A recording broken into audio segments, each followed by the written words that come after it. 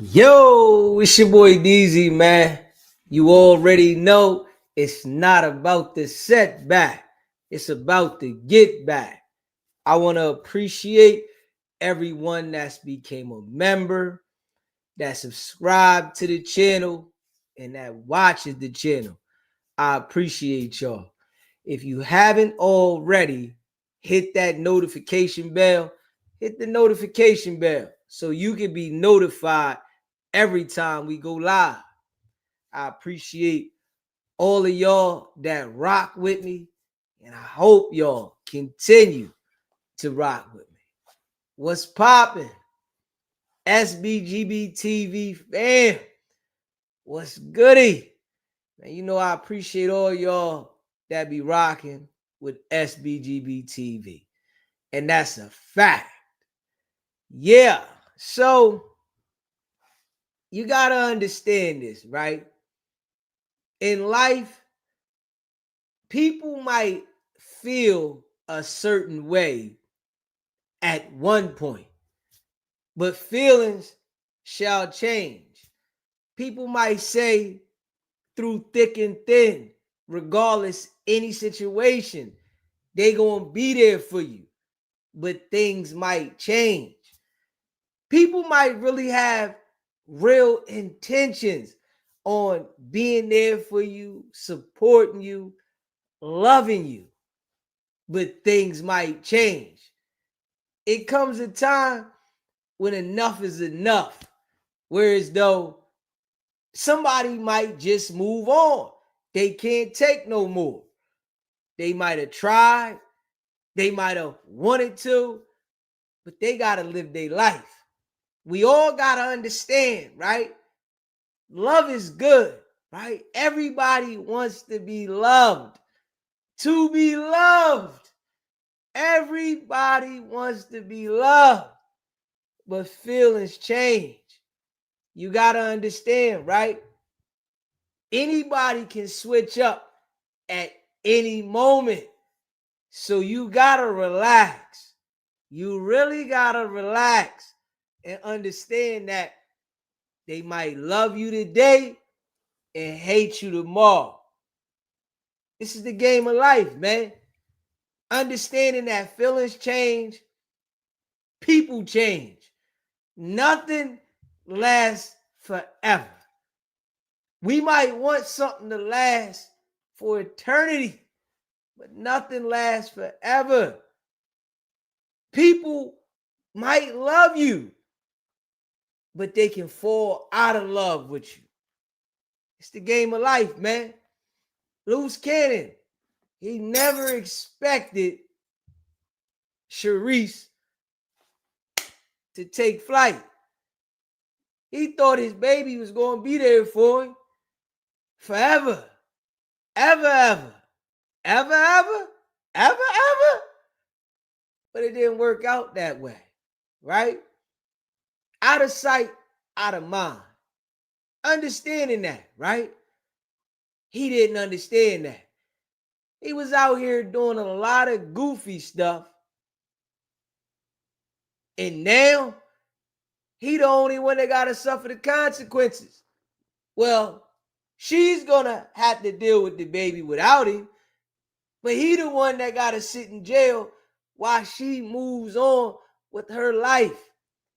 And I'm going to tell you this, right? If you've never had this experience, you go to jail, whoever you're with, most likely they're going to move on with their life. They're going to enjoy themselves.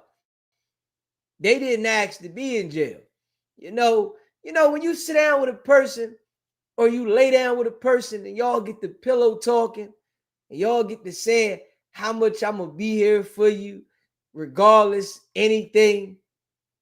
That's just some words that are said. That's just, a heat of the moment conversation.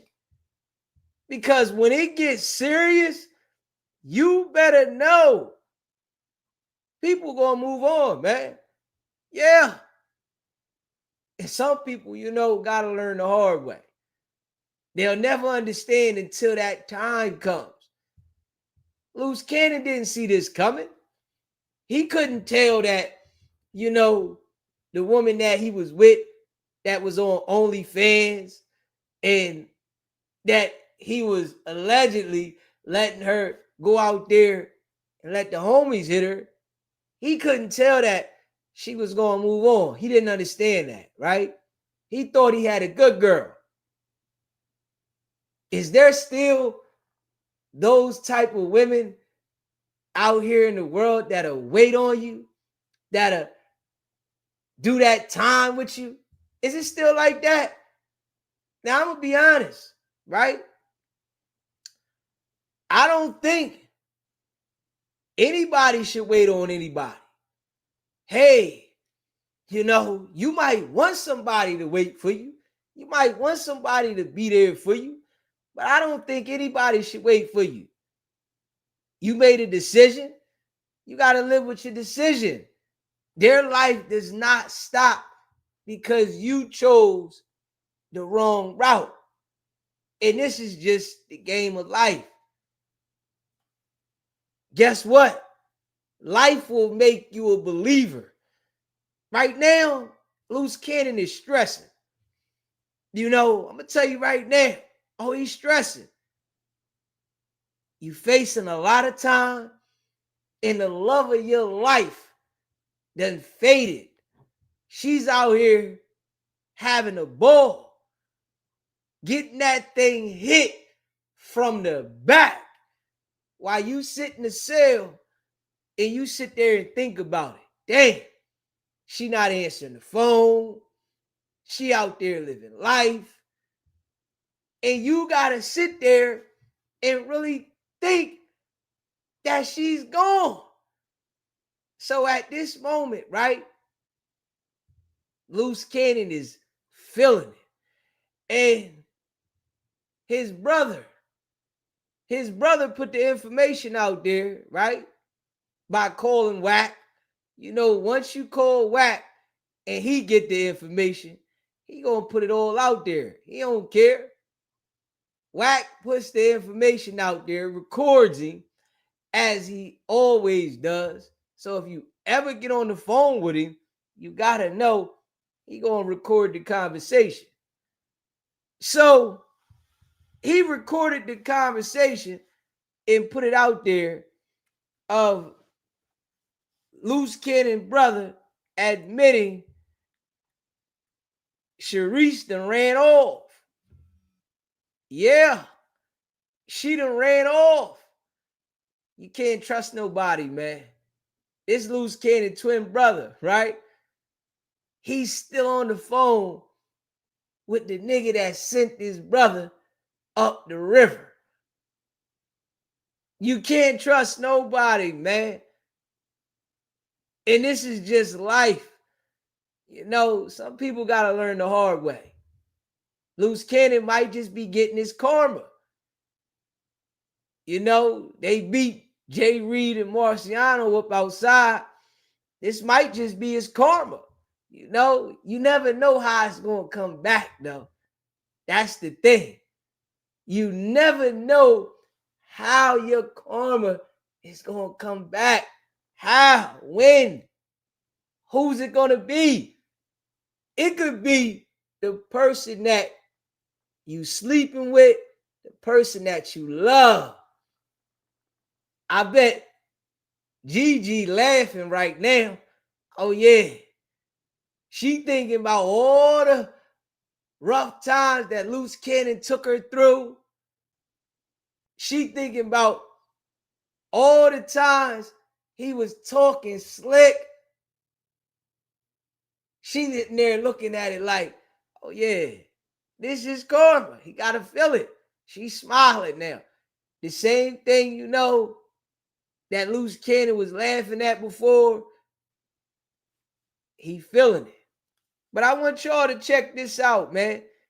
And smash that like button. Hit that subscribe button, man. Shout out to all y'all. I want y'all to check this one out, man. I appreciate all of y'all that be rocking with SBGB TV, man. Big facts. Right. You on the phone? Yo, yeah, I'm here. Okay, hold on. Let me call. I gotta. Hello? Yeah, could you hear me? There you go. Yeah, there you go. That nigga gonna call back in 40 minutes. I know, but nigga, what the fuck do he? First of all, you know what he's talking. What he's saying. He talking about. He want me to call her and fucking threaten her with the other shit, and now he telling what that he don't want the shit done. He don't want to expose it. Yeah, like nigga, how you gonna tell me to blackmail her and tell her not to come back around, or nigga he gonna tell nigga on what the fuck happened or what's going on, and then I tell this nigga about it, and he's trying to pretend like he don't know what I'm talking about. Yeah, I don't know what. That's what I was. They get confused. Huh? They get confused because he see how that nigga Wax started talking and saying shit, and he heard this, or somebody got a recording and all that crazy shit. That shit, I don't know what the fuck is going on. Yeah, but that nigga's the one talking about nigga extorting niggas. If he don't come back around, nigga, he gonna literally fucking expose the whole little get down. But now, then he tells me to tell her that. I'm like, look, we might as well just have Wack do it, because at the end of the day, Wack gonna blast it all across the internet. And now, I don't know, bro. That nigga just say one thing, and then he'll switch up. Yeah. But I don't know, bro.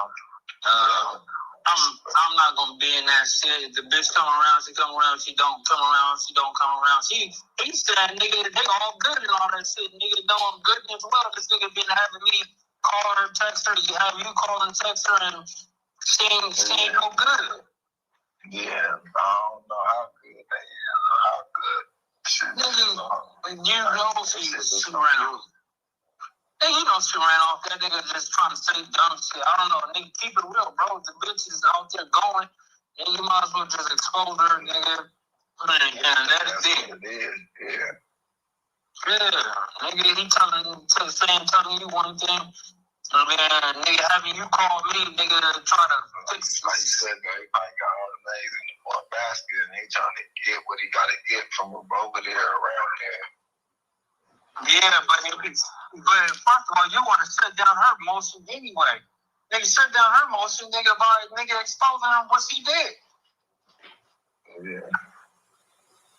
Whatever. Nigga, he already said it on the federal phone call, nigga. He might as well just have full press with it. Nigga, they gonna use that against her anyway. Yeah. I don't know, bro. That shit gets confusing, that's all. That's what I said, nigga. Like, what is the purpose of calling Wack and then just switching shit up? Yeah, he probably just wanted to see what check Wack temperature, see what Wack was gonna say first. Nigga, Wack ain't telling no lie, nigga. And she's saying that she gone. Nigga, she already shown that she's gone. Like we said earlier, if the moves are being made like that, yeah.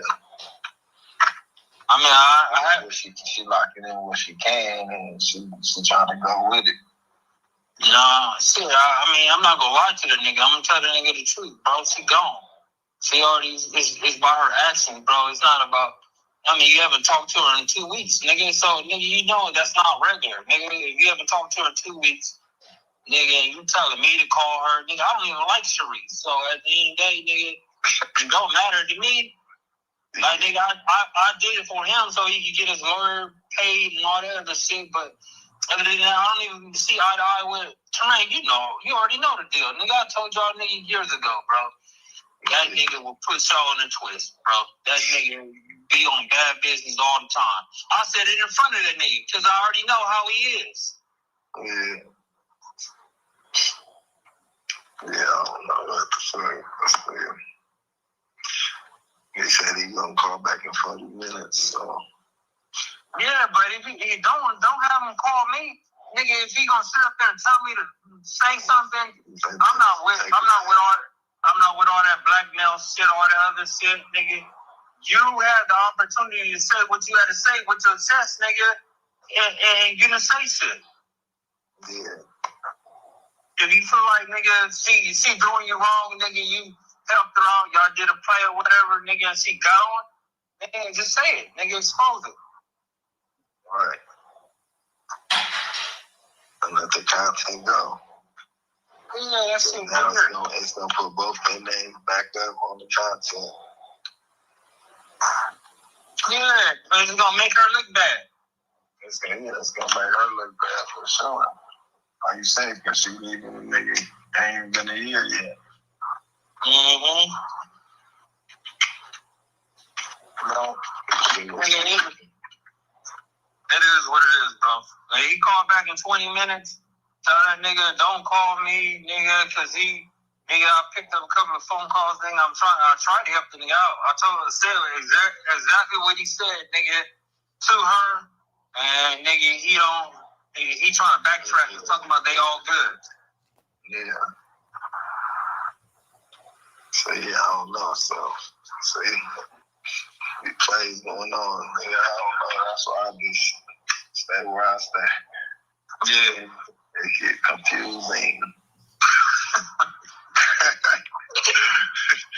For real. Should be crazy. Oh, you know. Shit, I tell you, but he said 40 minutes, so I probably call you anyway. All right. Yo. Y'all hear that, right? So that's Luce Cannon brother and somebody else on the three-way with Wack. And right now, Luce sick. Oh yeah. He's sick right now. You know, charrise out here doing her. She doing her right now. You know, but what do you expect though? You was out here being a goofy. You ain't care nothing about her or what you had going on with her. You wanted to let everybody know that you'll do something to him. You were trying to prove yourself to Wack. The same individual, right, that you want to contact now. This is why I tell you, all these dudes is special. They all special. All of them. Hold up. He still don't understand that Wack is the reason he got lined up. He still don't understand that yet. That Wack is the reason you got lined up. Y'all still want to send messages through Wack. Crazy. Wack playing these dudes, man. See, this why Wack get his thing off with these people. Because he see they all special. All of them slow. So he get his thing off by playing them all.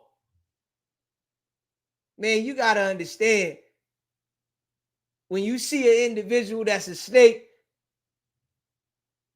they a snake, man. But I say it like this, right? All of them is snakes. This is why they all rocking with each other. Luce, charrise, RB, the brother, Wack. They all snakes. This is why they all cool. And we looking out everybody backbiting everybody. Everybody. They all backbiting each other. 1 minute they was cool. Now they not. Now Luce need Wack to get the information out there. Come on now.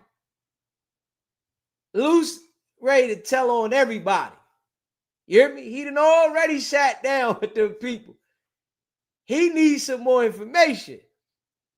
He trying to get what he can get. Man, they talking about football numbers, man. Straight up. Luce Cannon looking at football numbers. That nigga ready to tell on whoever. Hold up. If they saying this plea is a 30 ball, oh yeah. They try to lay him down. A 30-piece McNugget? Hold up. Oh yeah, they try to lay him down. And guess what? They gonna lay him down. Unless Luce can tell them about some homicides, they still gonna get a nice grip out of him. But they would love to hear about some homicides. Unless he come up with some homicides, they still gonna rock his bail. Oh yeah. Now in this situation outside of no jumper, we already know Wack gave him the information, right? So we can already see that, you know, they're going to try to find a way not to, you know, put Wack out there in the situation. Wack going to come up with a story why, you know, he's not charged. And, you know, even though we seen it as suspect number 4, when it all go down with that, they gonna find a way to remove Wack name, you know, because Wack is them people. Yeah. But this how the game go, man. It's like the police really don't got to do that much work because the criminals, they really are lining themselves up. And then it's like inside people, like Wack is giving the information. So they really don't got to do too much damn work. If we being real, straight up. You got people like Wack dropping the dime. So they really ain't got to do too much damn work, man. You know, this shit is messy. Smash that like button and hit that subscribe button. Shout out to all y'all that be rocking with SBGB TV, man. Yeah. I want y'all to check that out again. Yo, right here, don't nobody have to fit what you just brought up. Damn. Hello? What? You on the phone? Yo, yeah, I'm here. Okay, hold on. Let me call. I gotta. Hello? Yeah, could you hear me? Back. There you go. Yeah, there you go. I think gonna call back in 40 minutes. I know, but nigga, what the fuck do he? First of all, you know what he's talking. What he's saying. He talking about. He want me to call her and fucking threaten her with the other shit, and now he telling Wack that he don't want the shit done. He don't want to expose it. Yeah, like nigga, how you gonna tell me to blackmail her and tell her not to come back around, or nigga he gonna I can't tell nigga on what the fuck happened or what's going on, and then I tell this nigga about it, and he's trying to pretend like he don't know what I'm talking about. Yeah, I don't know what. That's what I was. They get confused. Huh?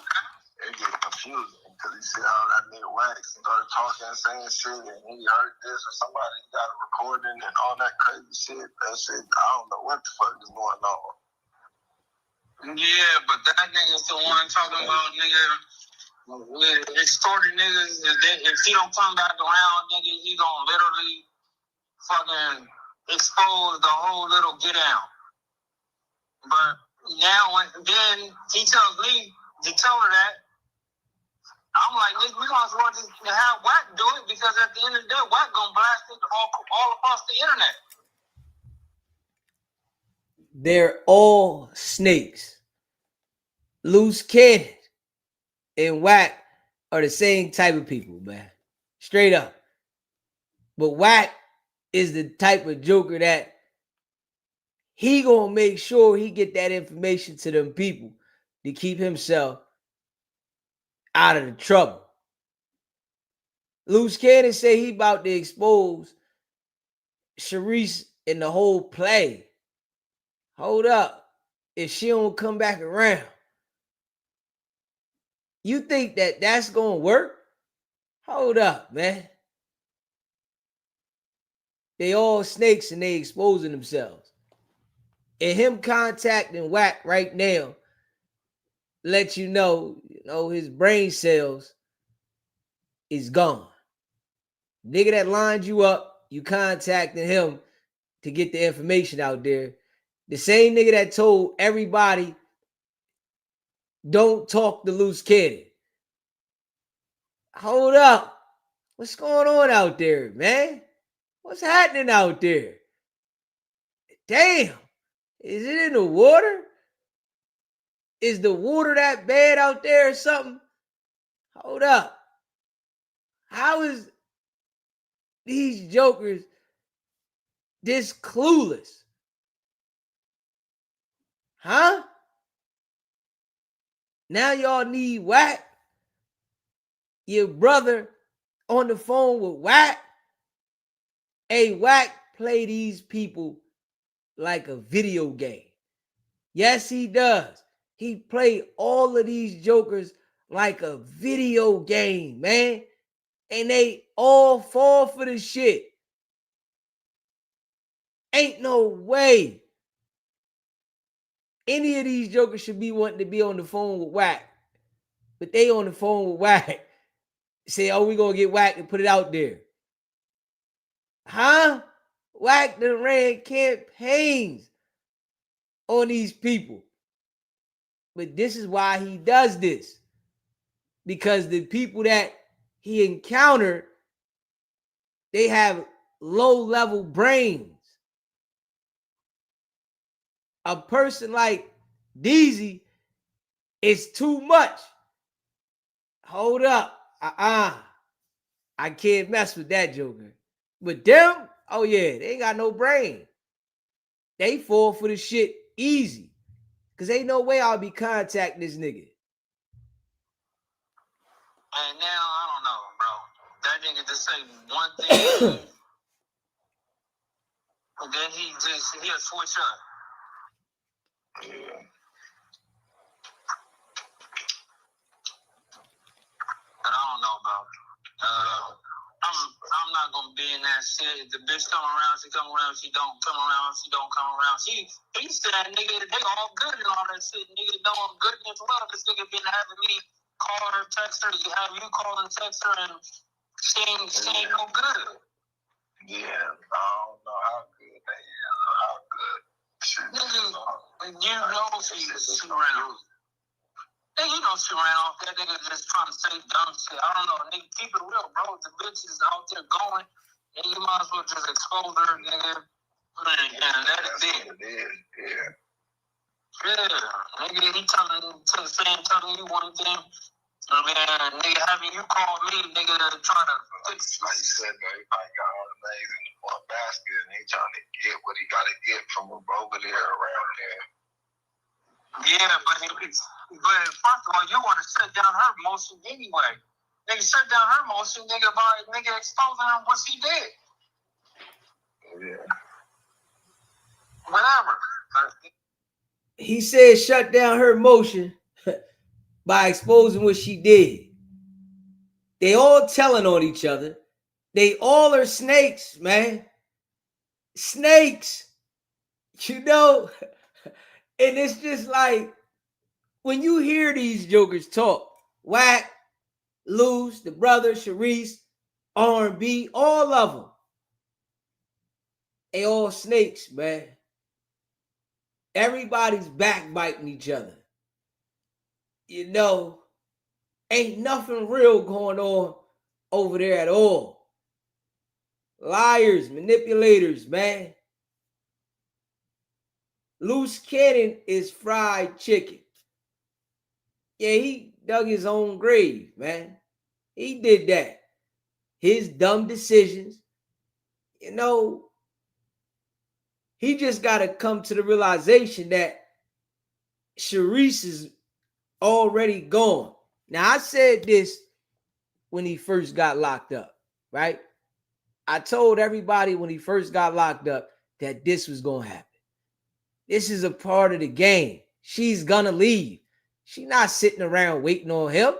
Hold up. She out here, was the one basically taking care of him.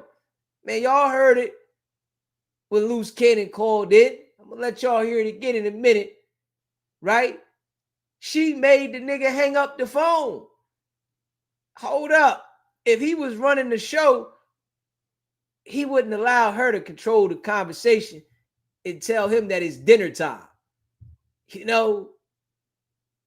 She's already been gone. You think about it, right? Same way with R&B. When something happened to Wack, she gone. You think she gonna sit around and wait on the nigga? Hold up. She gone. She was already mentally going from the door. She was trying to save face, thinking that he was going to get bail. He never have a shot at getting bail. She let his friends come on, the channel, and they was going hard. This shit was hilarious, right? They was going hard, talking about, man, Luce Cannon, the homie. I told all of these jokers, right? All of them, 10 months ago, what was going to happen. I told everybody. Luce going to jail. She going to leave. Niggas is telling. They called in here saying they got big names and ain't nothing going to happen to nobody. And it let me know they never been through the system, right? They never had, experience with the system. No real shit, right? When they start, playing the game their way and manipulating the game. They ain't had that. When it's some high level shit, shit that hit the newspaper and, shit that, they can hold you in jail and all that shit. Oh yeah, they're going to play the game their way. It's their way. You just a pawn in their game. And they gonna roof Luce Cannon. I'm telling y'all this right now. They are going to roof Luce Cannon. Matter if he tell or not. And they gonna sock it to him. Because he's continued to display the same behavior. He's got a pattern of the same exact violent behavior. He's not going to get any leniency. They're going to say he's a danger to the community. Luce Cannon's not getting no leniency at all. I can guarantee you that. He went to jail and did the same exact thing on the jail phone. They not giving that man no damn leniency. They want to make an example out of it and laugh at it. They gonna be high-fiving. Ignorant nigga. This is what you get. Man, them people ain't playing. They not playing at all. Luce Cannon gonna have to be on the pod trying to get information out of people for some homicides. You hear me?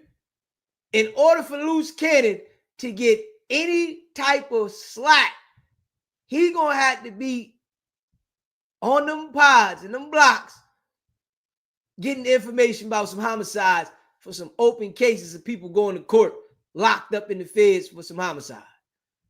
They not looking out for that nigga. Straight up. He played the shit out of himself. And Charisse want to be loved. She needs somebody to hold her. She needs somebody to be there for. She want that man there, a public man in public loving her. She don't want that nigga in jail. That shit ain't the same. You know, but this what the fellas got to think about when they run in the streets.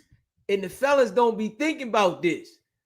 You know, you out here running around, you better know when you go to jail, she fair game. And she don't owe you nothing. You know? But you know, niggas don't be thinking about that when they out here. Hell no. My baby, she love me. She gonna be here for me forever. I know she'll never leave me. Come on now. Be honest though, right? For the fellas, if the shoe is on the other foot and your broad go to the can, you gonna leave too. If we being real, you know, women go to jail, right? But it's more common for the guy in a relationship to go to jail. So, you know, we look at it from that angle. Man, my woman's supposed to hold me down. But if your woman go to jail, you gonna run too. It's a part of the game, man. I think a lot of times, right? You know, people be living in their imagination. You know what I mean? They live in their imagination, acting like, you know, she gonna be here for me, right? Hey, listen, time apart, it'll definitely make those feelings go away. Yeah, we all living for the like moment, for real. You know, we plan for the future, but we living for the moment. So if you in a relationship with somebody and they go to jail, them moments of them not being there with you, they go like away, the feelings. You got somebody else that might want to be there for you. They start taking over and filling in that space. But people act like they want to block that out their mind until it happens. Luce Cannon is going to be all the way sick. All that shit he was doing on the internet, thinking that he had it figured out, it's all coming back and it's smacking him in the face. Because they going to hammer you. They got to make an example out of you. Straight up. They got to make an example out of him. They have to. They have to. He don't understand it yet. But he going to understand it, right? When they show him. Ain't going to be no other way out of it but to try to get some niggas for a homicide. If he gets some homicides, he start telling on some bodies, then he might get some leniency. You know, after he do a Twinkie. But if he ain't telling about no bodies, man, they gonna slaughter him. Just to show him, nigga, this is the system. And it's a preponderance of evidence against you. He already said it on the federal phone call, nigga. He might as well just have full effect with it. Nigga, they gonna use that against her anyway. Yeah. I don't know. That shit gets confusing. That's all. That's what I said, nigga. Like, what is the purpose of calling whack and then just switching shit up? Yeah, he probably wanted to see what check whack and just see what whack was gonna say first.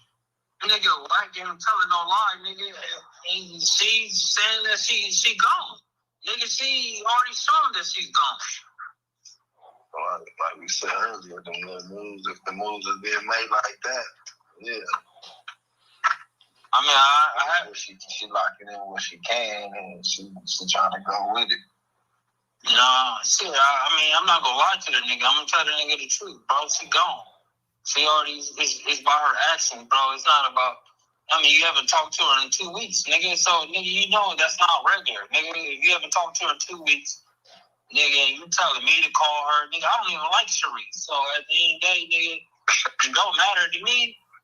Like, nigga, I did it for him so he could get his lawyer paid and all that other shit, but other than that, I don't even see eye to eye with Tremaine. You already know the deal. Nigga, I told y'all nigga years ago, bro. That nigga will put y'all in a twist, bro. That nigga be on bad business all the time. I said it in front of that nigga, because I already know how he is. Yeah. Yeah, I don't know what to say. He said he's gonna call back in 40 minutes, so. Yeah, but if he don't have him call me, nigga. If he gonna sit up there and tell me to say something, I'm not with all that blackmail shit, all that other shit, nigga. You had the opportunity to say what you had to say with your chest, nigga, and you didn't say shit. Yeah. If you feel like, nigga, she doing you wrong, nigga, you helped her out, y'all did a play or whatever, nigga, and she got on, nigga, just say it, nigga, expose it. Right. And let the content go. Yeah, that's so now it's gonna put both their names back up on the content. Yeah, it's gonna make her look bad. It's gonna make her look bad for sure. How you say? Because she even the nigga ain't been a year yet. Mm-hmm. No. It is what it is, bro. Like, he called back in 20 minutes. Tell that nigga, don't call me, nigga, because I picked up a couple of phone calls, nigga. I tried to help the nigga out. I told him to say exactly what he said, nigga, to her. And nigga, he trying to backtrack. He's talking about they all good. Yeah. So yeah, I don't know. So see, the plays going on. Nigga, I don't know. That's why I just stay where I stay. Yeah. It get confusing. For real. Should be crazy. Oh, you know, shit, I tell you, but he said 40 minutes, so I probably call you anyway. All right. Hey, yo. Sometimes you gotta learn the hard way. You hear me? Sometimes you gotta learn the hard way, man. That shit there. I already knew all this shit was gonna be the way it is. I knew this shit. I said, I already know how this go. You know what I mean? I knew well Charisse wasn't gonna be waiting on the nigga. It's like it ain't nobody's, for real, nobody ain't supposed to wait. Like, hold up, nigga. Like, being real, shit, man, I ain't stopped my life for nobody. So I understand. And I've been in a situation where somebody left me in the bin. You hear me? I've been in that situation, right? And took a 50 ball. You hear me? Left me and took a 50-piece McNugget. You know how sick I was? You hear me? Oh, man. Nigga shed a tear. You hear me? Took a 50 ball and stopped answering the phone. Oh, man. Hey, listen. That shit do something else to you.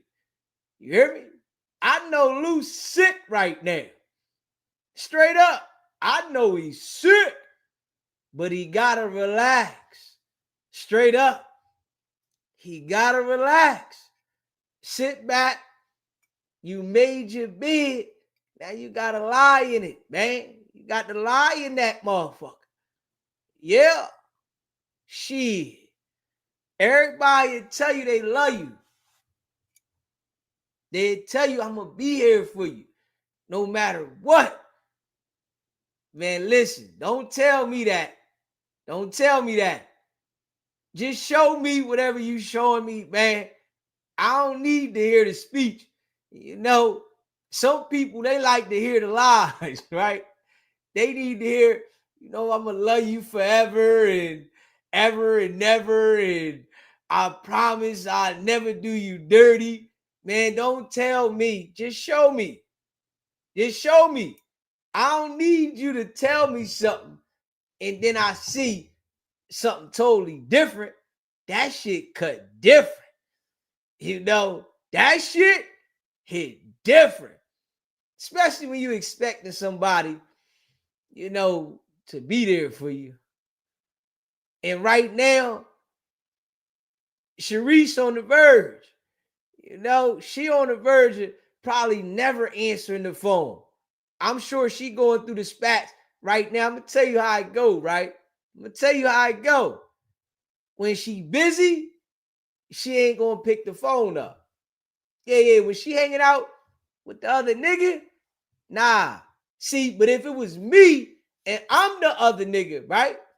I'm telling her to answer the phone. No cap. I'm like, baby, pick up the phone. Pick it up. I know how I feel. Straight up. I know how I feel to be calling on the phone and nobody answering. I'm locked up. So I'm like, at least make the nigga feel good. Pick the phone up. You know, talk to him, right? I might be, you know, I ain't gonna lie. I might grab her head or something. Yo, come here. Why you on the phone? I'm be like, yo, go ahead, talk to the nigga. You know what I'm saying? Talk to the nigga. Hey, listen, I'm just keeping it a buck. I'm gonna grab her head while she on the phone. Yeah, go ahead. Put it in your mouth. Put it in your mouth. Put it in your mouth. Put it in your mouth. What up? What up? Real shit. And I'm just keeping it a buck. I'm an honest nigga, right? I'm grabbing her head. Come here. Bend over. Put it in. I'm trying to stick it in while she on the phone with the nigga. But I'm still making sure she picked the call up. You hear me? I'm trying to turn into Picasso. You hear me?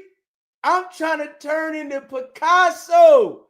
I want to do some face painting while she on the phone. Straight up. Yo, pick it up, baby. Pick it up. Yeah, damn right. I'm rubbing it on her face. You know, come here. Yeah, I got to get all my sick shit off. But I'm telling her to answer the phone. And I'm just keeping it a buck. Yo, answer the phone. Talk to him. Here, go a couple hours. Put it on his books. You know what I'm saying? I want to say I sent him something. You know, let me get all my sick shit off. You know, real nigga shit. I think that's real nigga shit. I think it's a foo-fafi nigga that'll tell her, don't answer the phone. Nah, dog, let her talk to nigga. He locked up. He locked up. He ain't going nowhere. Let her talk on the phone. You know, go ahead, baby, talk to the nigga. You know what I'm saying? Just get all your sick shit off while you're on the phone. Come here. Come here, baby. Come here. You know what I'm saying? Yo, you know what I mean? You gotta lay her head right here on your stomach. Tell her put one hand on the phone, one hand on your joint, and let her talk to the nigga while she on the phone. You know, you gotta rub her hair.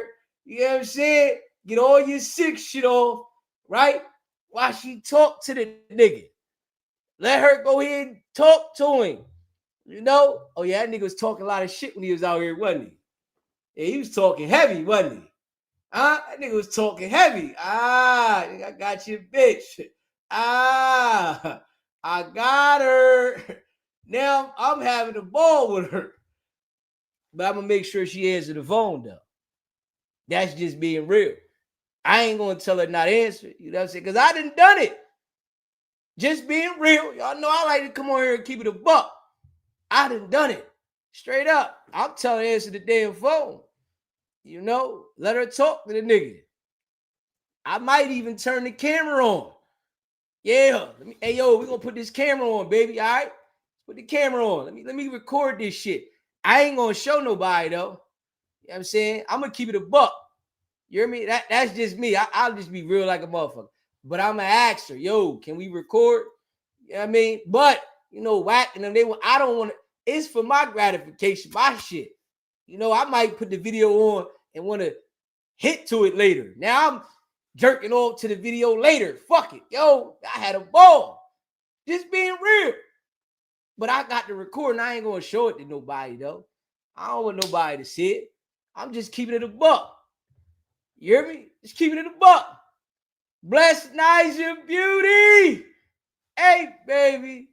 Appreciate that super chat. Not Picasso. These are your whole comedian. SBGB TV, let's go. Facts. No cap. Yeah.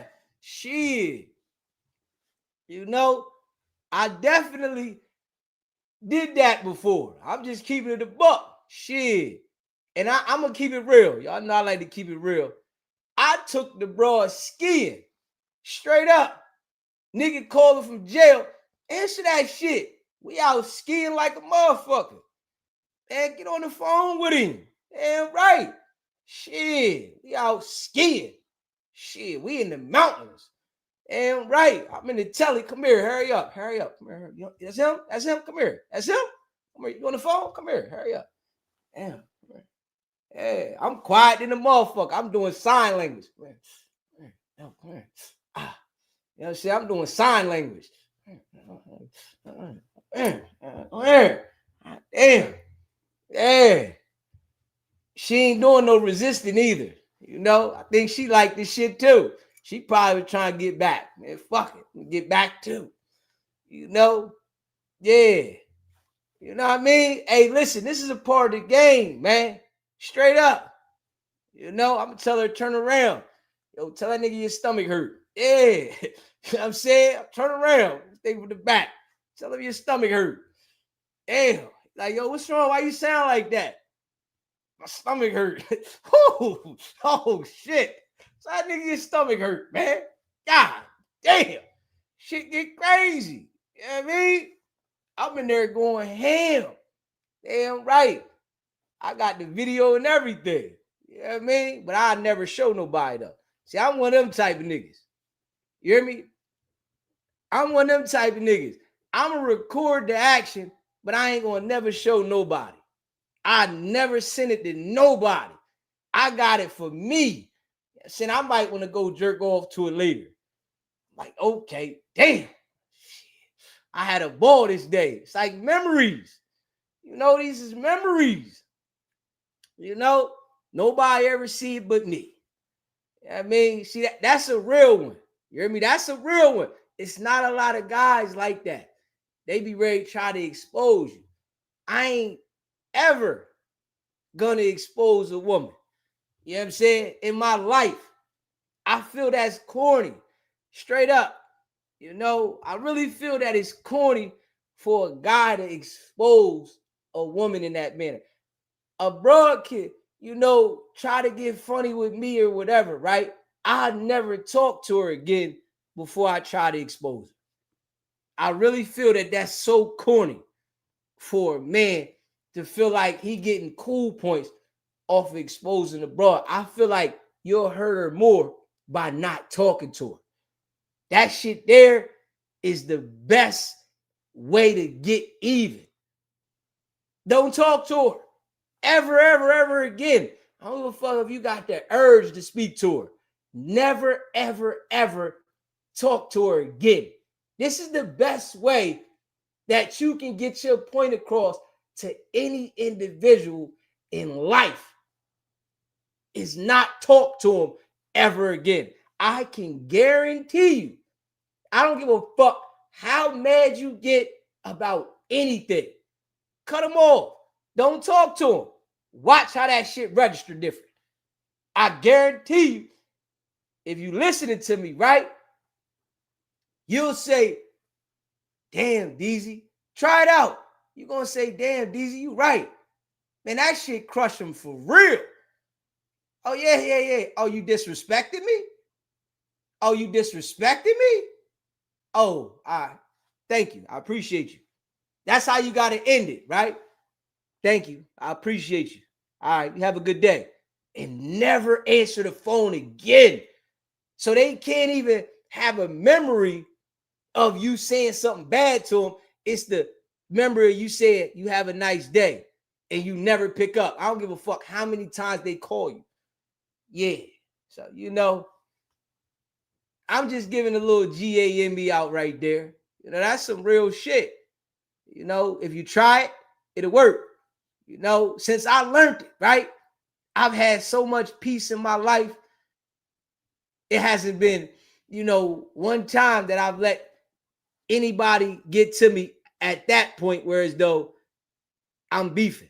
Once I learned it, I had to learn it though. It took me a lot of years. You know what I'm saying? But yeah, in my day, when I used to have a ball, of course, I done ran across women that been in relationships with guys that was locked up, and they say, yo, when he get out, I'm gonna go back to him. That's cool with me. I ain't even gonna lie. I like that. I like that you let me know that. Because now I gotta get all my sick shit off until he get out. I gotta get all my sick shit. Yeah. We gonna do some shit. Till the nigga get out. Then when he get out, I understand. You know what I mean? Yeah. But the real ain't gonna never, detail who. You know what I'm saying? Yeah. They might be, watching. You know what I'm saying? Motherfucker might be watching. This nigga here, man. But I got a couple joints. I ain't even gonna hold you. I done that with a couple joints. But you know what I'm saying? I ain't like I used to be, y'all. I'm for real. I'm a changed man. You know what I mean? I ain't gonna lie to y'all. I am a changed man. But I used to be a bad motherfucker. I ain't gonna lie. I'm changed. My mind state is different. And, a lot of things that I used to do, I just don't desire to do them, Yeah. So, but I could tell my stories though. You know what I'm saying? Yeah. Yeah, I could tell my stories, man. And I ain't gonna lie. That one joint that I took skiing, she was nice. I ain't even gonna lie. She was nice than a motherfucker. Yeah. That nigga had something there, boy. He had something. Nice as a motherfucker. You hear me? Let me turn the camera on and everything. You know what I mean? She like, go ahead, turn the camera on. And he love her though. You know what I'm saying? Let me turn the camera on. Yo, go ahead, turn it on. God damn. Squirter. Shit shooting everywhere. God damn. You hear me? God damn. Telling y'all a lot of information right now. For real. Straight squirter though. Yeah. Straight squirter. She let me bring, another woman and everything. She like, yo, you got somebody? Like, yeah, real shit.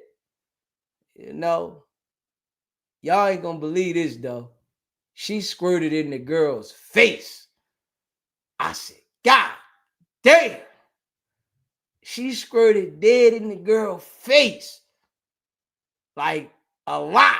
I said, yo, boy, God damn. That shit was lit. Hey, yo. That shit was lit. I just took a trip down memory lane. Y'all my peoples though. So, sometimes I like to talk about my stories, man. You know what I'm saying? Y'all my peoples, man. Yeah. Had a ball. You know what I'm saying? Hey, listen though. Hey, yo, DZ different now though, y'all. I'm telling you, I'll be chilling. Straight up. I'm different now, man. In my days, man, boy, oh boy. Yeah. I done had my share, you know what I'm saying? I done been through my shit too. And like I say though, right? I learned how to disconnect from women. Straight up. I learned my disconnect game from women. Yeah, I gotta be real. I learned my disconnect game from women. Straight up. I done had it where as though I've been in a relationship and we beefing and the woman don't answer the phone. Oh God. You know how sick I was? Straight up. Yo, this is why I say a lot of things in life, right? They take experience for you to understand it. Now, it's some individuals that have these certain experiences that never understand, so they continue to go through the same thing, right? But I done had like so many experiences that I like understand what it is. I don't tell myself like imaginary shit, hoping it to go a certain way. The experiences that I had, they give me an understanding. You know, I'm a loving guy. You know, I'm a respectable guy, all that. But the experiences gave me like a different understanding. Especially, right, when in a relationship, I'm calling you and you don't answer the phone because we beefing. You know, the first thing go to my mind, I'm going to just be real. Y'all know I like to keep it a buck. The first thing go to my mind is she out there giving that nookie up. Straight up. The first thing go to my mind. I'm like, man, she doing something. So it make me gotta go do something just to feel better. I gotta go do something just to feel better. So if she did do something, I feel like, all right, I'm good. You know what I'm saying? All right, I'm good. She did something. All right, I got to do something. Not that I was just sitting there, right? And she was out there doing something and I ain't do nothing. Just keeping it a buck, though. You hear me? Just keeping it a buck. Word. So, you know, I done had it where as though, you know, I call myself being in love and then they don't answer the phone. I'm thinking she tricking. Yo, she doing something. She out there doing something. For real.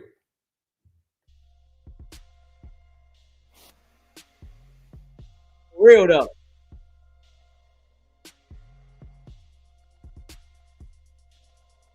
I done been through that. Every time, right? Every time I gotta run off. You know, man, every man thinks that, and it's crazy. We just don't want to talk right now. Hey, listen, that shit sent me out in the field. You know, now I'm telling y'all stuff from my younger days, right? Just being real. This is all from my younger days, right? Every time I would call and they don't answer, I gotta go do something. Every single time.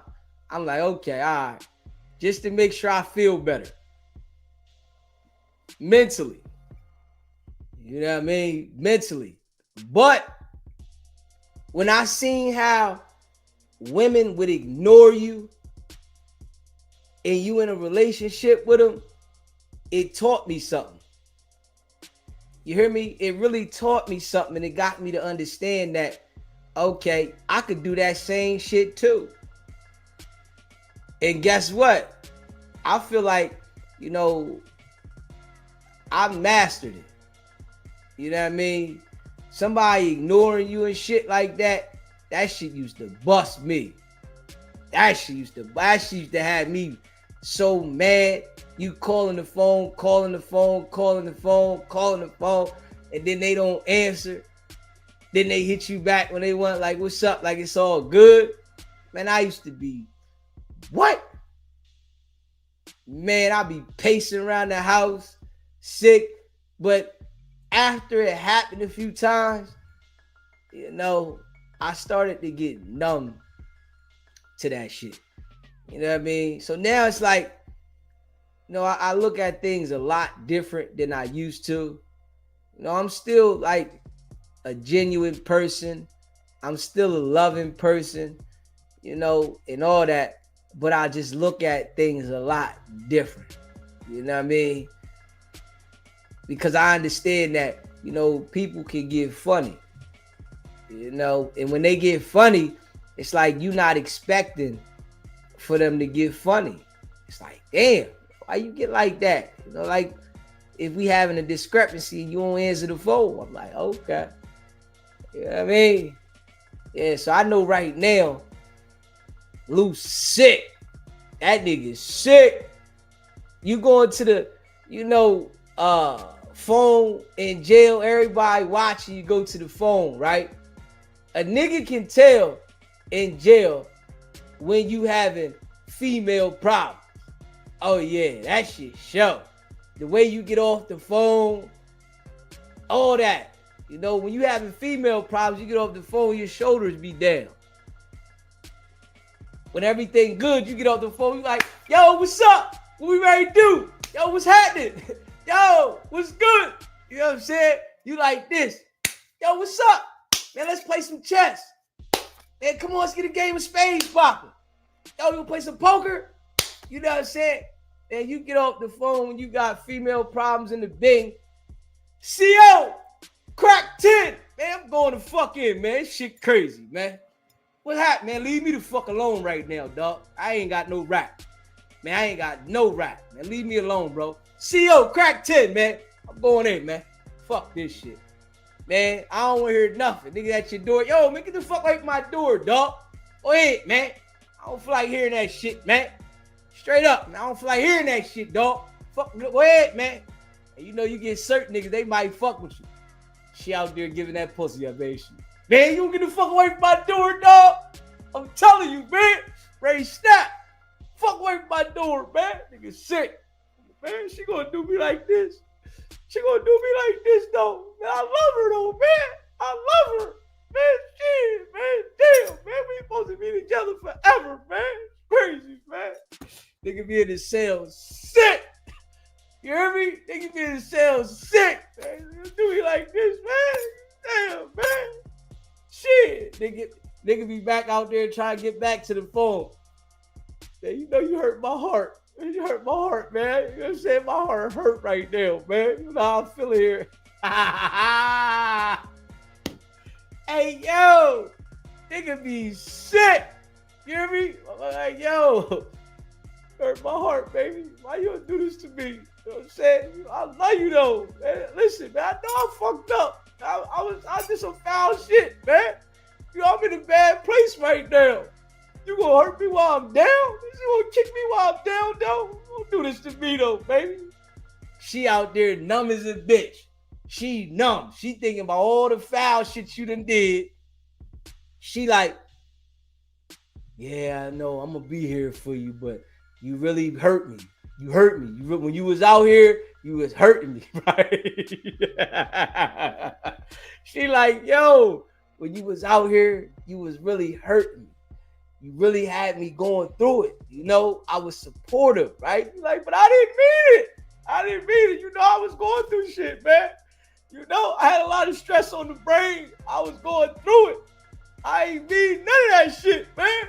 This the time I need you. You gotta be here for me. She like, you know, I want to be here for you because I love you. You know, you just was treating me bad. I really wish you would have treated me better, right? Oh, man. If she say that to you in jail, that I wish you would have did something better, oh, man. She out there taking dick. Straight up. She taking dick. And it might be raw. You hear me? Straight up. If she say that, she out there taking raw dick. Raw. Straight up. You like, God damn. You know? Straight up. The worst thing though, right? For a nigga to do in jail is to cuss your broad out. I'm going to tell you that right now. And listen. And I'm telling you this from experience, right? The worst thing for a nigga to do is raise his voice at a broad while you in jail. All that shit, hey, listen, I'm going to keep it a buck. I'm in the can. You know, I got my companies going. I had dump trucks at the time. I got the trucks rolling. I'm calling, yo, where this truck going today? Is this truck going to the port? This truck going here? Yo, call my man and see where we at. Yo, boom. And then I'm doing all this. I felt she wasn't moving fast enough, right? I'm like, yo, what the fuck is wrong with you? What the fuck? Yo, listen, what? Right? She was like, hey, yo, this on God. You hear me? She was like, I done cussed her the fuck out. No cap. I'm in jail with a fresh 3-piece McNugget. A fresh one. You hear me? I'm like, yo, do this. What the fuck is wrong with you? You keep moving all fucking slow. I'm telling you, hurry the fuck up. You got this going on. We got to get this truck here, that there. I need you to be on point. You ready to fuck the business up. Right? She like, okay. All right. I'll take care of it. Don't worry about it. I said, all right, I love you. She said, I love you too. Click. Hung the fuck up. I swear to God. I ain't talked to her for another 7-8 months. Only because I made a 3-way call. Straight up. She heard the 3-way call. She's like, hello? I'm like, yo, what's up? Click. I'm like, oh, shit. You hear me? Man, she ran off with a 50 ball, 50-piece McNugget. The truck stopped going to work. Everything shut down. She out there living La Vida Loca, right? And I'm in the cell sick. I'm in the cell talking about, man, why me, God? What you gonna do this to me for, God? Man, I ain't do nothing wrong to nobody, man. Come on, man. You gonna do this to my life, man? Listen, I'm in there sick. Man, I went to the phone for months. I went to the phone literally about 6 months straight. Every time they crack the door, wreck time. I'm running out this motherfucker.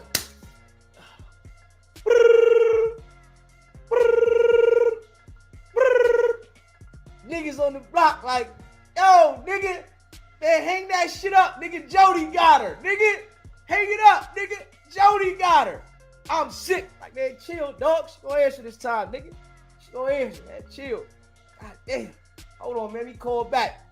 All right, man. You got next. Yo, I got the phone after you, dog. I got the phone after you, right? I got the phone next. Right? I got the phone next. I got it. Got it next. All right. He got the phone next. All right. I'm like, yo, I'm over here waiting too. Nigga better not jump in front of me for this motherfucking phone. I ain't playing no games. I get right there again. Do. And listen, I'm paying the phone bill. You hear me? I told you she took a 50-piece McNugget. I'm paying the phone bill, right? I'm like, this motherfucker still ringing every single time. No cap. Oh, shit like this. Every time I get on there, niggas on the block. Oh, nigga, hang that shit up, nigga. Man, Jody got her. Nigga, he got this much dick in her, dog. I'm telling you. Jody got this much dick straight up in her. Nigga, you sick. Fuck, I'm telling you. What? Nigga, I was fucked up. Shit. Man, that shit took me a lot of months to get over that shit, man. Straight up. And when I was in there, the phone book was still out. You heard me? Shit, I had to start from scratch. Straight up. I had to start from scratch. I'm in the phone book looking for some hoes. I'm like, hold up. I'm gonna find something in this motherfucking phone book. I'm trying to remember motherfuckers' names. I'm like, damn, what's her name again? I'm trying to remember first and last. And guess what? She. You hear me? Ain't right. Nigga, I struck gold, nigga. It's easy now. I was sick for some months. I ain't even gonna hold you. I was fucked up. You hear me? I was fucked up, nigga. But one thing I ain't never do, I ain't never turned to no medication. You hear me? Them niggas was in there popping that Cinequan and Seroquel and all that crazy shit. I ain't never do that shit. And they was putting the Jolly Ranchers in the bottom of the shit, right? With the Jolly Ranchers, Cinequan, Seroquel, putting that shit in the microwave, heating it up. Them motherfuckers calling this shit Jolly Juice, right? They in there sipping. Motherfuckers walking around the pod like this. Like, yo, you all right? Shit, I'm feeling good. I ain't never do none of that shit, but I was sick in a motherfucker.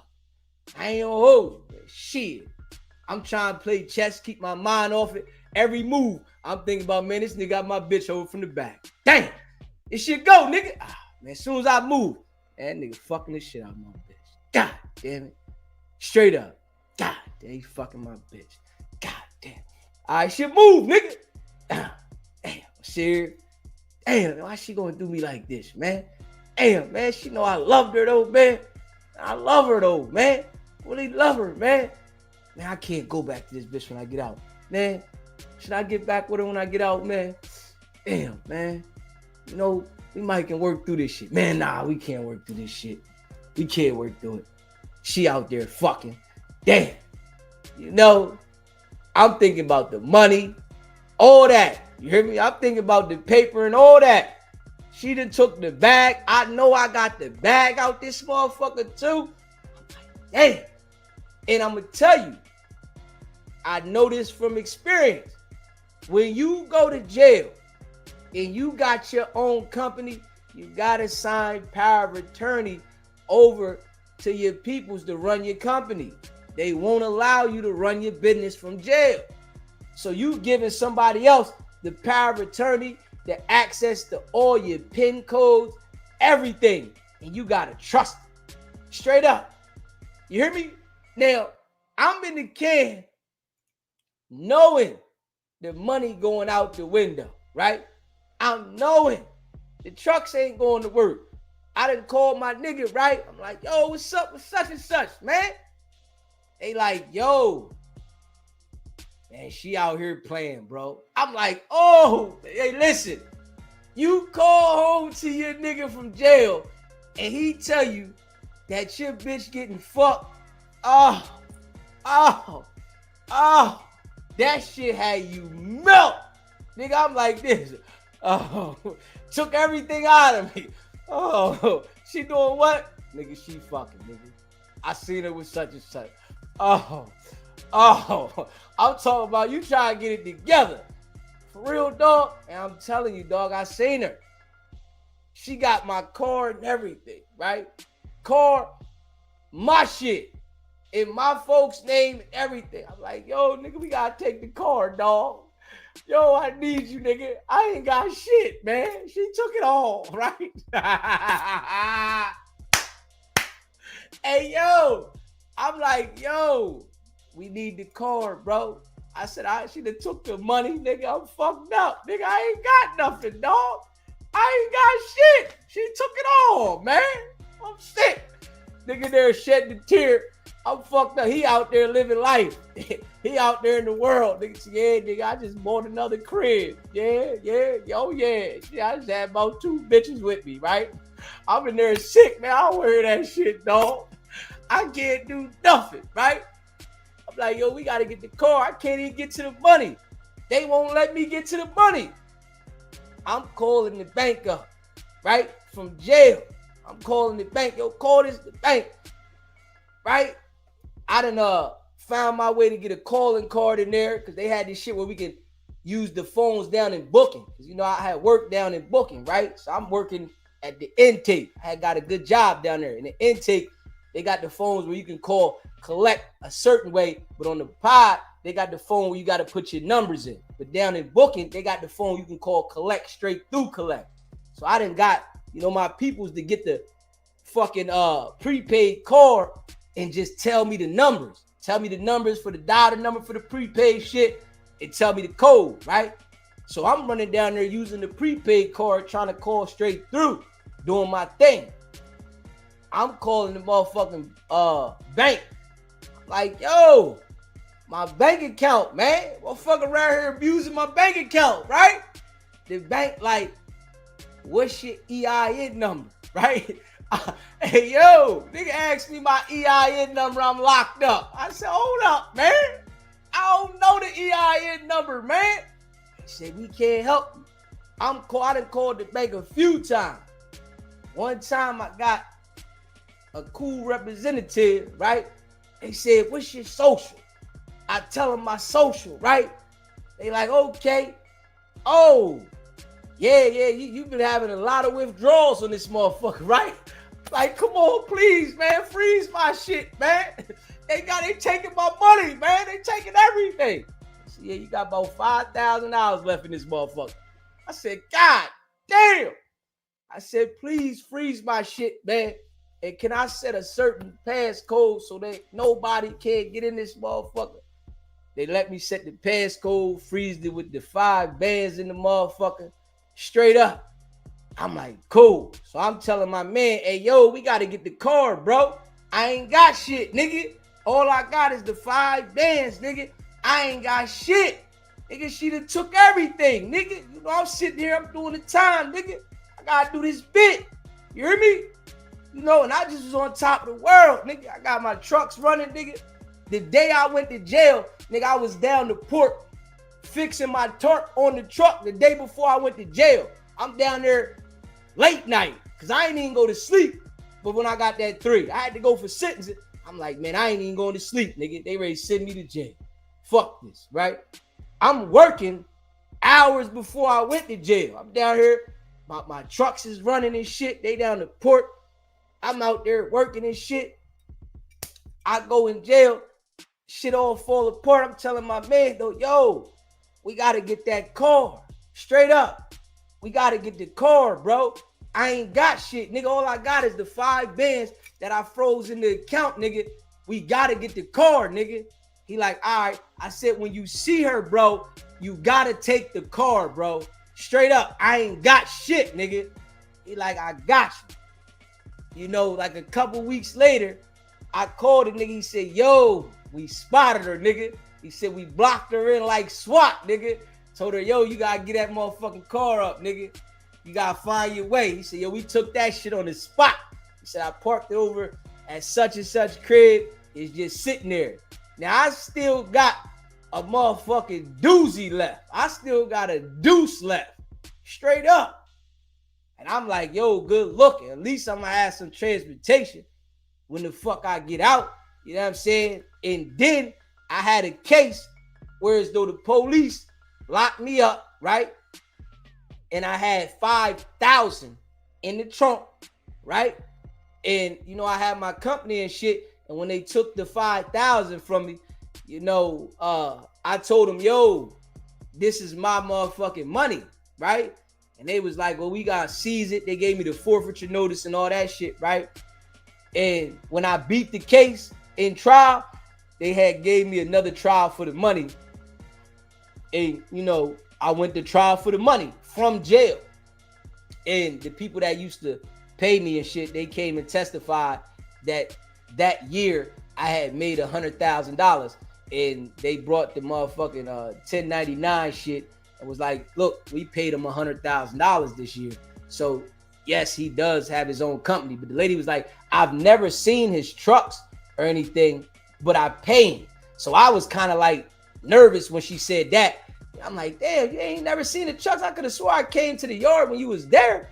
You know what I'm saying? I done came to pick my checks up and shit, right? She tell the judge, though, I've never seen his trucks, but I know that I pay the nigga every week.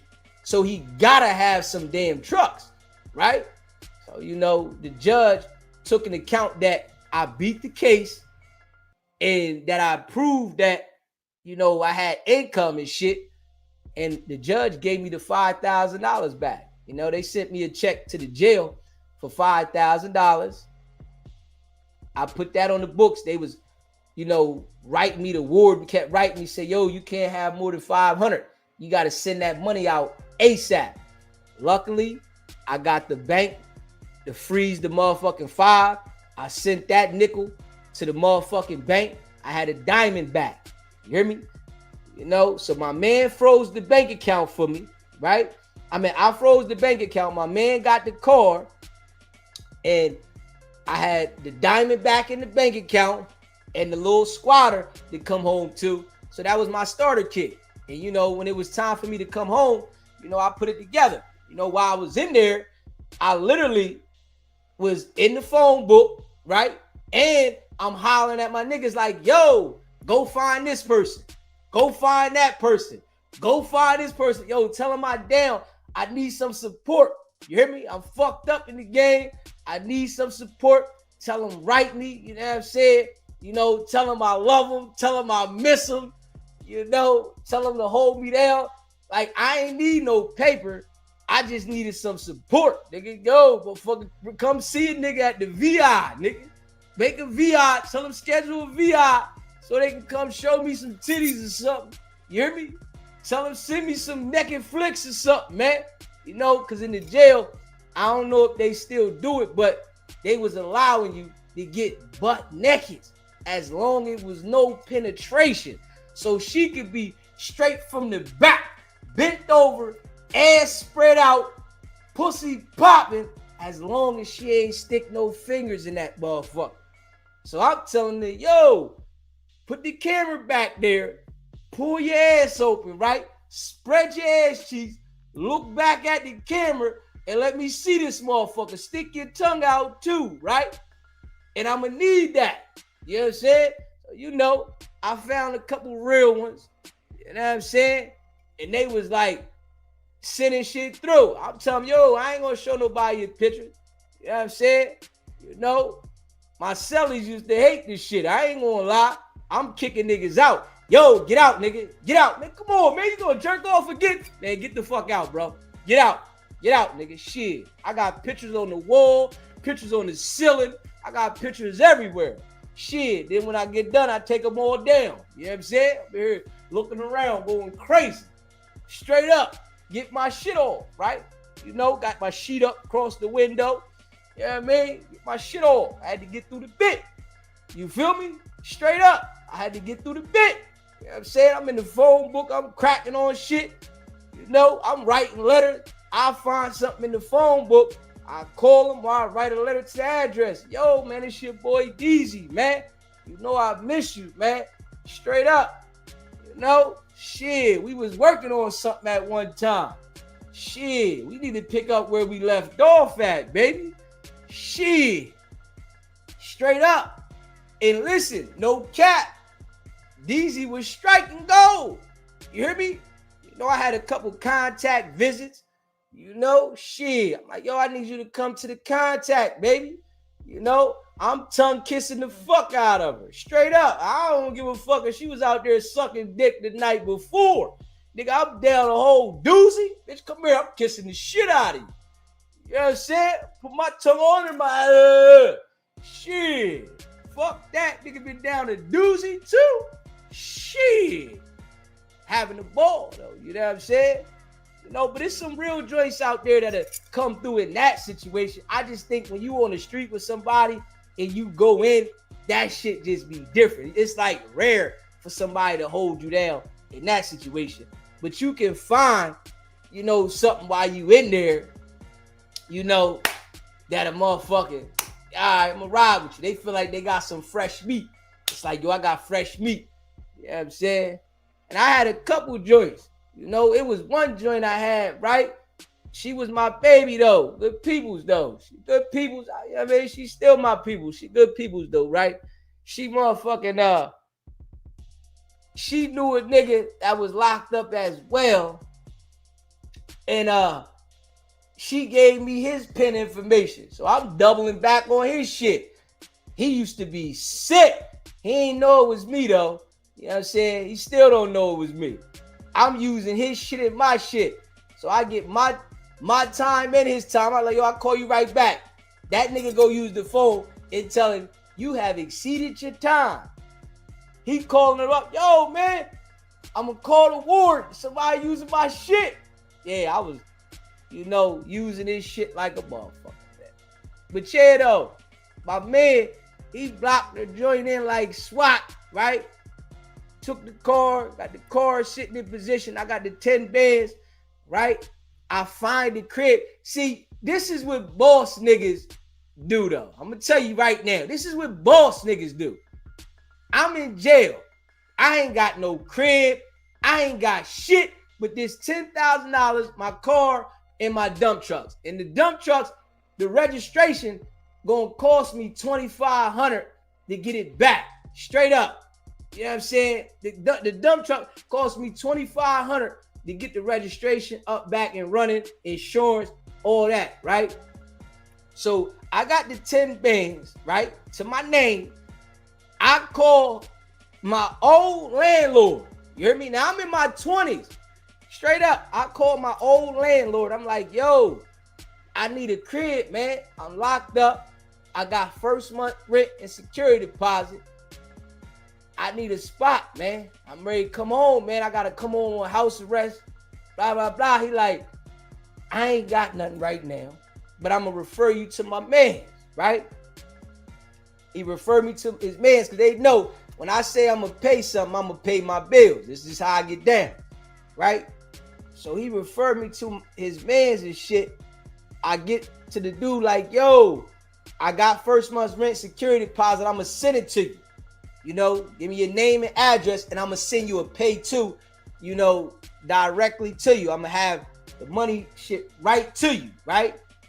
So I motherfucking get the shit right, get the shit set where though I sent him the money, got the crib locked in and all that shit. Now, I did this all through a woman, right? So I'm like, yo, she didn't have no crib or nothing, right? She was young too, but she ain't have her own crib or none of that. So I'm telling her, listen, when I get out, I'm going to put you in the crib. She had a daughter and everything. I'm like, yo, I'm going to put you and your daughter in the crib. We going to have a crib. I'm going to put it all together from jail. You hear me? And I did this shit from jail. Straight up. Put the crib together, set it all up, got the house arrest box, all that shit set the fuck up, came home. You feel me? After doing the bit, you know, and I put it together though. But while I was in jail, I was playing.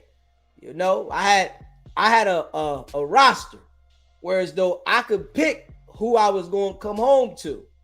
You feel me? I had to pick who I was going to come home to. You know, some people was upset. I ain't gonna hold you. I'm saying I had some people that was mad at me. Just keeping it a buck, you know, straight up. They was hot as I went this way, you know, I'm, doing my thing. You know what I mean? I'm on the phone talking, you know what I'm saying? They playing with the nookie on the phone, all that good shit, you know what I'm saying? You know, making that water park go off. You know what I'm saying? All you hear is mac and cheese on the phone. Shit. I've been down to doozy too. Damn right. Shit. That shit used to be exciting. You know what I mean? I'm on the phone hearing this shit. You hear the mac and cheese go off. Like, God damn. Woo. Shit. You been down too? But they was salty at your boy. Because your boy, I went this way. You know what I'm saying? You know, it might not have been the best choice for me, but it was the best choice that I took. You know what I'm saying? I'm like, you know. Because I always been the type of nigga that I'm going to take care of the situation. You know, if I'm with you, I'm going to make sure it's straight. You know, I feel that's what a man's supposed to do. Just being real. Straight up. I feel like a man is supposed to make sure that he take care of the situation. That's just my observation on life. You know, a woman, if you in a relationship and you with the woman, the man is supposed to hold it down. Straight up. That's what he's supposed to do. You know, the woman shit is supposed to be, you know, like she's helping if she can or want to, but it's like the man supposed to be the provider. You know, all that 50-50 shit, I ain't never, you know, been with that. You know what I'm saying? You know, if I'm in a relationship and we together and we living together, you know, you got the trash bill. You know what I'm saying? All right, you want cable, you got the cable. Get the cable, get the trash. I got everything else. Don't worry about it. You hear me? Just make sure you save your money in case you know a rainy day. You know what I'm saying? But you got that and I got this. I'm the provider. You know what I mean? But I know it's a lot of guys out here that, you know, don't be on that type time, but this the type of individual. So I come home, right, from the bit, and when I get out, I had the house arrest. Now, y'all know I had the dump trucks. And I registered the dump trucks, right? I got the crib, so now I got like 5 bands left, you know. But, you know, I'm supposed to be in the house except from when I'm working. And, you know, the dump trucks, I made my own hours. I told the probation people that I work from 6 to 6. So I had to do 6 months house arrest. They let me off in 3 months. You know, the supervisor of probation was like, man, this dude ain't on no damn house arrest. You know, he out Monday through Friday from 6 to 6, right? And I don't give a fuck if the truck ain't go to work or not. I'm leaving the crib at 5:30 in the morning. I go sit down in the yard at the truck 5:36 in the morning, just sit there before I sit in this motherfucker after doing 3 years in the can, right? So, you know, I did 90 days on the house arrest, and then I got off. You know what I mean? They let me off early, you know, and, you know, nigga was shaking and baking. You know what I mean? Go get her, man. You know, I got a hell of a story, though, man. I ain't gonna lie. I got a hell of a story with life and, you know, my experiences, right? My experiences is so real, you know, just this real life individual, right? And I always been solid, right? But my experiences let me know, you know, you really can't trust people. You know, you can give some people the benefit of the doubt, but you really gotta be aware. You know, you can't give all your trust to people because when you do that, people usually disappoint you. Straight up. You know, you said, what's your next business, DZ? After jail is what I mean.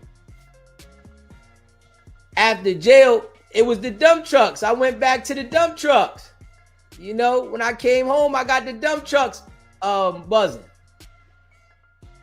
You know what I mean? I had the dump trucks buzzing.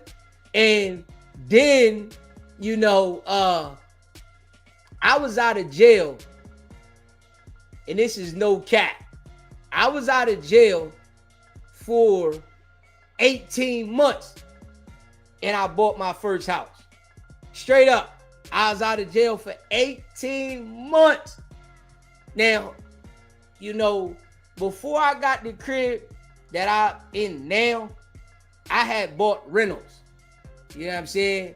I was buying rentals before I got the crib I'm in now. So I was like, you know, still renting, but I was buying rentals because I always told myself, right, that I wanted to get some nice shit and I wanted to get it away from where I'm from so that, you know, if I want to come back around the hood, I can come back around the hood. But when I leave, I'm leaving far from the hood. So I always told myself that, but I was buying cribs in the city. And then the time came, you know, I was running my dump trucks. And then I bought my crib, you know. Then I got a car dealership. I did that for 3 years. You know, selling hair. You know what I mean? I still got some hair too. I gotta put that shit on the site. I still got some hair. You know, I was selling hair, selling cribs. You know what I'm saying? Like, I'm a hustler. You know what I mean? I'm a hustler, man. You know? Yeah, straight up. I'm a hustler, man. You know, and I really feel like, you know, if you a hustler, you can hustle anything. You know what I mean? This is why I go so hard on this joint. You know, Straight up. This is why I go so hard on here. You know what I mean? I understand that in order for you to be heavy at anything, you got to go harder than everybody else. You got to go hard. Like on some real shit, no cap. I need to go a little harder if I'm just being real. Like I need to go a little harder. Straight up. You hear me? I'm just keeping it a buck. I need to go just a little harder than I've been going. You feel me? Straight up. And I'm working on that. You know what I'm saying? I need to be putting that motherfucking, you know what I'm saying? That shift in where I go hard. I get a little bit of time off and come right back. You know, that's that shit. Yo, that nigga go hard in the paint. But that's what separates, you know, the real hustlers. You know what I'm saying? How hard you gonna go? Are you gonna go hard? Or you just going, all right, you know? Anybody on here, right, that you see starting off doing this shit, doing the bare minimum, they not gonna never get where they wanna be. Nah, you ain't gonna never get there. You just gonna be a bare minimum YouTuber. You know, the people that you see go over, above, and beyond, they shit gonna elevate to a whole nother level. You know, and I noticed this shit. You know what I'm saying? I know it. You know what I mean? This is why I feel like in life, you know, I was able to always make it happen. You know what I mean? Then I look at it now, right? At this point where I'm at now and me finding the YouTube, this shit was perfect for me. You know, because I always like moving on my own time any damn way. You know what I'm saying? I like to control what I'm going to do any damn way. So I feel like the YouTube shit was perfect for me. You know what I mean? Right on point. You know what I'm saying? Right on point. Yeah. I can move at my own pace. You know, I know how to go hard. So, you know, I'm finding my groove. I'm turning this shit up. Yeah. I'm finding my groove. But you know, I'm turning this shit up. So this shit feel good. Straight up. I feel good as a motherfucker. No cap. No cap. And you know, hey, listen, man. I appreciate all of y'all that be rocking with SBGB TV. And that's a fact. You know what I'm saying? You know, y'all my peoples, man. You know what I mean? I rock with all y'all. You know. But everybody got to know that I'm my own type of individual. You know what I mean? I'm my own type of individual. You know, I'm good people, but I'm my own type of individual. You know, and I know I'm different. You know what I'm saying? I'm my own type of individual, man. You know, but going through the shit that, you know, I've been through made me me, man. You know what I mean? It made me me. You know, I like to tell y'all some of the stories about myself. Yeah, man. I love to tell y'all some of the stories about myself. For real. You know, real shit. Appreciate that super chat, Miss Kelly. Thank you for getting me through my work shift. About to get off. I appreciate you. You hear me? And that's a fact. Yeah. You know, and I'm glad that I'm able to, you know, get you through the work shift. Yeah. Y'all know we ain't going nowhere. That's a fact. We ain't going nowhere. Consistent. honest. Yeah, that's what make me, my own type of person. You know what I mean? Because I'm raw and I'm authentic. I ain't gotta, fabricate shit. Because I got real life experience. I got so many damn life experiences in real life. Like, and I could tell stories for days. And they real stories. Straight up. Real stories. Y'all know I'm older too. You know what I mean? Y'all know I'm older. And, at 18, man, DZ was the man.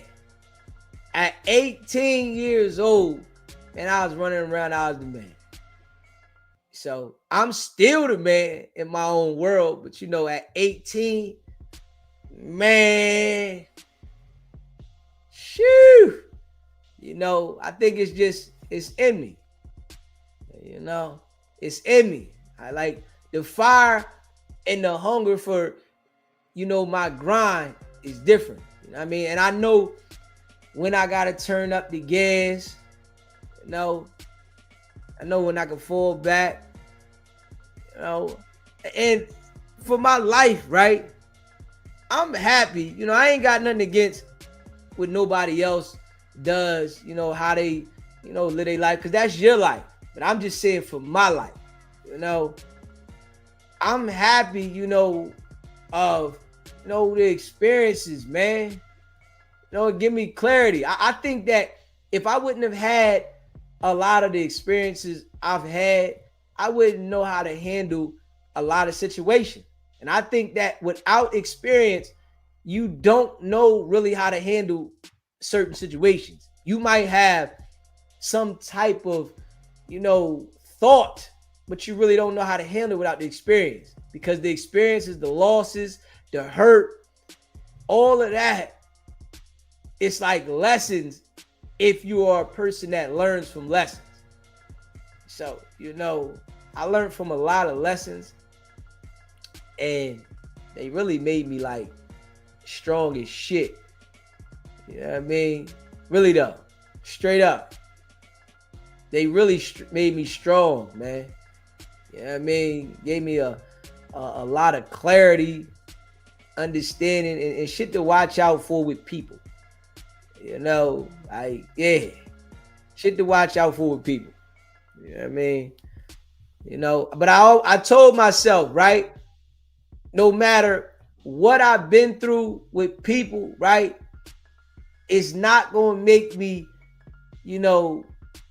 stop being genuine to people, right? It just gave me the understanding that I can cut you off like that. That's all. You know what I'm saying? If it ain't right, don't hold on to it. I say, we grown adults. We all know right from wrong. Every one of us. We know right from wrong. If somebody's doing something slick, they did it on purpose. It wasn't I didn't mean to, as an adult. When you're an adult, you know what you're doing. You know right from wrong. You know what you're doing. So, I'm going to always be nice and genuine to people. It's just you can't play me. You know what I mean? You can't play me. You only can play yourself. Straight up. You only can play yourself. You know what I'm saying? So I'm going to be nice and genuine to people, because I know, I could go the other way. You know what I'm saying? And I have to talk to myself a lot. I'm being honest with y'all. I'll be having to still talk to myself, and tell myself certain things. Things in life are going like real good for me, whereas though I don't even have a fucking traffic ticket. I don't even have a traffic ticket, man. So I got to tell myself to be mindful, about situations so that I don't cause myself any problems, because things is going like so good for me, man. They going good as shit for me, man. You know what I mean? Yeah, and it's like, it's peaceful. Shit like real peaceful. So I gotta talk to myself to keep grounded so that I can stay in the same direction. You know what I mean? Because, you know, people try to get you off your square quick. You know what I mean? It's a lot of negative energy around. You know, people will be going through things and they'll bring that negative energy on you. You know what I'm saying? So I'm just in the right direction with this shit. And I ain't going nowhere. You hear me? I'll be here forever. Until my number get called, I'm doing this shit right here. I ain't even gonna hold you. Until my number get called. Yeah. It's like I'm building relationships with the people that rock with me, right? But I still get to be in my own zone. You know, because it's real important for me to be in my own zone. You know, some people, they like people, they got to be around people. You know what I'm saying? I like this. I like this. I ain't even gonna lie. I love this. Excuse me. I love this because I could be in my own little world. You know what I'm saying? And I could just, you know, I can grind with it. And it's what I make it. You know what I mean? I got, you know, the decision how I want to make it. You know? And I can be real, right? I can be real. Literally. I can come on this joint and be real with the people. I know the people that don't like it, they gonna hate, but I don't give a fuck about none of that. You know what I'm saying? Yeah. I got a lot of stories though, y'all. I got a lot of stories, man. Real shit. And all my shits is real. Yeah. I ain't fabricating no stories. I'm keeping all my shit gutter. You know what I'm saying? Gangster. Solid. You know. And I'm working on some shit too, y'all. I'm working on some shit. Working on some shit, man. But y'all know this is a task, right? Straight up. Y'all know this is a task, right? I want y'all to know this. This is a task. This here is a task. Yeah. This is a task, man. You know. Straight up. This is a task, man. Word, man. Let me see here, man. Life. Let me see if it's something I want to talk about, man. Yeah, man. Let me see if it's something I want to talk about. Oh, man. Shout out to all y'all, though. Real shit. Shout out to all y'all. Facts. You know. Trying to see if it's something that I want to motherfucking talk about. Let me see. Yeah. I'm trying to see if it's something I want to talk about.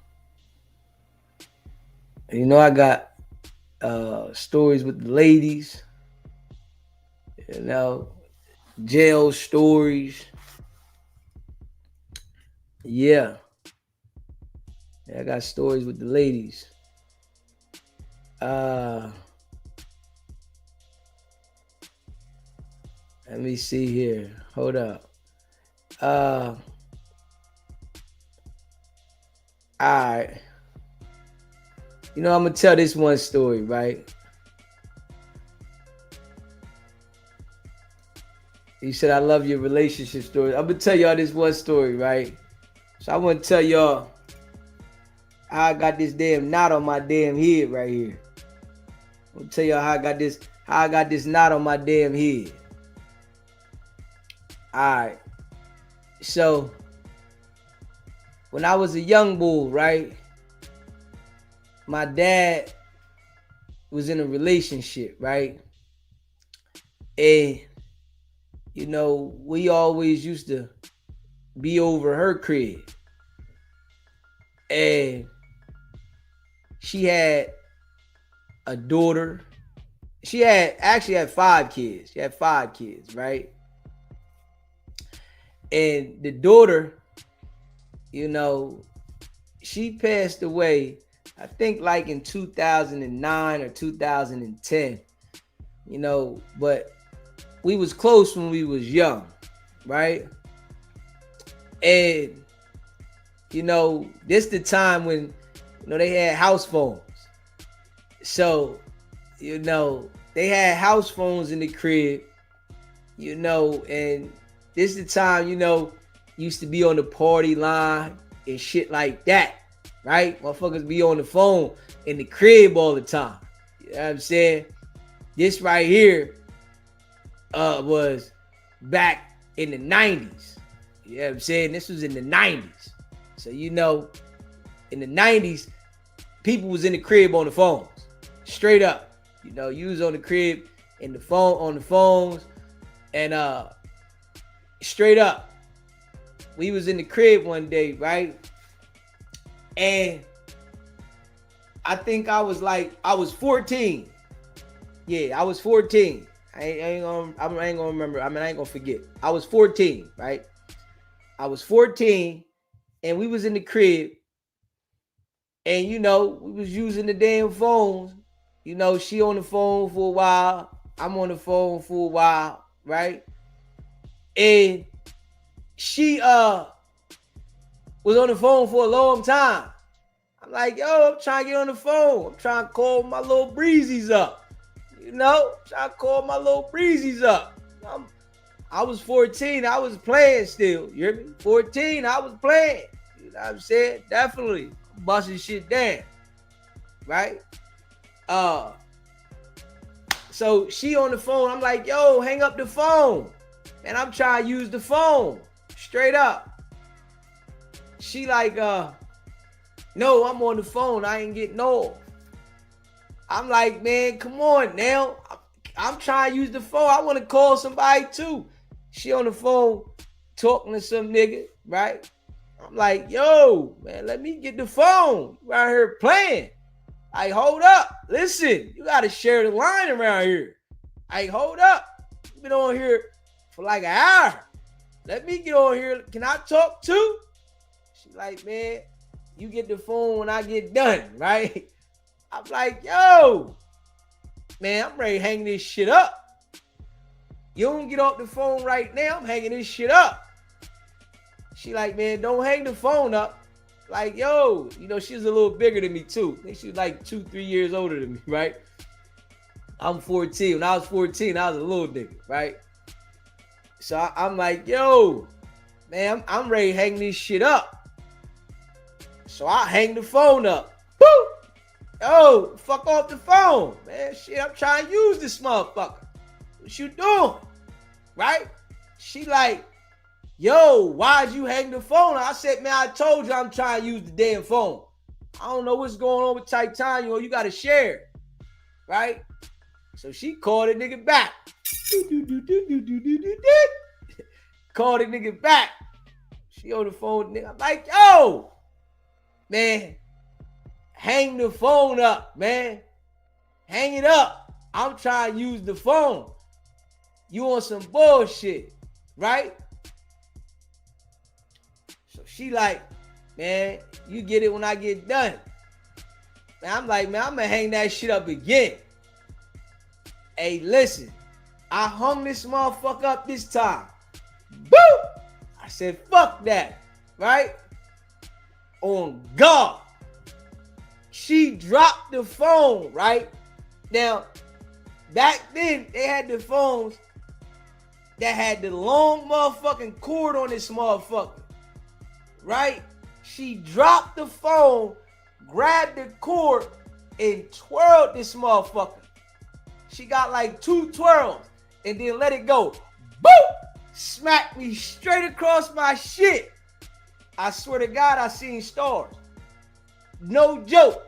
I seen stars. Like real rap. I seen straight fucking stars. Fucked me up. Split my shit open. Right? No cap. Man, I grabbed her. Yo, motherfucker. What the fuck is you doing? My shit leaking like a motherfucker.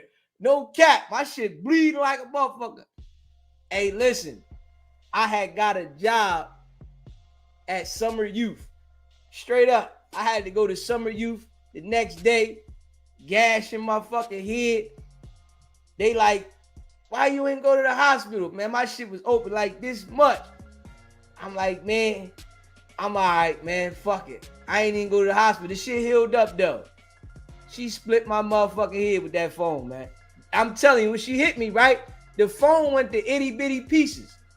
Straight up. The fucking whole phone went to itty bitty pieces. The shit, she dropped this motherfucker. She did like 2 twirls. And then let that motherfucker go. Bing! That motherfucker is shattered. Fucked me up. No cap. Yeah. You know what I'm saying? I was hot. You know what I'm saying? I was hot at her about that shit. You know what I'm saying? She talked shit about it later. That's why I busted your fucking head with the phone. I'm like, it's all good, though. You got that one. You know what I'm saying? You got that one, though. You know, we was cool as a motherfucker, though. You know what I mean? Even though that happened. You know what I'm saying? I knew it was my fault. You know what I'm saying? I took that one. You know what I mean? You know? She gave me some nookie, too. I ain't even gonna hold you. You hear me? She gave me some nookie. You know what I'm saying? She was all right with me. You know what I'm saying? R.I.P. Rest her soul. You know what I'm saying? She was good people, though. You know? Cracked my motherfucking head. You know what I'm saying? I got this shit. I got a permanent knot on my shit. You know, I never forget that one. You know what I'm saying? I never forget that one. Straight up. Yeah. Never forget that one. You know what I'm saying? Yeah. I was 14 years old. You know, when I was 14, though, I'm telling you, I was running around. I ain't even gonna lie. I was in the street. At 14, man, I was rebelling like a motherfucker. I ain't gonna lie. They couldn't do nothing with me. You know, they just left me alone. I ain't gonna lie. At 14, they just left me alone. Straight up. They left me alone. I ran around and was doing me. You know, I be out all night. I'm running around. Straight up. In that little time right there, because I had stopped going to school and everything. I ain't even gonna lie. I stopped going to school. I would go when I want to.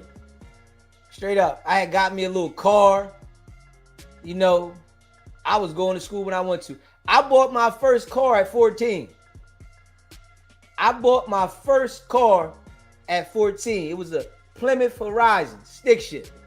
Straight up, I'm running around with this stick shift because I knew how to drive a stick at like 12. You know, my dad used to have this Nissan Sentra. It was a stick shift, and I used to watch this nigga drive this motherfucker all the time. And I would just look at his feet, how he was using the clutch and the shifter. I'm like, man, I could do this shit.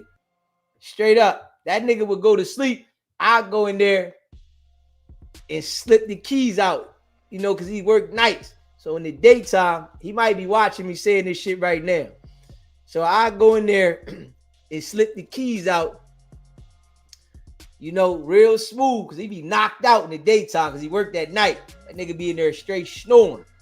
I go in there, slip the keys out, walk up by this motherfucker. Real smooth. You know what I'm saying? I was 12. I'm taking the car. Fuck this. And it was a stick shift. You know, I'm riding around the neighborhood in the daytime. He knocked the fuck out. And you're like, yo, nigga, you got the car? Damn right I got the car, nigga. Shit. Damn right. Damn, yo, you know how to drive a stick? Damn right I know how to drive a stick. Shit, I'm in the stick, nigga. Yeah, yeah, yeah. Get this motherfucker. Yeah. And I was everywhere. You know what I'm saying? And you know, I ain't even gonna lie, right? So I was a young boy in the streets, right? And I used to sell bud at 14, right? I was selling bud at 14 for these niggas, right? They had a whole block, right? It was like it was their block, you know. So I was out there doing shifts, and they would give me $100 a day to sit out there and pump the bud. You know what I mean? And I was 14 doing this shit. And I saved up a couple hundred, bought me a car, and I'm running around in the car, you know, little nigga. And back in the 90s, right? I'm gonna tell y'all, in the 90s, right, it was different than it is now, right? You could just tell the police your name in the 90s and they would just, all right, that's your name, right? Especially if you was a kid, right? So when I was a kid, every time the police would grab me, I would just tell them a different name. You know, they would grab me up and then they would just take me home. And they would take me to wherever I told them. Like, if I wanted to, you know, I would be like, I live with my aunt or I live with my cousin. They would literally take me to their house and drop me off because I was a juvenile. And this is how I used to be like in the 90s. You know, it wasn't like it is now. You know, now they holding you is different. But then, you know, they would just drop me the fuck off. So I used to pump the bud for these niggas and they would pay me $100 a day, you know, at 14. Straight up. And I would run around and go, you know, doing what I was doing. I'm outside all night pumping the bud. And I would get my $100 a day. And one time I got robbed out there. Right? Joker came through that motherfucker because I was out there. I was doing a night shift. You hear me? I was doing the night shift. And the Joker came through and was like, yo, just the beeper. Facts. That's definitely had beepers. At 14, I had a side view pager. That's a fact. So it was one night I was out there pumping the bud and somebody came through, was like, yo, they wanted some bud, and they pulled the strap out and robbed me. Now I'm 14 years old and I ain't never had no strap pulled out on me until that time. You know what I mean? They pulled the strap out on me, then get that shit up. I'm like, God damn.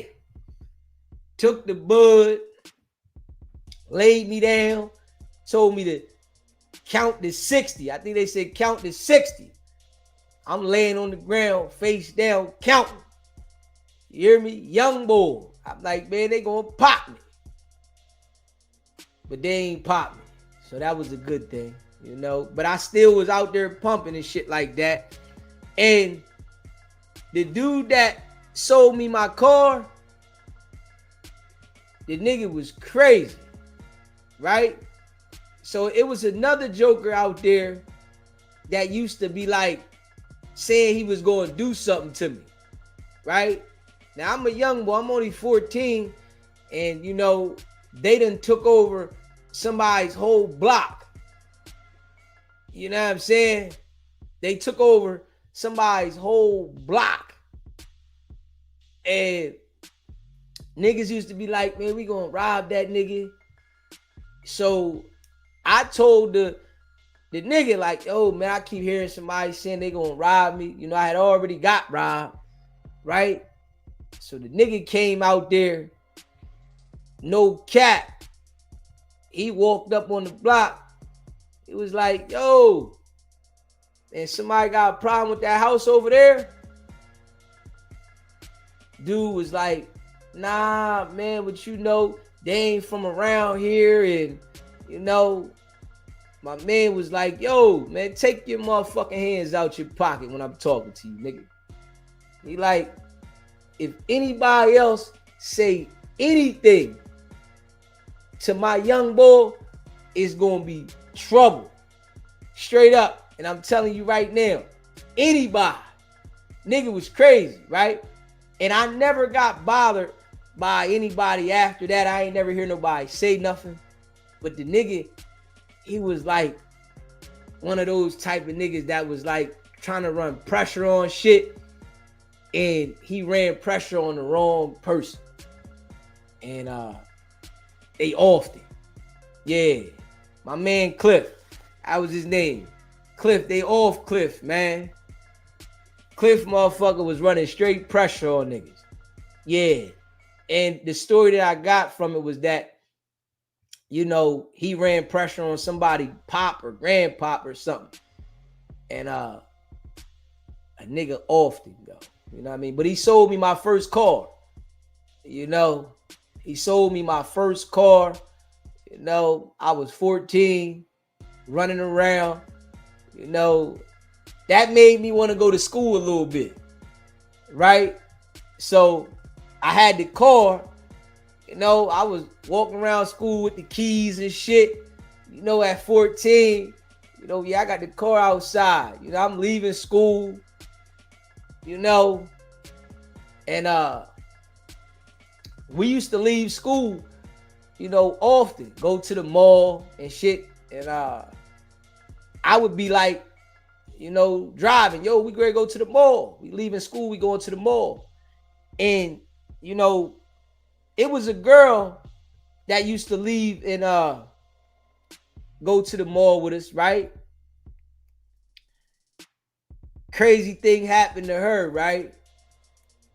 She was home one night and somebody came to her crib and took her straight up. Now this was literally, let me see, I think 11 years ago. It's like 11 years ago. Somebody came to her crib and they took her. They took her and the car. And her or the car ain't never been seen again. Ever. That's some deep shit. They took her and the car, and her neighbors seen whoever it was taking her, right? And didn't report the shit. You know, they ain't never seen her or the car again. Crazy. You know what I'm saying? Ain't never seen her or the car again. I said, boy, you know, as you get older though, you know, people be, you know, passing away, shit be happening to them. That shit be crazy. You know what I'm saying? Yeah. They took her and the car though. Never seen the car again or her again, ever. Ever. That's some deep shit. You know what I'm saying? But she used to leave school with us and shit. And you know, we be running around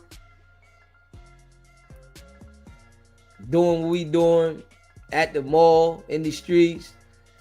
You know, young boy, man. Yeah, man. I definitely was out there young, you know, doing a lot of things. I'm just glad that, you know, eventually in my life that, you know, I woke up. Because some of us never wake up, you know. Some of us never wake up. Yeah. Some of us never wake up in this life, man. You know, and never, understand that this shit is short. You know, shit is short as hell. You know, just keeping it a buck. Chill, man. I remember them young days. Them young days, you could just tell them, any name you want. Like, now I'm going to tell y'all, right? I was with this broad when I was 16. I might have told this one before. Y'all might have heard this one before. But I was 16 and I was with this broad. She was 26. And she had 5 kids. So, her peoples thought I was 18 when I was 16, because when I was a young boy, I was getting a little bit of money, right? And I'm providing, I'm holding it down. And, her family seen that I was looking out for her and her kids and shit. And, I would get in situations and shit, and I would just tell them any name, and I was a juvenile, so, they would like let me go and shit. You know what I mean? When I finally, you said you and your pops love them women with 5 kids.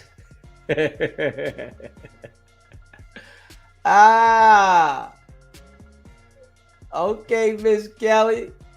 Yeah. So when I was young and shit, I used to just give them any name, and then they would let me go. So this is why, what I'm saying, in my life, I had so many AKAs, because I would just tell them any name. And when in the 90s, it was like they didn't, do the check like that. So by me telling these people all these names, when I turned 18, the system had changed, right? And she got to beefing with, my baby mom, right? Because I didn't have no kids by her. And she got to beefing with my baby mom, and I'm trying to break it up from them beefing and shit. The police came. She told the police all my names, right? Because she knew all my names. So, I learned at a young age that it's certain things you gotta, especially if it can bite you. You can say things that you ain't worried about, but if they can bite you, you gotta keep those things that can bite you kind of to yourself without giving the details. But she told the police all my names. Them motherfuckers looked my shit up and said that I had 5 SBI numbers. So if you don't know what an SBI number is, an SBI number is a number that, is tracked to you. It's a prison identification number, right? So when you go to jail, they want your SBI number. You're tracked by the SBI number, right? So I had 5 of the motherfuckers, right? So I had all these warrants and shit, because I was catching charges as a juvenile and I wasn't going to court. I would just give them another name when they grabbed me. And then they'd be like, okay, you ain't got no record. And then if I got a charge, I would get a charge. And then, they would let my people sign me out. If I call one of my cousins or something like that and act like they my aunt. So it was so different in the 90s. I let one of my cousins yo, I'm here at the precinct, boom, boom, boom. Can you come up here and sign me out? Or the cop would be like, all right, we're going to bring them and drop them off at home. So they would drop you off at home as a kid in the 90s. So I would just give them different names and shit. And when that shit all caught up to me and shit, she told them all my damn names. She like, yo, his name is this, his name is that, his name is this. The cop went in the motherfucking car, typing this shit in. They like, put your hands behind your back. I'm like, God damn. They're like, yeah, you got 5 SBI numbers. I'm like, God damn. Lock my ass up. And the system had changed then. So, this why, I got so many aliases. You know what I mean? From me using all these different names as a kid. You know what I mean? So that's something that, I went through, as a kid. But, I think everything I went through is a lesson. I told y'all when I was young, when I was outside in the neighborhood, where the girl had tried to set me up at. You know what I'm saying? Straight up. The girl tried to set me up, but end up getting the nigga that was with me, he got robbed. And from that situation, that's the reason why I got shot. I know that. You know what I'm saying? Because, shit, went left. And when they seen my ass, you know what I mean? My ass was grass. You know what I'm saying? Yeah. And I showed y'all where I got, where I was at when I got shot. You know what I'm saying? I showed y'all that gas station. When I got shot, the police rode right by me too. That motherfucker rode straight by me. Whatever happened to the person who shot you? I don't know. I don't know what happened to him. I don't know. I don't know where the nigga at. You know what I mean? Yeah, I got an idea who it was. You know what I'm saying? I got an idea who it was. Yeah. I know why I got shot though. You know what I'm saying? It was retaliation. You know what I'm saying? So I do know that. So I chose to leave it alone right there. I knew it was retaliation, so I just left it alone right there. You know what I'm saying? Straight up. Yeah. Yeah, I left it alone, man. And I got through that. You know what I'm saying? I got through that, man. That was a situation I got through, man. Word. That shit was hot, though. I can't even lie. That shit was hot. The bullets is hot.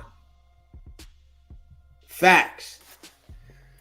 You know what I mean? Them bullets is hot. You know what I'm saying? But I made it through that shit, y'all.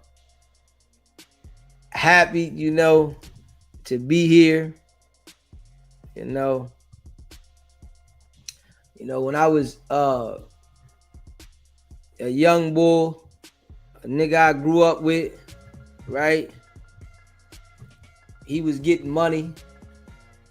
Because we was young boys getting money, man. You know what I'm saying? And this nigga that I grew up with,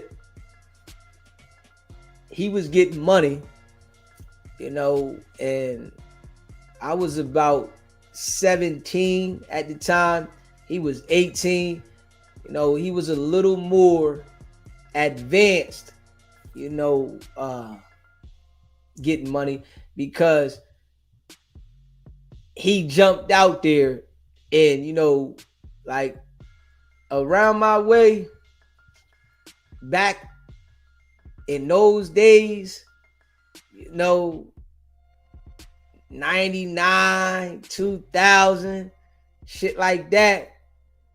Like shit used to jump. Like shit used to jump. Back in them days, shit used to jump. And this guy, he was doing his thing, and something happened with the plug, And from what I understand, you know, somebody owed one plug and they went to another plug and a nigga got shot in the head.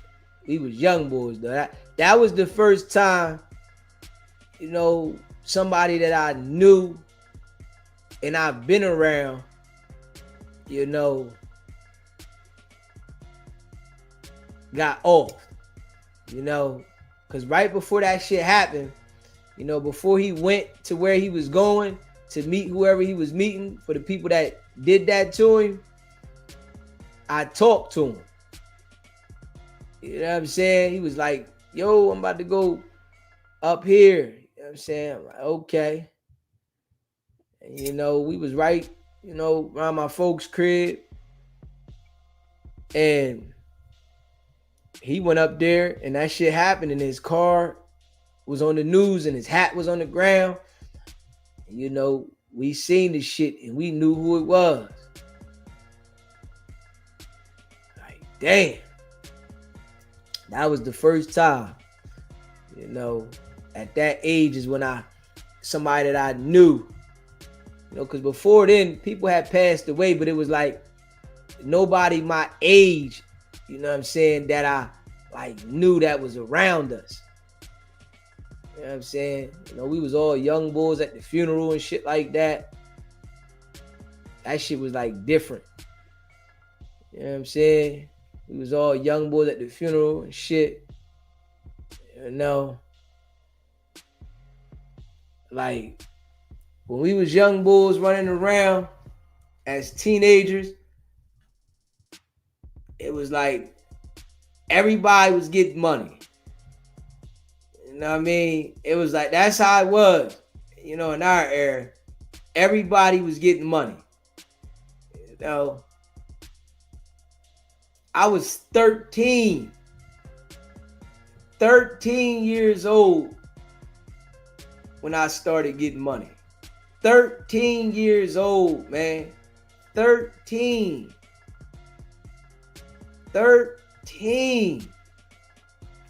Yeah. I remember that shit, you know, like yesterday.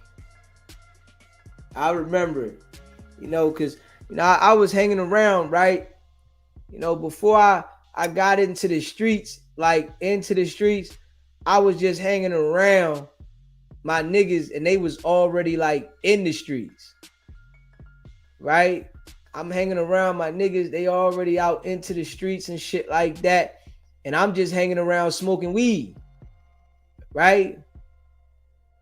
And I'm watching all these niggas get money. I'm like, what the fuck? Man, everybody was in the streets.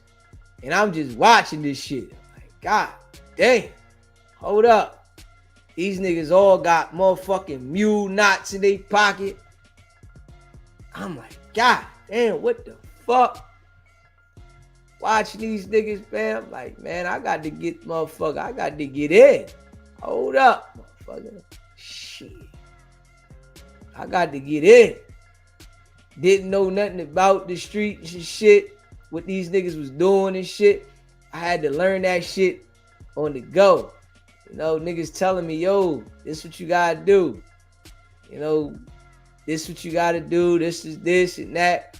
So I'm learning this shit, you know, as a young boy. And we was all young boys running around, you know, serving the old heads. Straight up. You know, we was all young boys. And I'm going to tell y'all, right? We was young boys, you know, running around. It was one time, literally, I'm in the hood, right? And I was like 14, 15. And somebody came through and they said, yo, I got 50, right? So I'm like, all right, like jump in, right? I'm like, all right, so I jump in the car. I'm riding through the neighborhood with the nigga, right? Boom. I'm going through the neighborhood with the nigga. They pull on his back street, right? So the nigga like, and the nigga was bigger than me, you know, older than me and shit. And he like, all right, let me see it. Snatch my shit. Give me that shit. I'm like, damn, I'm a young boy too. I'm a little nigga, right? He all big, like, nigga, I'll beat your little ass, nigga. Left me right there in the street, right? Pulled off. You know, I'm scared. I'm a little nigga too. I'm 14. Like, damn. Nigga done took my shit. You know what I'm saying? I'm sitting here sick than a motherfucker. I had to walk back. Yo, man, nigga just robbed me, dog. They like, who is it? I say who it is, right? So, you know, motherfucker ran into the nigga later. You know what I'm saying? It was curtains and drawers. You know what I mean? It was curtains and drawers. You know what I mean? It was his ass. Yeah, but I was like, you know, a little nigga took my shit. God damn. Little nigga took my shit, man. I said, God damn. Days I remember, man. You know. Yeah, days I remember, man. Out in the street, I had so many instances out in the street. You know, I really think like, you know, the shit that I've been through really like molded me, you know, the way I am and, you know, how I pay attention to shit. You know, because you got to be different in the street. You know what I'm saying? You got to be different. Shit. I remember as a young bull, nigga got me with one of these. You know, as I'm telling you, back then, man, shit used to be crack. Like outside with it. This was outside with it. Like niggas was outside with it. You know, this is the era when people had to drive through. You know, they had to come through. Motherfucker come through, you know, nigga all at the window trying to get the motherfucker. Yo, right here, man, me, man, I got it. Motherfucker, all right, let me see what you got. Motherfucker, you pull your shit out. They sitting in the car. You go in the car to try to get them right. They smack your whole fucking hand.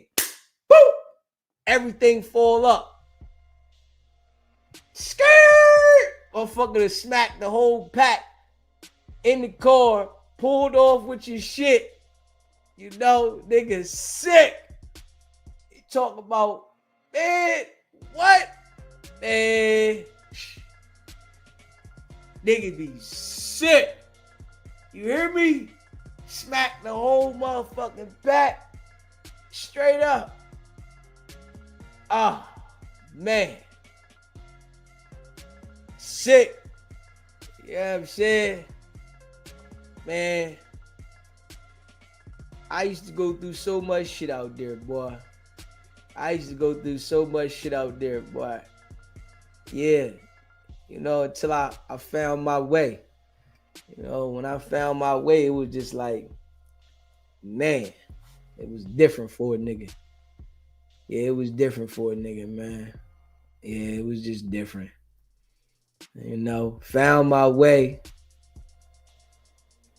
and was really like, you know, I really had my way. I ain't even gonna lie, you know, but all those instances made me.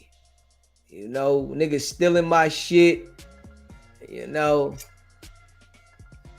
when I was a young boy, I used to lose my shit all the time. You know, no cap. When I was a young boy, I used to lose my shit. I'd be like, yo, where the fuck is it at? What the fuck? You know, either somebody done took it, you know, or I done had it on my lap, got out the car, lost it. I used to go through that shit a lot. Damn. Before I start over from scratch. You know what I'm saying? I done lost everything. You know what I'm saying? Yeah. But I remember all them days, man. Yeah. Yeah. Straight up. Yeah, man. But the nigga made it through, though. I made it through.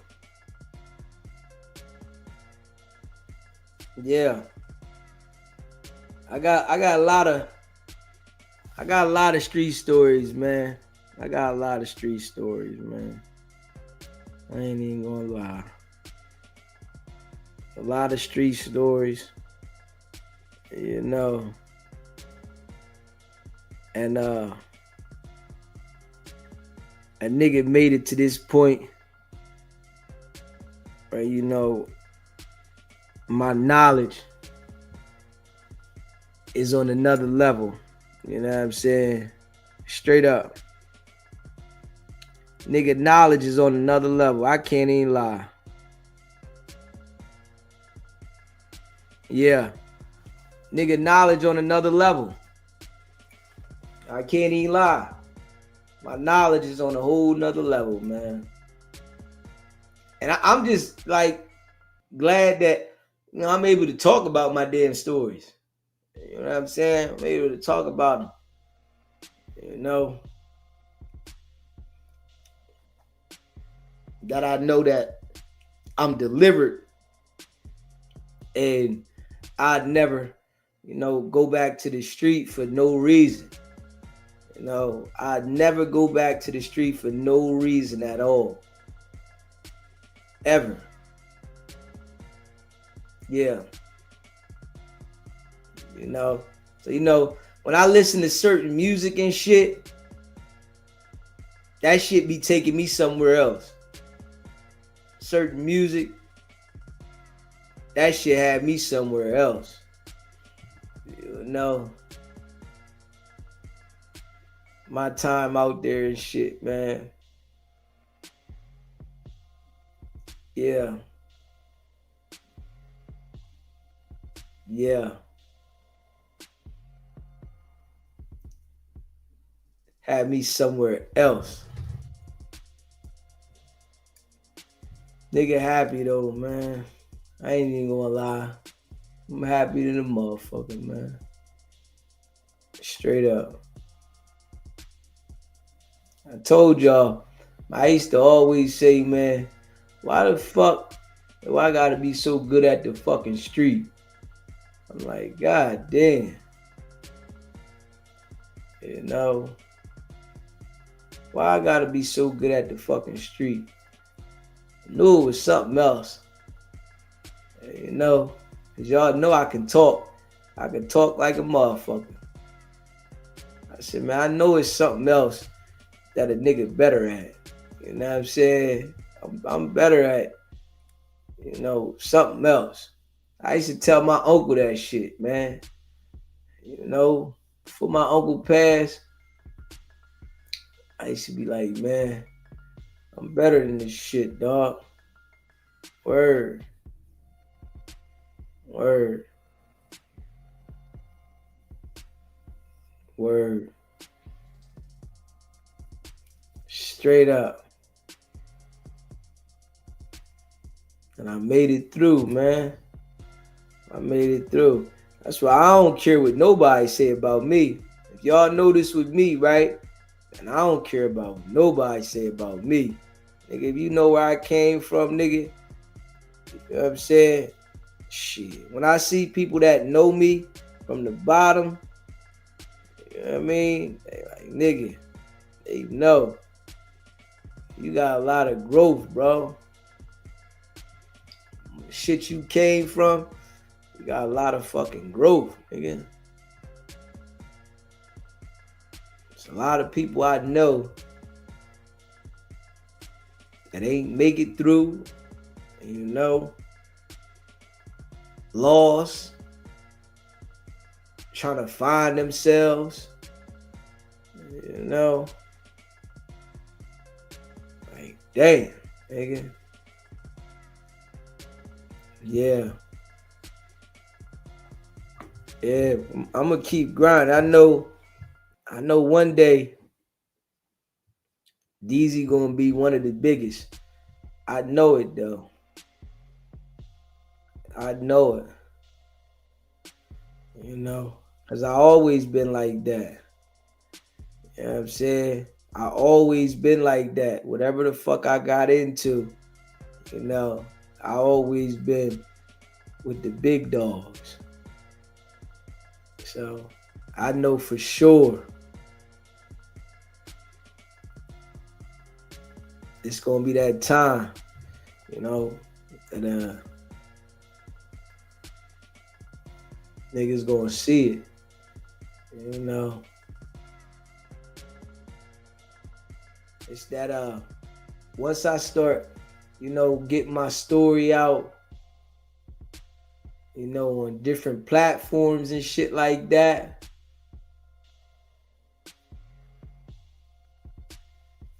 it's gonna turn it up. Yeah.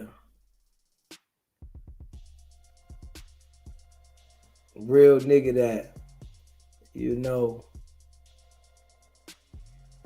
come from a different, you know, story. Yeah. You know, I done had a lot of close calls. Sit there and think about, nigga, I done had a lot of close calls, man. A lot of close calls. A lot of close calls, man. Yeah. A lot of them. Word up.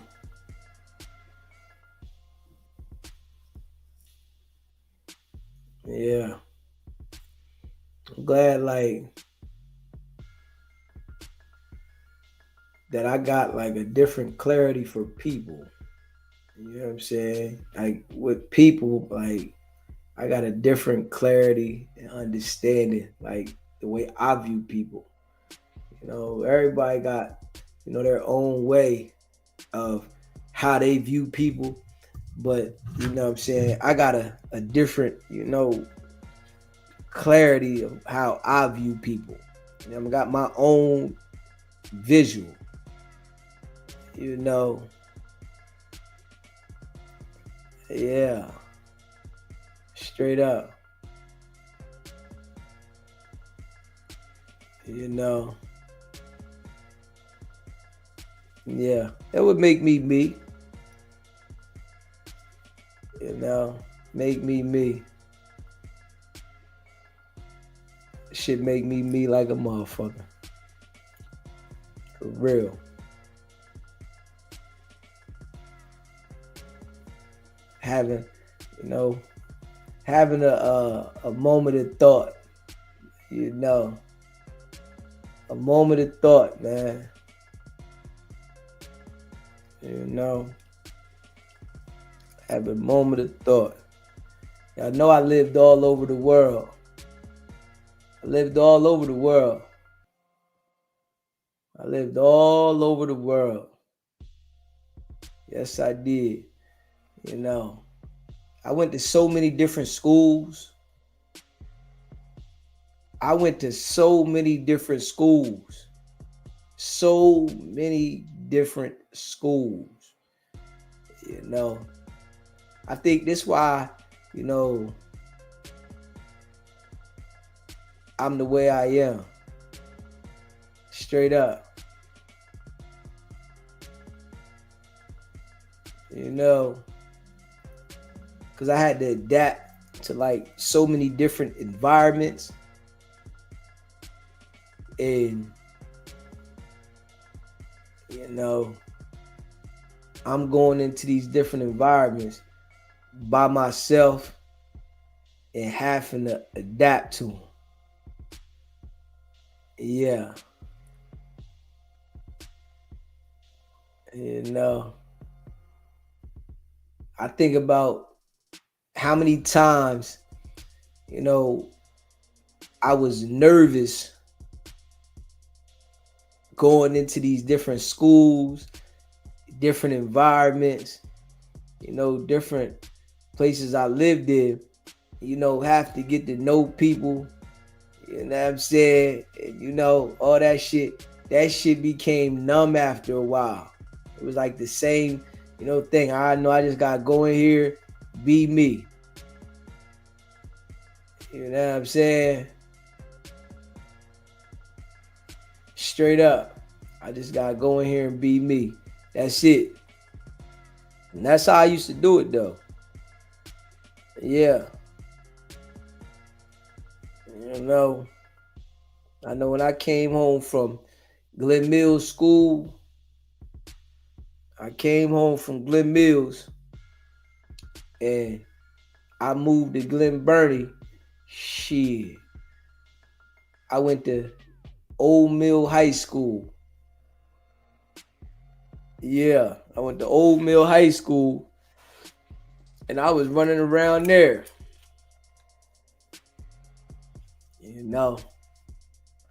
I found my way around there. Found me a plug, and making my way straight up. I'm making my way around there. You know what I'm saying? Word. Found my way.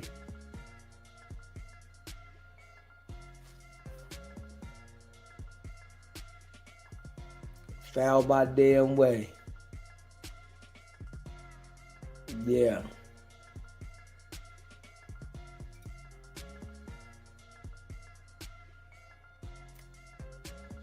Found my way, man. I'm happy as shit. I ain't even gonna lie. I'm happy as shit. Happy as shit, man.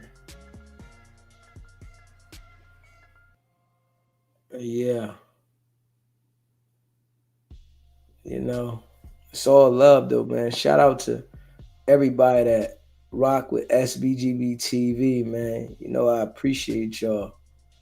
Big facts. I appreciate all y'all, man. Word. It's Saturday. Yeah. It's Saturday. And I'm sitting there thinking this morning, I might sit down. I might go to Waffle House. You know what I'm saying? I might go to Waffle House this morning. Have me some Waffle House.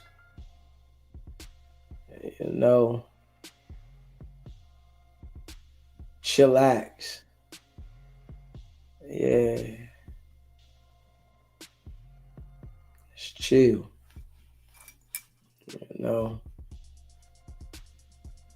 Straight up. Y'all know I could talk my shit sometime. Y'all know that. I could talk my shit sometime. Sometimes I just be chilling. You know what I'm saying? I mean, I could talk my shit, man.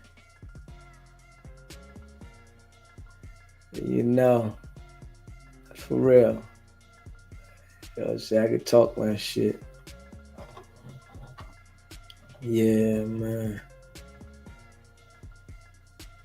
Yeah. Man.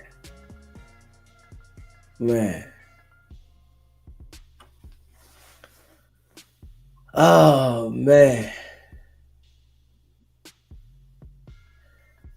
Yeah, y'all. I appreciate y'all. You know that. All y'all that rock with SBGB TV. I appreciate y'all, man. Facts.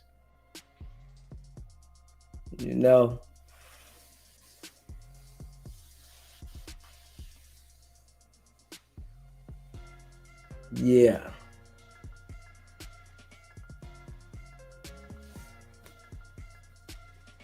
Let me see here. Hold up.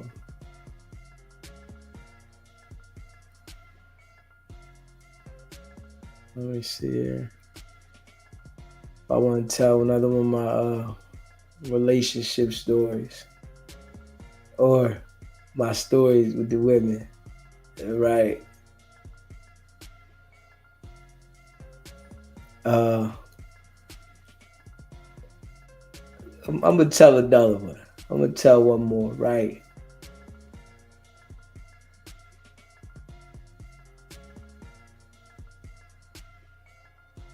Let me tell another one. All right. Let me tell another one. This one right here. This was a story. When I was out on bail or pre-trial, and I was playing. I was having a ball. Like, I ain't even gonna lie. I was on pre-trial. I was still having a ball, running around, doing what I wanted to do. And the police used to follow me, all around, right? Police used to follow me all around and shit. And it was one time, right, that I rode by the police station and they seen me. And I thought it was them, you know what I mean? But they was in a tinted out Crown Vic. That's when they used to ride the Crown Vics heavy at that time. And they was watching the nigga, so I seen him. A nigga was dirty at the time, right? I was dirty at the time. And I seen him. I rode by the police station. They jumped out right behind me. And they was watching the nigga. So I pulled up at this crib and I knocked on the door. They answered the door. I went in the crib. I look out the window, the detective sitting behind the car. And they was sitting there for a minute. I went out the motherfucking back door. I went out the back door, walked a long distance, got somebody to come pick me up, jumped in the car with them, went and got myself straight. My peoples at the crib called me, was like, yo, the detectives knocked on the door. Cause they was behind my car. I left the car there and everything. I ain't had no license. They used to fuck with me a lot when I was young because I ain't had no license. And I would drive anyway. So they the detective at the door asked him, where you at? And they knew you was driving this car. And he said, I told him that you left. And the next time I seen these motherfuckers, right, I was in another car. And this was I had a 91 Caprice Classic, right? That was my baby too. When I was a young boy, that was my baby, right? 91 Caprice Classic. I had the TVs and all that shit in there, right? So the next time I see these motherfuckers, I didn't know they was following me this time, right? And I'm at the store. I got the music up, box banging, right? I'm outside doing me, and a nigga outside was like, yo, I don't know who it is, but the detective's looking at one of y'all over here, right? They right there. I see the nigga. Now this the nigga that was on my ass, right? So I'm like, fuck it. I can't go nowhere. I go turn the car off, turn the music off, right? And I'm just standing outside the car. The motherfucking detective called the motherfucking tow truck, right? Took my car, gave me a ticket, right? And I had to go get my car back. And the nigga said, I see you was out there sporting your car, right? They knew my car and shit because I had the rims and the TVs and shit in it, right? So these niggas on my ass so much, they had a nigga terrified, right? I was in the basement with this broad. Motherfucker knocked on the door. I thought it was them. I'm in the motherfucking basement, hiding like a motherfucker. Like, yo, they ready to get me. I'm going to jail. She like, what's going on? I'm like, man, it's over. I'm out past curfew. She like, ain't this your people house? I'm like, yeah, but I don't live here. I ain't home. And I'm hiding like a motherfucker, right? I go upstairs and look. It wasn't even them. I'm tweaking. You know what I'm saying? I'm like, yo, it's gotta be them. It wasn't even them. I'm hiding like a motherfucker. You hear me? I'm hiding under the bed. I'm like, yo, I'm in the basement. I'm like, yo, they gonna get me. I'm going to jail. The niggas used to chase me like a motherfucker, man. Straight up. They used to chase the shit out of me, man. This is in my younger days, man. Yeah, man. This is my younger days. Yeah. Shit. I'm gonna get low on them, though. I ain't even gonna hold you. You hear me? Yeah. I'm gonna get low on them. Yeah, I ain't even gonna lie. Shit. I'm gonna get all the way low on them. No cap. I'm saying, motherfucking law show up. Yeah, I'm saying. Straight up.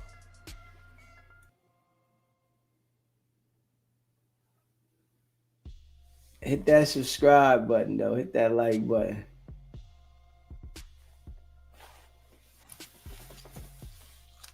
Yeah, y'all. Shout out to all y'all, man. Shout out to all y'all, man. Y'all know I be going hard. This was one of them relaxed ones. Yeah. Straight up. You know what I'm saying? Oh, man. You know, I appreciate y'all, though. Facts. You know, I appreciate y'all, man.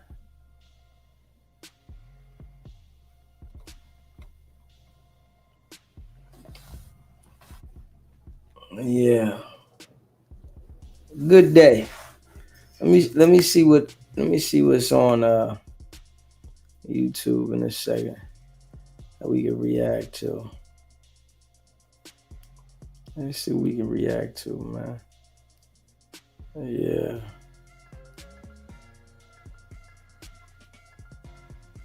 Let's see what we can react to.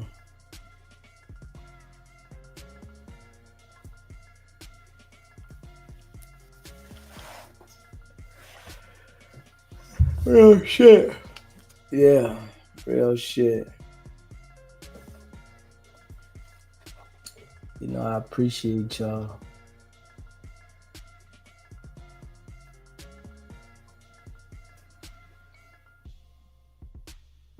Yeah. You know, I appreciate y'all, man. Nigga feel good, though. I feel good. For real. Sit here and kick it with y'all. And y'all know this. Y'all know this.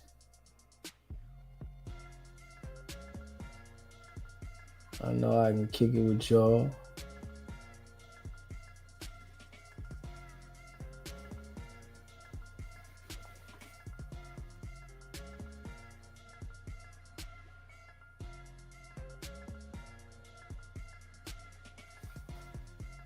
Let me see.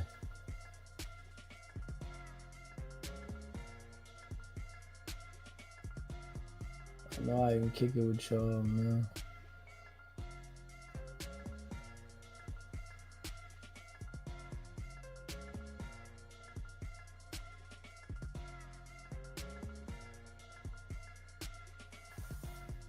Hold up.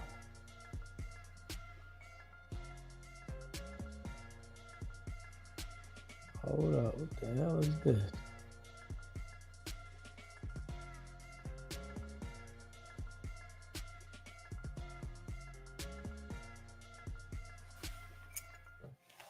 Hold up. What the hell is this?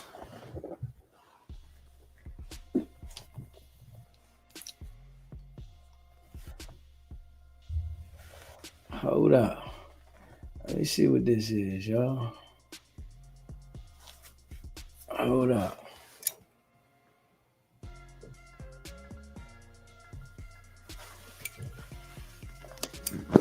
Hold up. Let me see here, y'all. Let me see here. I wanna let's see this shit right here. Hold up. Florida drug raid, 92,000 pounds of drugs and explosives seized. Hold up. God damn.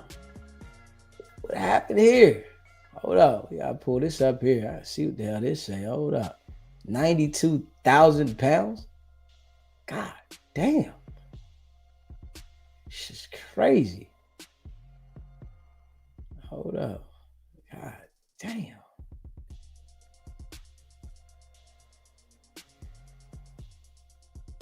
Yeah, that's a lot. That's a lot, man. That's a lot. Yeah, that's a lot. Let's see what the hell this shit say. That's a lot, man. Hit that like button, man. Hit that subscribe button. 92,000 pounds? Hold up. God damn.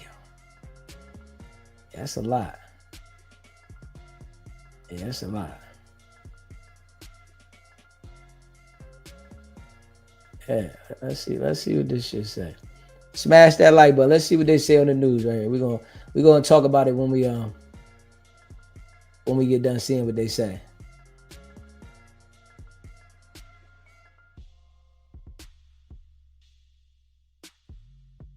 Thank you for tuning in to Live Now from Fox. We're turning our attention to a story that takes us down to Florida after more than 90,000 pounds of a substance or a drug said to contain deadly amounts of opioid was seized in northern Florida. Joining us live now to discuss this and bring an update to this entire situation is Fox 35 Orlando's Marley Capper. She is joining us now. Marley, this is a huge amount that was seized by police.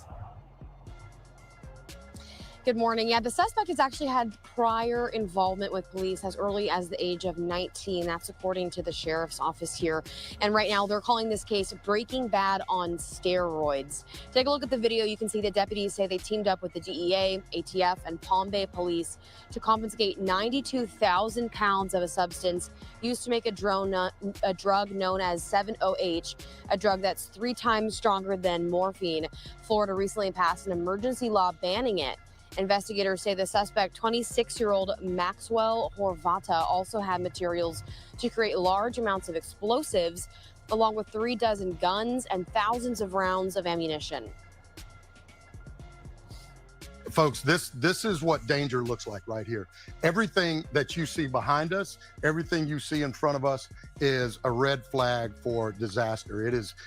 I mean, you look, the guy was making his own suppressors, fully automatic weapons, explosive devices. This guy was either looking to engage war or looking to arm those and furnish to those that are. And you see, even had, as you can see in the video, even had a 50 cal on a tripod, ready to do serious damage. The sheriff's office says this is the largest seizure of its kind in U.S. history, and that Horvata could spend the rest of his life in federal prison. Currently, he is in the Brevard County Jail. Sheriff Wayne Ivey says he is waiting on federal indictment. For now, reporting live for Live Now with Fox, Marley Capper. We'll send these back to you. All right, Marley, thanks so much for joining us there in Brevard County. I do want to take us out to some more of that footage that we have here, courtesy of investigators who seized all of these illegal drugs. And as you heard from Marley's report there, she played a little bit of an update that we had from those same investigators. I do have the full presser, if you could say, or the news conference that was released not too long, about 5 minutes, but it really breaks down just how serious this case is. As Marley had said, this is the largest drug bust in the nation's history.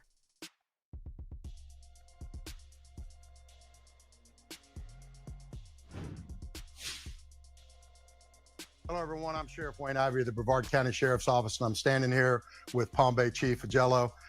We're going to give you a breakdown on a case that our agencies work today along with DEA, ATF, other federal task force members. I'm going to start out by saying what you see lying on the table in front of us with all the guns. A lot of these weapons are automatic weapons. We'll get into some of the meat and potatoes of this in just a second. But what's even more concerning, the boxes that you see behind us, and I'm going to step out of the way where you can take a good look at them. All of these boxes contain, and this is just half of it, by the way, it goes all the way back, contain 92,000 pounds of a extracted substance that's taken out of kratom, the substance kratom, taken out of kratom, and it makes it what's called 7-0, which recently the Florida legislature did an emergency bill to make 7-0 illegal here in the state of Florida. Maxwell Horvat is who we have in custody for this. Chief, I know you've got the briefing as well as I have. Search warrant earlier this morning. Our team went out, as I said, agents from all the different agencies involved, feds and local law enforcement, working on this. So I'm going to give you a little bit of background on Maxwell Horvat, and then the chief's going to talk about some of the things that he had inside. 26 years old. In 2017, now remember, he's just 26 years old. In 2017, he served 2 years in federal prison for possession of an explosive device, trafficking in MDMA. He got 2 years of federal probation. Well, he's got a lot more coming now, including pending federal indictments that are coming on him. Chief, if you'll talk a little bit about the explosive stuff they found in the warehouse. I appreciate it. Great collaboration, as you mentioned, by all agencies and departments involved. But yeah, so for example, improvised explosive devices, 5 IEDs were located on this property where the warrant was initiated at. Not to mention grenade simulators and 50 pounds of precursor chemicals to make explosives. So we're not just talking about drugs, we're not just talking about, illegal substances out in the streets. We're talking about explosive devices, things that the military are utilizing and other countries are utilizing all over the world to take out populations of people. I said, this is terrorist activities across the board. When you look at the explosive devices, as the chief said, 50 pounds. In addition to that, and I'm gonna read it off: 12 rifles, 1 short-barreled rifle, 17 pistols, 3 shotguns, 1 revolver, 2 fully automatic submachine guns, 3 suppressors, and thousands of rounds of ammunition. And then, as I said, on top of that, 92,000 pounds. From everything that we can tell from our federal partners, this is the largest seizure of this kind in the country. Nobody's ever been able to do this. As I said, Florida recently passed an emergency law making the 7-0 substance, the derivative of the kratom, making it illegal. The best part of this is Horvath knows it's illegal, but thinks he's circumventing the system. He actually runs a business called Overseas Organics. And he thinks that because you go there and make a purchase, or you make a purchase online and he ships it out of the state of Florida, he's not violating the law. Well, trick or treat. He is. Not only is he violating the law for that, but all the weapons, all the explosive devices, everything else that he has is going to land him in prison for the rest of his life. Now, back in September, our agents worked together, made buys from Horvath. He actually even gave him a tour of his business. I mean, he's proud of his business. And you're seeing in some of the film that we're rolling now for you, the business. This thing looked like Breaking Bad on steroids is what it looked like. He had it lined up with all sorts of different chambers and rooms and sterile environments, everything else. And they were taking it, extracting it, putting it in compressing machines. As I said, his company would ship it out. And he would, even if you went there and made the purchase, he would tell you he's got to ship it to somebody in another state, because that way he thought it made it legal. Well, it didn't. All right. And he's in custody. We're still putting all the charges on him. I can tell you right now, he's going to have automatically 36 counts possession of a firearm by a convicted felon, 1 count possession of a short-barreled rifle, 2 counts possession of short-barreled machine gun, and then more charges coming for the explosives. So yeah, Sheriff, it's like you said, 26 years old, already pretty much a career offender, started at the age of 17, federal charges, federal indictments. He has no regard for the sanctity of life. And great job by your folks, man. It was great collaboration. Yeah, great job by our agents, our local partners, our federal partners. Folks, this is what danger looks like right here. Everything that you see behind us, everything you see in front of us is a red flag for disaster. It is I mean, you look, the guy was making his own suppressors, fully automatic weapons, explosive devices. This guy was either looking to engage war or looking to arm those and furnish to those that are. And you see, even had, as you can see in the video, even had a 50 cal on a tripod, ready to do serious damage. So he's locked up. He's in Ivy's Iron Bar Lodge. He's going to stay there. As I said, he's got pending federal indictments. Those indictments will make sure that he spends the rest of his life right where he deserves, and that's in prison. But great job by all of our team. 92,000 pounds of... Yo. Woo. 92,000 pounds. And all of that ammunition, artillery. Hey, listen. He had to be getting help by somebody, you know. But you know one thing that them feds will do? They will come in and act like they're regular people to get the inside information. And that's exactly what they did to him. They made sure that they came and seen the whole operation before they moved in.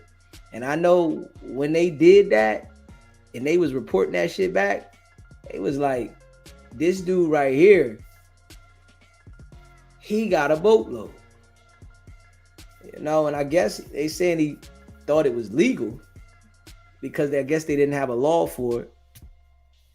And he had already been to federal prison for 2 years before. One thing, you know, some people in the feds do is they learn how to be more of a criminal. Yes, they'll meet people in the feds, they get connects, and they learn how to be more of a criminal. And they come home and think, okay, I'm gonna do it better. I got this connect, I met this person, I'm learning this. It's like some people be studying how they gonna do it and think that they can do it better. You know, really not understanding that, you know, there's no way that they're gonna allow you to maintain success dealing with any narcotic, firearms, and stuff like that. You know, you're not gonna maintain it. Eventually somebody gonna tell on you. You know, people get jealous. And when you show other people what you're doing, somebody gonna tell somebody. You know, the information going to travel, and they're going to detail what you're doing, and it's always going to get back to them people every time. You know, this shit is designed, you know, for you to get caught. It's not designed for you to beat the odds. It's designed for you to get caught. And he's looking at life in jail for that. You know, 27 years old. Was it worth it? Nah, ain't nothing worth it. Nah, man. You know, the mind. You know, but I wouldn't be surprised, right, with him if they didn't give him less than they would give other people. Because they're going to want to know how he came up with this and how he started operating this. And, you know, if he tells them all these things, he'll end up getting some type of leniency.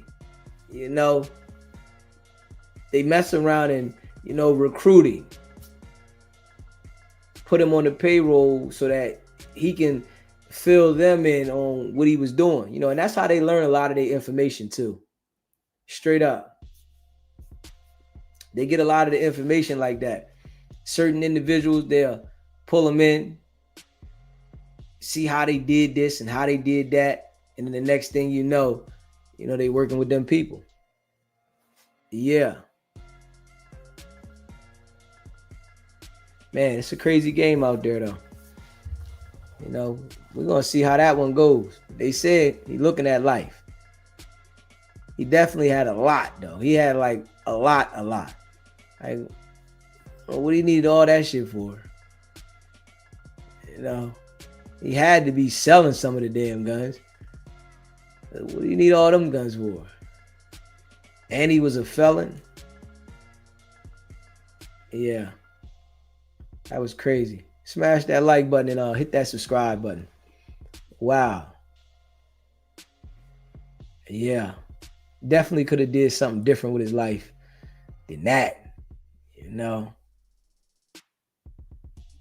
It's easy to get caught up. You know. Being a criminal. Being a criminal. You know, smash that like button and hit that subscribe button. Let me see here.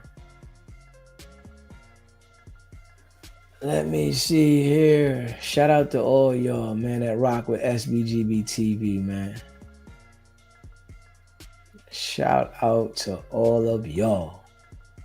Let me see here.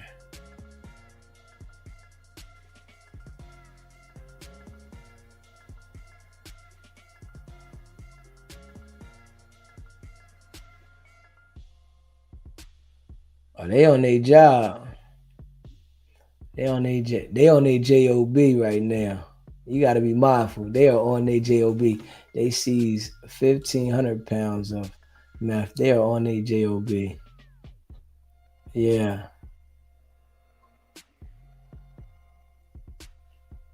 Yeah. Let me see. Hold on. What does it say? Police rush to Iman Sherbert's home over late night fight.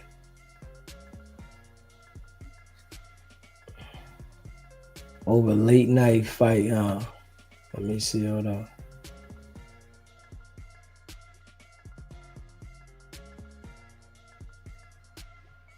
Oh yeah. You know, Tiana Taylor loving this. Let me see. Tiana Taylor loving this one. Let me see. You know she is.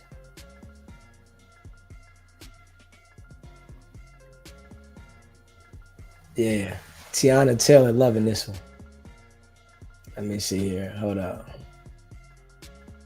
Smash that like button and hit that subscribe button, man. Shout out to all y'all.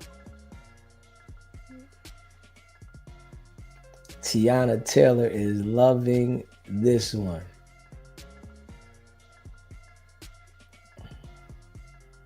And we're getting a glimpse of what happened behind closed doors.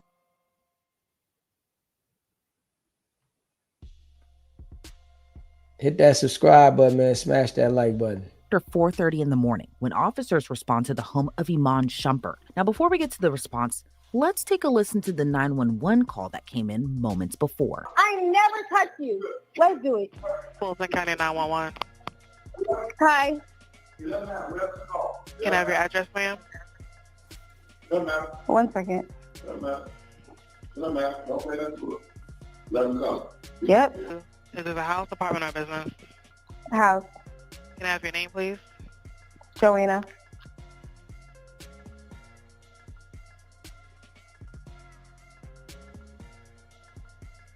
Tell me exactly what's You want to happening. put your hands on me? I never touched you. You put your hands on me. You put your hands on me. Hello? Yes. Tell me exactly what's happening, ma'am. So I have a gentleman here. I'm having a conversation with him, and he put his hands on me. Are you injured, ma'am? Do you need EMS? No, I don't need EMS. Is anyone intoxicated or have any weapons? Might be intoxicated. Very intoxicated. Yep. Are you or him intoxicated, ma'am? Him. Alcohol. Alcohol is the cause of most domestic violent situations. That shit ain't no good, man. At all. You know, a lot of people can't control their liquor, man. You know, and put themselves in these type of situations. Knowing you're a public figure, you gotta relax. Straight up. You really gotta relax. Both. Both of you are? No, I'm not. I'm so not. Yeah. Mm-hmm. Yo, can you take this call outside? Who is he to you, ma'am? Can you take this call A outside? friend. You keep trying to stay in the house to make it dangerous. No, Okay, you let me touched get a me. description You know of you it. did wrong Hello? when you Ma'am, I need you dragged to me out the answer me. room. You sat there and you dragged me out the room. If you understand, if Taco would have saw the way you dragged me, then you understand. I'm sorry. Ma'am, can I get a description I'm of sorry, him, ma'am? please? Can I get a description of him? Is he African American, Caucasian, Hispanic? Yes, Which one, ma'am? African American. What color shirt does he have on? Nothing. Yeah, it's weird. What color pants? Black. Let me get a description of you. Are you African American, Caucasian, or Hispanic? Yes, Which one, black. ma'am? What color shirt do you have on? Black. What color pants? Black. All right, they'll be out there shortly, okay? Thanks. Welcome. Now, a lot of people might already know who Iman is. Former NBA star, the season 30 winner of Dancing with the Stars, the ex-husband of singer/actress Tiana Taylor. But on this day, all police knew was there was a domestic dispute at his home.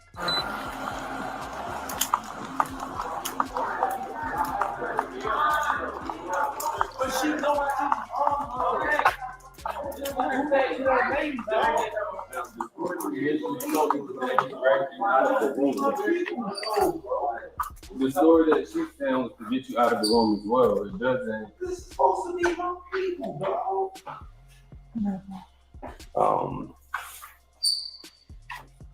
She's saying that the initial story said he didn't hit her, but that he dragged out of the room, trying to get her to leave. She won't leave the residence. They're saying she had a ride, but she refused to get in the ride. Or, No, I didn't refuse to get in the or ride. you didn't get in the I did ride. not refuse. You didn't take the ride. I'm the one who initially called the ride. The woman sitting on the black couch is Joanna Donjour, and she's the one who called 911. On Instagram, she's known as Joanna Kent. She has tens of thousands of followers. It's not really clear if it's the full boyfriend-girlfriend title, but she and Iman had something romantic going on. A situationship maybe, dating possibly. You get the picture. So on November 26th, Joanna went over to Iman's place, and it quickly got ugly. When she was there, another woman is there. Iman says this is just a friend, but when Joanna confronts the former NBA star about another woman he was talking to, that's where things escalated. The two got into a heated verbal argument, and Iman was like, you gotta go. You didn't get in the ride. So, when are these guys gonna understand and learn that somebody's gonna get jealous. You got multiple women in there, somebody gonna get jealous. And you're not gonna be able to just tell her to leave. You know, she don't want to just leave.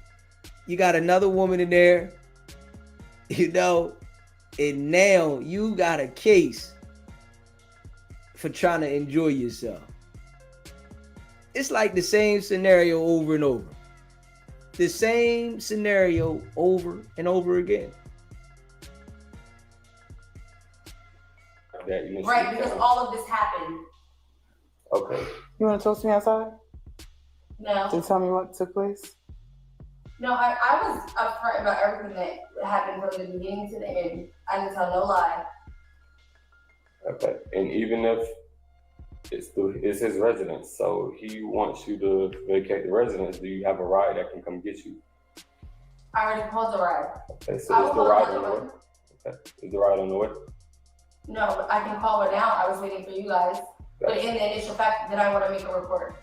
Okay, then I can get you a case number in regards to Okay, this. let's do that. Gotcha. You have your ID? Yeah. There's an orange a Birkin outside. Oh, we're not allowed to go through it, babe. You have to do it.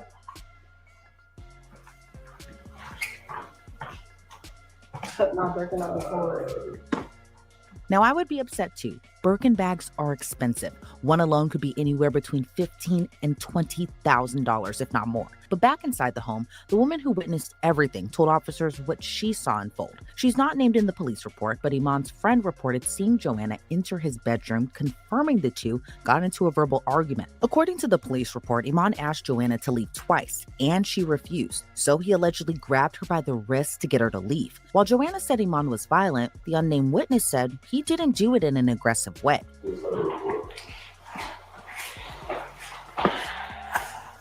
Obviously, she didn't want to leave.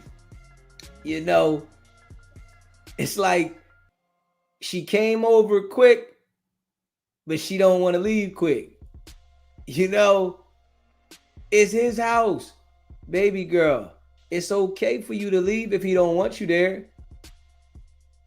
She said, I ain't going nowhere. The cop telling her to come out here so we can talk to you. She like, nah, she still don't want to leave. She want to make a report.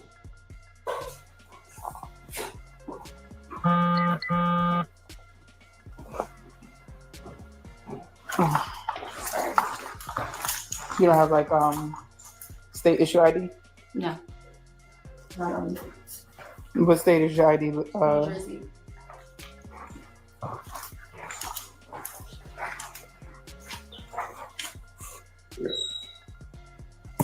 I was gonna call over here. You want me to write it down? Do you guys have any trouble finding it before the leak something happened and they couldn't even pull up my name? Understood. But you do have a New Jersey issue ID or driver's license? Yeah.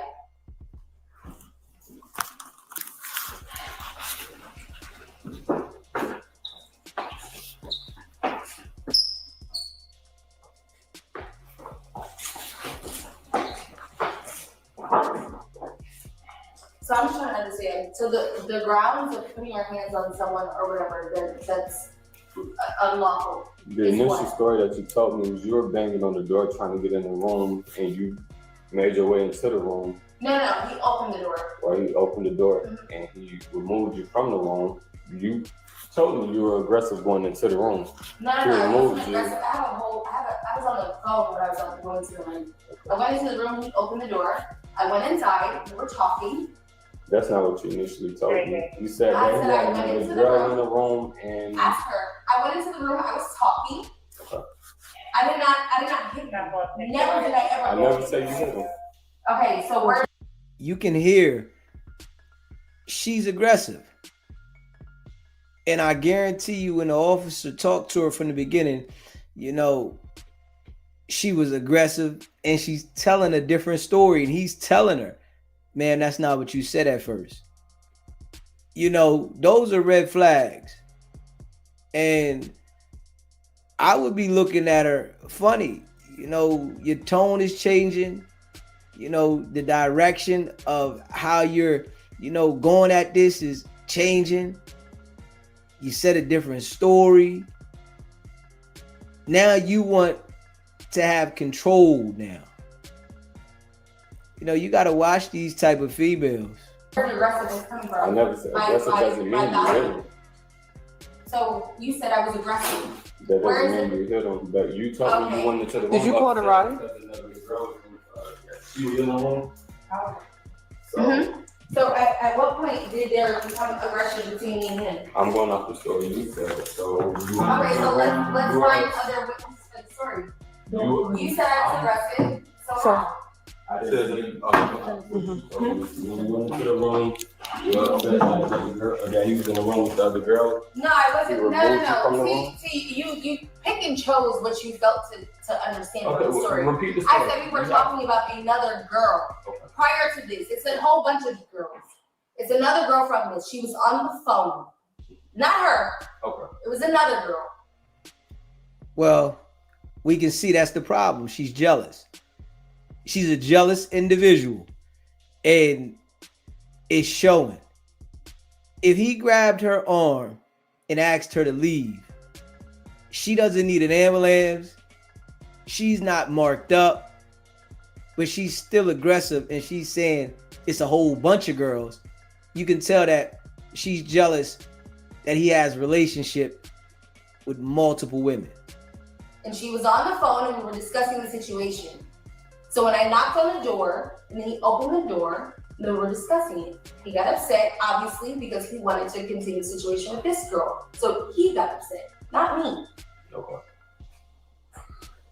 Understand the story clear. You want to run back your camera that you have running? On camera, so Yes, I'll go back please to run it the back. I got you. But be mindful of what you're doing. You're a cop. Like, this is your job. It's all Be recorded. mindful, so don't make a anything. Okay. It's recorded like you said. Yes.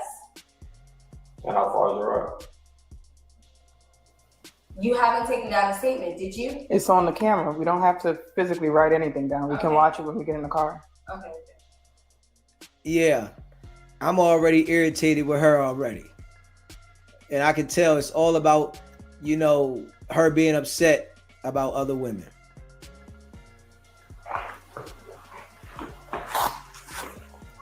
Do you want me to close this door? So do you.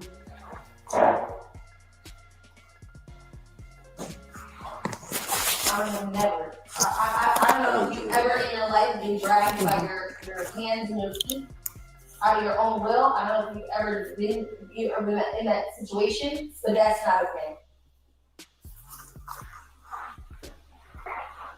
What's a good contact number for you? I don't know. Is that lawful? What's a good contact phone number for you, Miss Joanna? Is that lawful? I'm asking you a question. Is it lawful for him To be dragged by your hands and your feet. Is there a statute that says someone can't drag you by the hands? I'm trying to understand what you're asking, really. Okay. That was my question. What's a good contact phone number for you? And then what's the ETA for the ride that's coming for you? 15. All right. Do you mind to step outside while we wait for that, please? No. I do mind. Okay, I'm gonna ask you to step outside while we wait for the ride. Miss, can you step outside while we wait for the ride? It's raining. It's not raining. Okay, but I'm in my pajamas. It's not raining. There's a porch that's covered right here. This is now my second time asking you. So you're gonna remove me? Yes. Can we step outside onto the porch while we wait for the ride? So this way we can de-escalate everything that's going on here. You're telling your story, you're upset, tensions are high. I'm gonna ask that you please step outside with us. Thank you. I promise you this. No, you can remove me. I promise you. No, let me stand outside. Hold up. So he wanted her to leave. She didn't leave. The police is telling her that she needs to come outside and she's still not leaving. Oh yeah. You can tell who's the problem. Come on now, Let's do it. Come on. Let's do At the it. same time, they don't have to be aggressive. I'm not tripping. No, let's do it.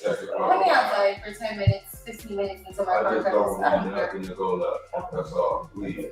Please don't let her go left. We literally stand outside with her more. I know, but I just don't. She talking about remove me. Please, bro. I just don't want no bull. I know. I just don't want nothing to go left. She need to wait on her ride. She can wait on her ride. Please don't let nothing go left here, bro. Oh, nothing going left. I'm right now. I just can't handle it. I ain't gonna lie to you.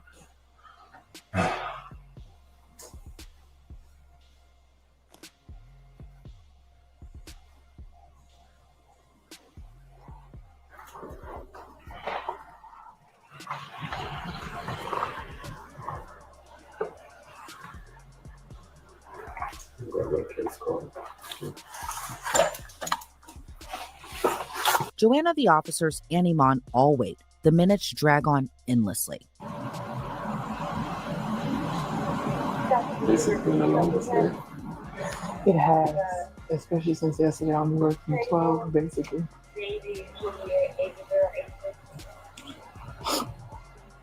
I was thinking like I could do 8-hour shifts.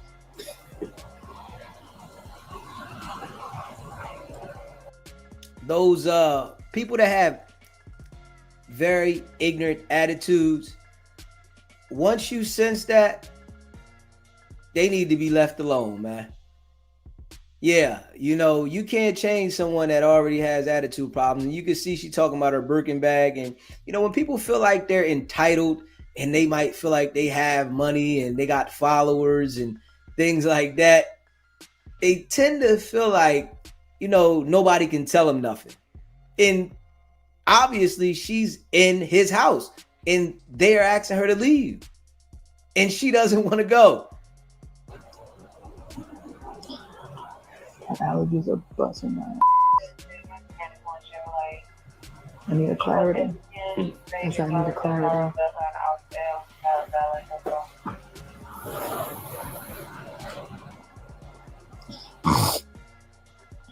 I just finished my accident module. I gotta do my narratives now. I finished up my modules. I be doing them on scene. That's how I get it done so quick. Yeah. I was like, all right, let me get you a case number real quick. Run it right in, put it right in the module. Boop, boop, boop, boop, boop. Offense. Time. District, whatever. All right. Then I go back. Here's your case number. And I do my narrative at like 3 a.m.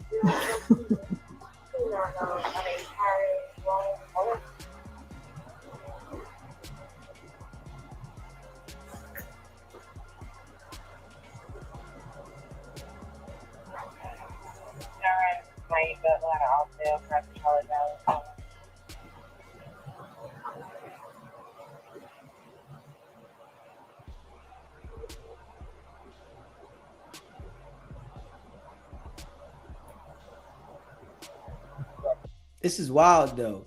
They're very, very patient. You know, very, very patient. And she just acting like she ain't gotta go nowhere. I guess she thought that she was gonna call the police and they was gonna put him out. You know, because some people think like that. They think that, you know, when they come into your house, if they call the police, they got all the rights.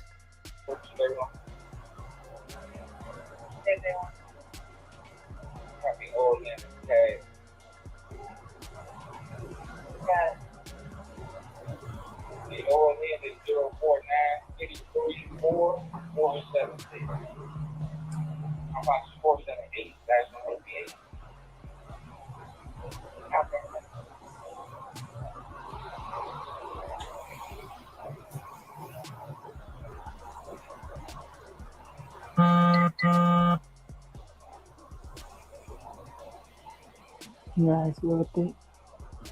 Save my eyes for it.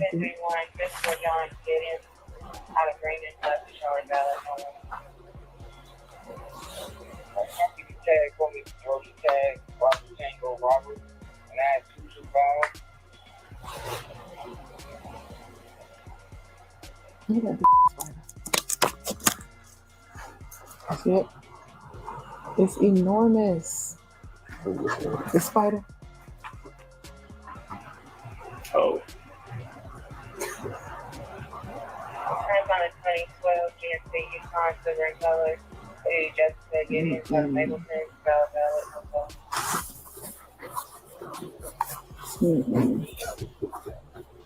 And it's just like floating up the thing. Yeah. Nah.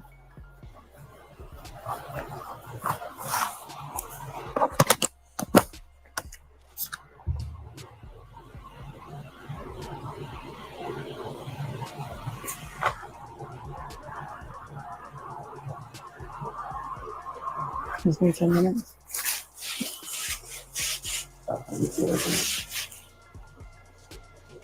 And like, damn, did she call the ride or is she pump faking?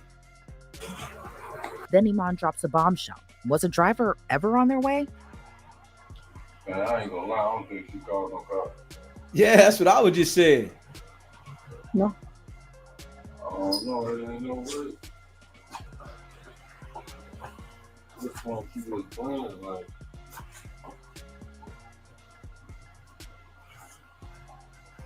I don't want nobody getting aggressive or nothing, it's just like.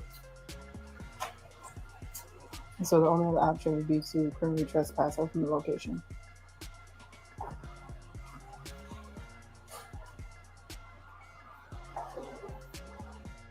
I'm criminally trespassing her.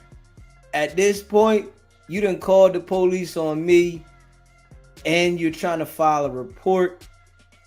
I'm criminally trespassing her.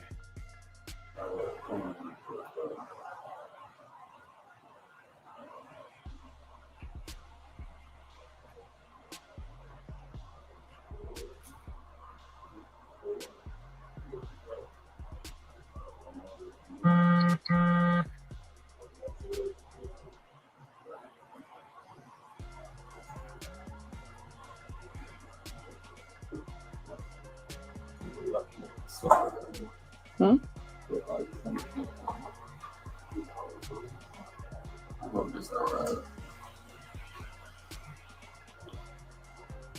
There's some headlights coming, so maybe. You heard?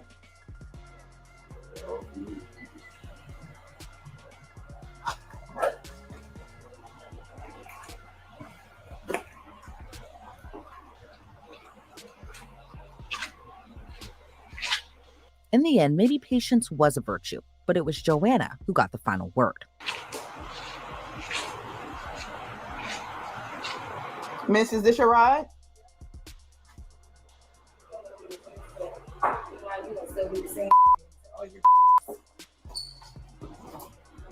You're doing the same thing. See you in court.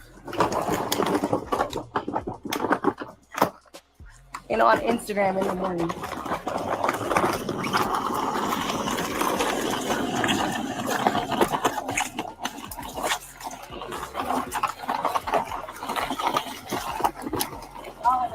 Y'all already know this story. So y'all are sitting there defending this man.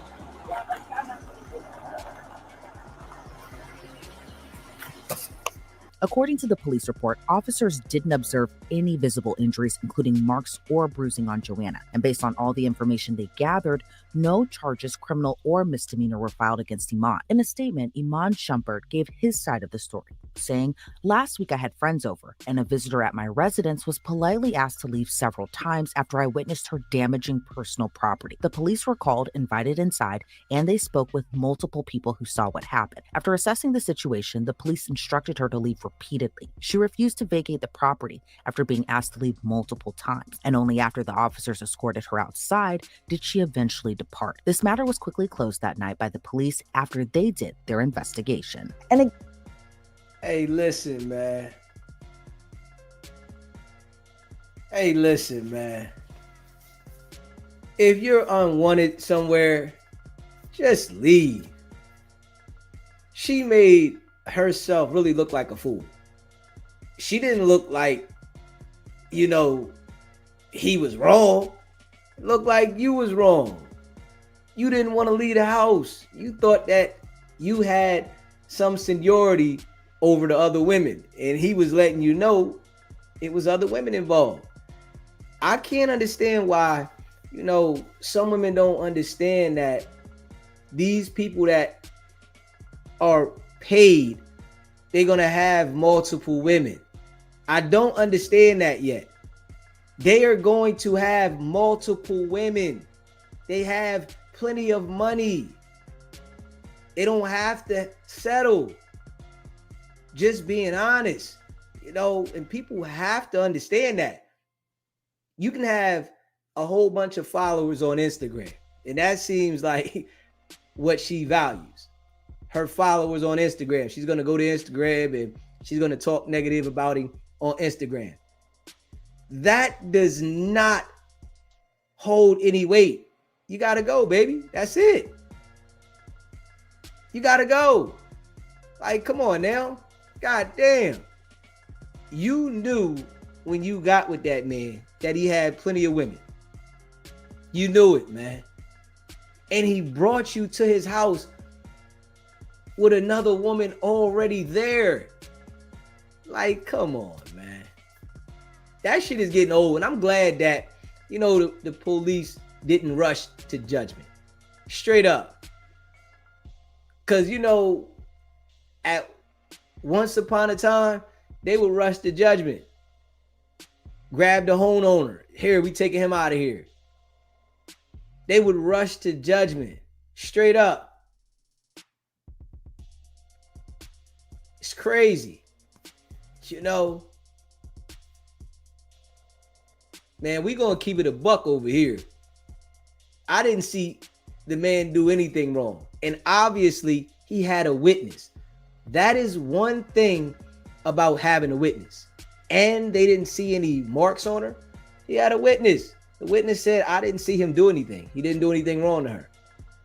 She was trying to make something up. Luckily, he did have another girl there, because if it was probably just him and her, they would have went with her story. His word against hers. But when you got a witness, they know now that some people fabricate these things and definitely want to make people look like they did something that they didn't do. You know, smash that like button and hit that subscribe button and share this live. You know, we appreciate all of y'all that rock with SBGB TV. And that's a fact. Wow. Deep. Okay. So let's check this out right here. All right. Let's check this out right here. It was a ex Florida deputy. A female Florida deputy caught robbing a bank. Wow. Things must have got real for her to go rob a bank.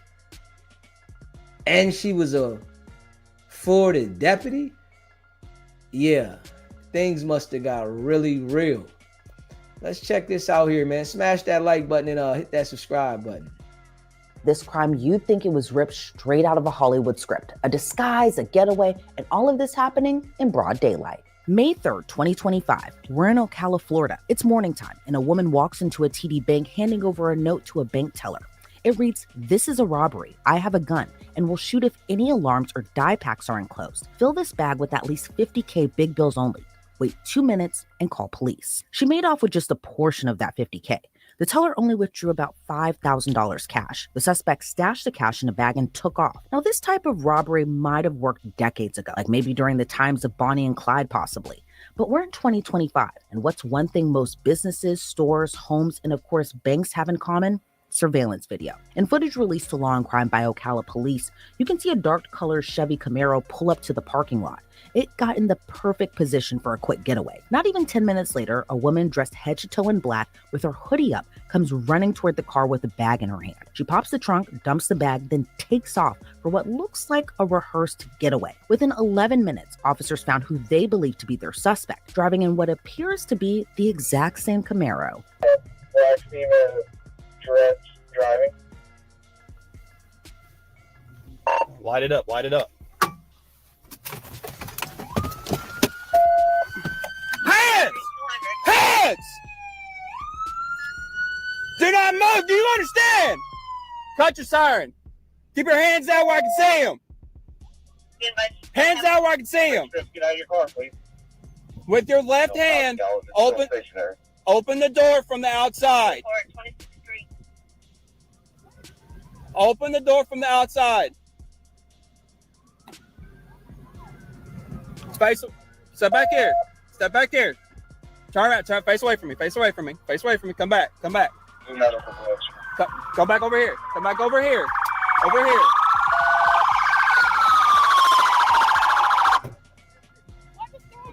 Just hands on the car. Hands on the car. Hands on the car. Hands on the car. Hands on the car. Sir, please, what's going on? I got it. Sir, what? Stop. Stop. Stop. Stop. Stop. Stop. Stop. Stop. Stop. Stop. Stop. Stop. What is going on? Wait.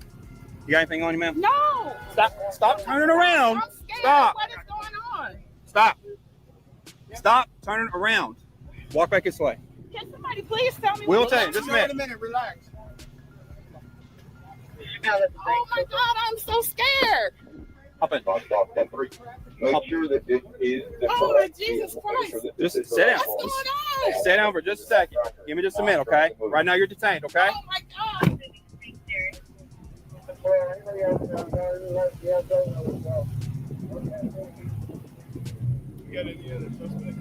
As far as I know, what we're getting is just her.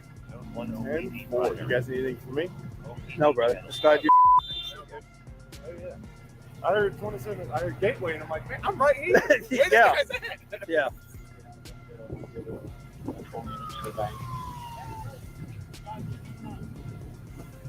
Hey, hold on.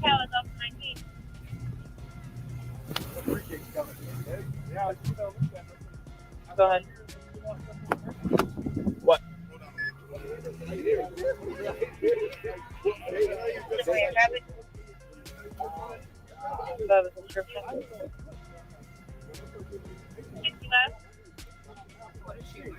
She got a red shirt, black hoodie with white writing on it. She had like a blue bonnet. That's what we're trying to see. Cap on, black sunglasses, mask, blue gloves, and like a gold colored purse bag. Hey, whose cards are these two?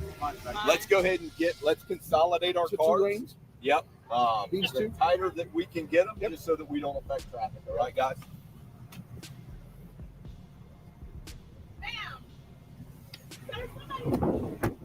LTW.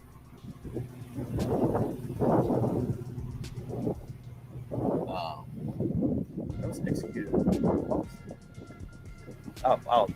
Never mind. Yeah, I'll take it later.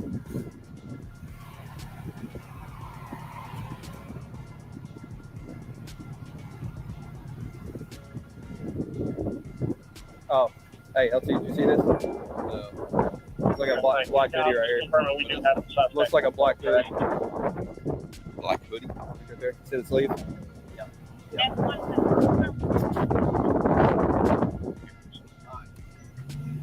So, what's the game plan right now? I like it. There's a black hoodie in the middle. You can see the sleeve right there.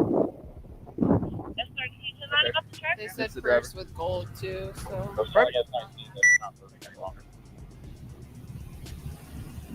Kind of cool. Just let us know. We're holding the interstate.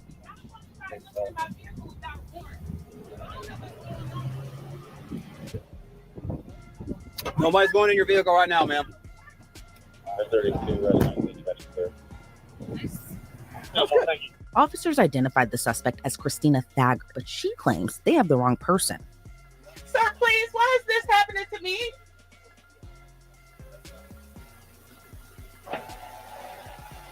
Ma'am!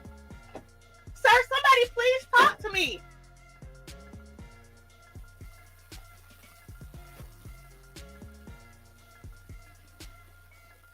Excuse me! Excuse me! Excuse me! Excuse me! Excuse me! Excuse me! Just confirming we do have the suspect as well.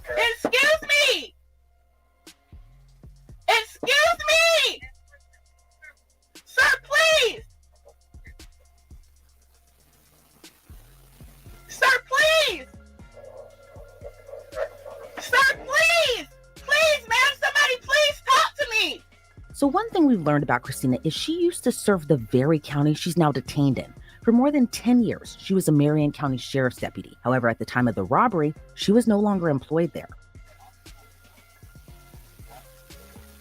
Sir, please. Sir, please. Why y'all looking up in my car for a gas drive off? What's going on?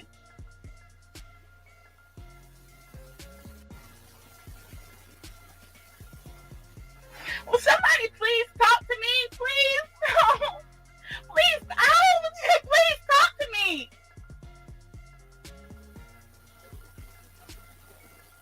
Please talk to me. I have a funeral. Please, sir.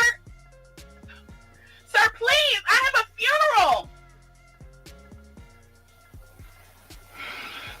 Sir, please, ma'am, anybody, please. Officers got a search inside the Camaro, where they later recovered a black hoodie allegedly worn in the robbery, as well as the robbery note.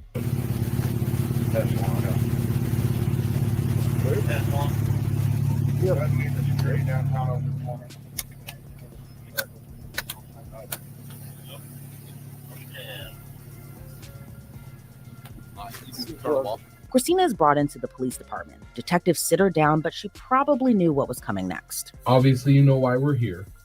I mean, not really, but I sort of got an idea. So there was a bank robbery, and everything from the bank robbery was in your car. So that's why we're here. So I'm going to read you your rights. Okay. You have the right to remain silent. Anything you say can and will be used against you in the court of law. You have the right to talk to a lawyer and have him present with you while you're being questioned. If you cannot afford to hire a lawyer, one will be appointed to represent you before any questioning if you wish.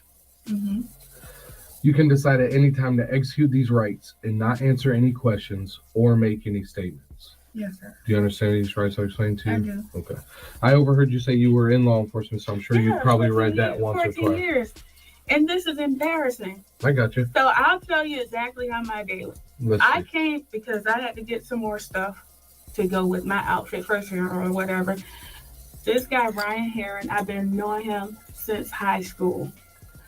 He used to like me back in the day, but he sort of went down the wrong path. It's a white boy. Okay.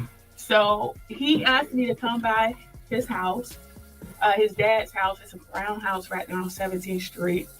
And I stopped by there. And I'll be honest with you, they wanted to go they do drugs.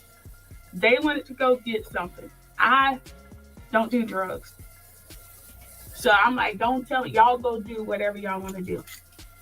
So they come back and they acting all crazy. And I'm like, I gotta go to the funeral. And when I got in the car, I saw all of this stuff, but my car is always a mess. But the only thing I did, because I had on this dress, which is pretty short, and I know I was gonna go to the store. So these pants, I don't know if these are pants that was in my car or pants from them. So I slipped on the pants, so my butt won't be showing in the store. And I didn't even look to see what was in that stuff they had. I got one purse. Okay. So what kind of purse is that? It's a pink Guess purse. Okay. Okay. So Ryan, R-Y-A-N? Mm-hmm. And how do I spell his last name? H-A-R-E-N. H-A-R-E-N. Can I talk to you real quick? Yeah. Sorry. Be right back. You sure you don't want a bottle of water? I'm too I got no appetite for nothing. She definitely, has the mannerisms of somebody that is on something.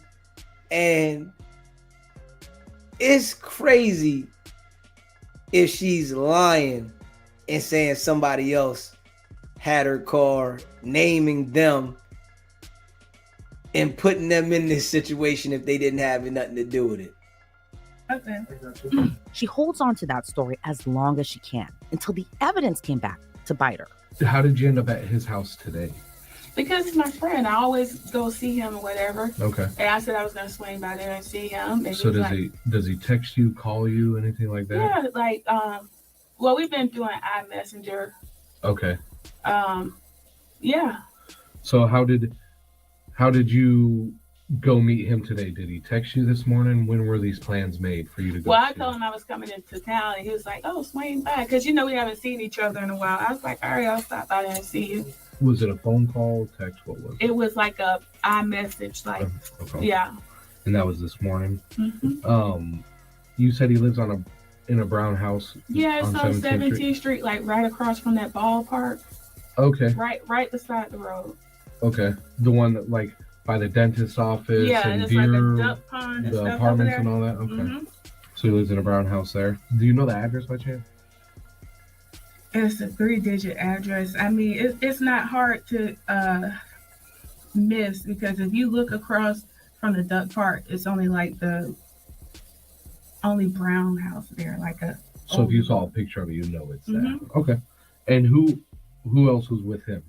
The girl, I don't know, because he has drug issues, and that's my friend. I've been trying to help him out.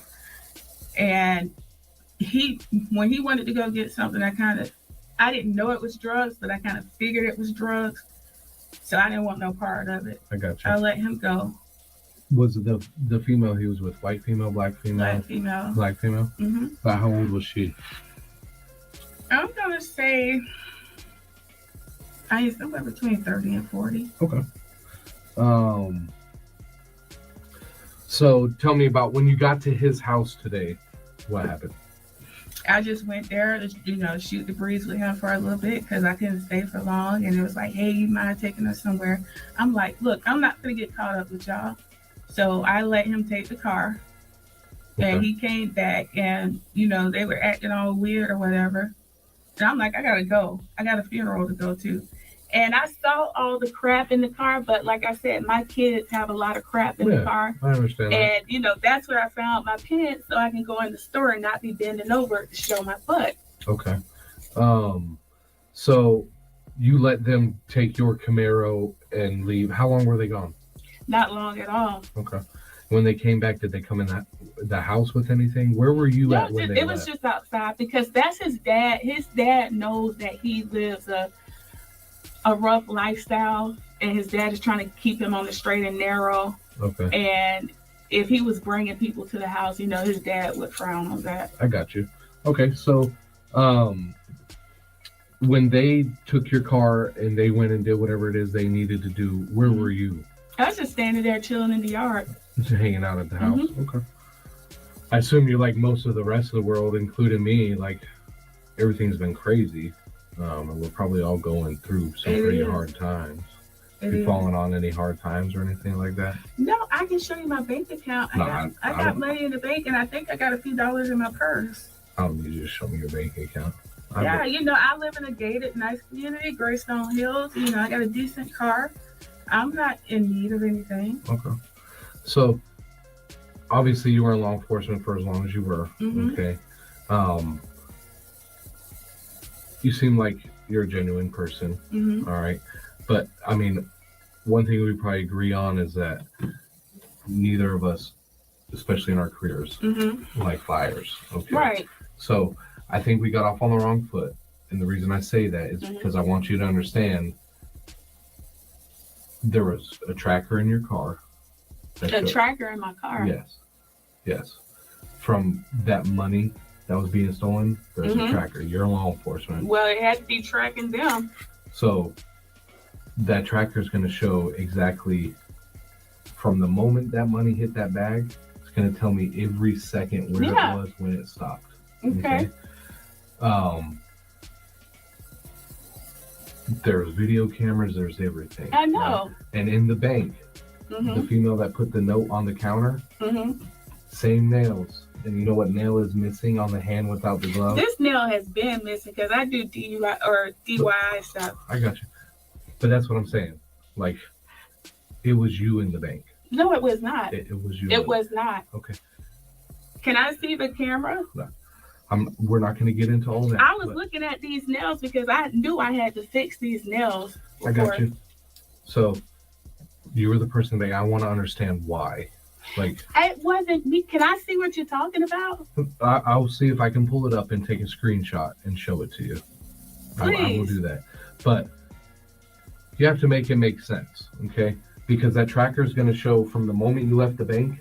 I have you on camera when you left the bank, where you were going. I've already got those timestamps. I've already got the video. That's fine. What bank was it? You know what bank it No, was? I'm asking you what bank. Was it close to that house? Obviously.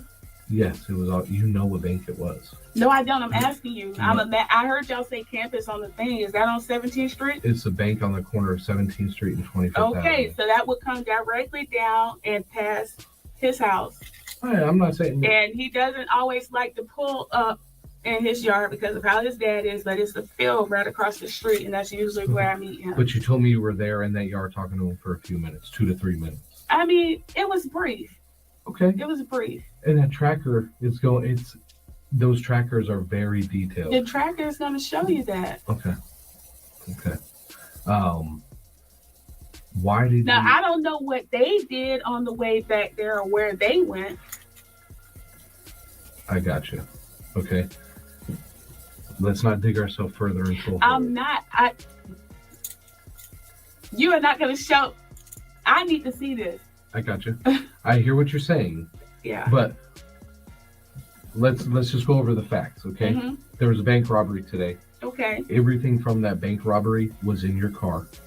The person that did that bank robbery matches you to include your nails with the 2 same missing nails. Well, show me And it. you're saying when they came back and you talked to them in the yard for a few minutes and then you left, why would they go rob a bank? Maybe they got freaked out. I don't know. No, it's not true. You're not going to show me a picture of me in that bank. I'm giving you the opportunity to tell me why. I can't tell you why because it wasn't me.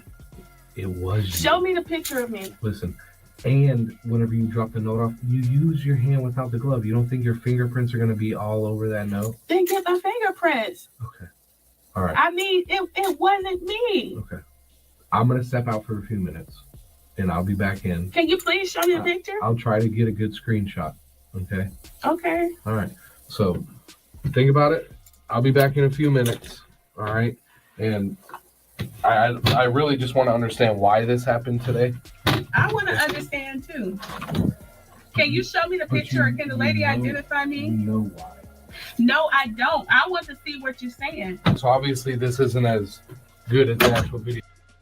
She was in law enforcement for 14 years and really thought that she was going to be able to fool them with all the evidence in your car and the evidence showing that the same person that had the nails broken has the nails broken like you do.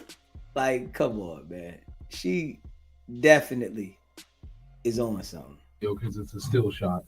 But right there is your hand. Okay? That person don't even look like But they listen. have nails on. Can I see it? Sure. That's crazy. That person don't even look like Facts. they have nails. JR, appreciate that, bro. There's an entire video. Look how long my nails are. I see that. Okay. I'm not debating if it's you. I know it's you. How can you know that's me? I can tell you. From that picture? Okay. So when you were stopped today, were you the only person in your car? Stop. Yeah. Okay. When y'all stopped. So when you left that bank, mm-hmm. that tracker tells us when you're walking, what speed you're going, when you go. You never stopped. Your car never stopped. From the moment you left that bank, only times it pauses is the stoplight, and then it shows you. It must have been a glitch. It's not a glitch. It must have been a glitch. That report is going to be in your file. Okay. I didn't put that in my file, but I mean. Listen. So let's cut. Are you gonna take me to jail based on that? 100%. You are under arrest. Please, sir. You're going to jail today. Please, sir. There is no doubt in my mind that you did this. Why? All the facts. Just a picture. So this is your opportunity. No, not just a picture. Videos, pictures, evidence. Let me see me on the video. That doesn't look like me. I will take you to Ryan. Why did you do this to me? I will take you to Ryan. I did not do this. Please, sir, do not do this to me. Please. Please. That is not me, sir. Please. I have a funeral to go to. You're not going to make your funeral. Please, sir. That is not me. Right now, please, I am begging you in Jesus' name. Please. Can I look at it again? That is not me. No. Your car never stopped from the moment you left. I don't know about that, sir. I don't. I do. There's a live I don't know what might have happened. Okay. It was not a long time that I sat there with Why him. did you do this today? Sir, I did not do that. Please, Okay. please, you gotta go let me talk to this lady. Please don't do this. Don't leave me, please. Don't leave me, please. I'm gonna get your paperwork going so you can. Sir, please don't leave me. Please, please don't leave me. Oh my God! Can you do some more investigating and just let me go home? I'm not a flight risk. Please. There will be plenty of investigation further after this. That's fine, please. This is so major. Everything that I have right now, you're under arrest. Lord Jesus, please don't do this. Okay? Please let the people go. Identify me, please. Please, please. I am begging you so bad. That is not me, sir. I got you. Please, sir. Please, sir. Oh my God.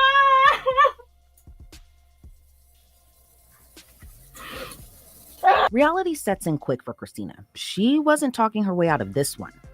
Oh, Lord Jesus. Oh, Jesus.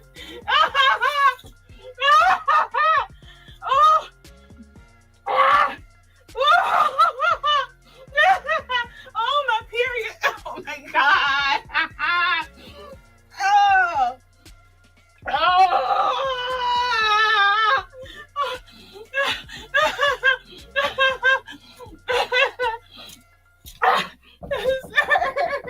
Sir, please. Please. Oh, please, please, please, please, please, please, please, please, please, please, please, please, please. Please, please, please, please, please, please, please, please, please. Oh, that was not me. That was not me. That was not me. That was not me. That was not me. She definitely talking too much. Yeah. But it lets you know that she's on something. You know, you can see how her personality went from one thing to the next, and now she's just, you know, distraught. But you definitely supposed to be quiet.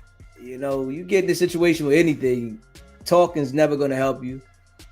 But they do got her red-handed.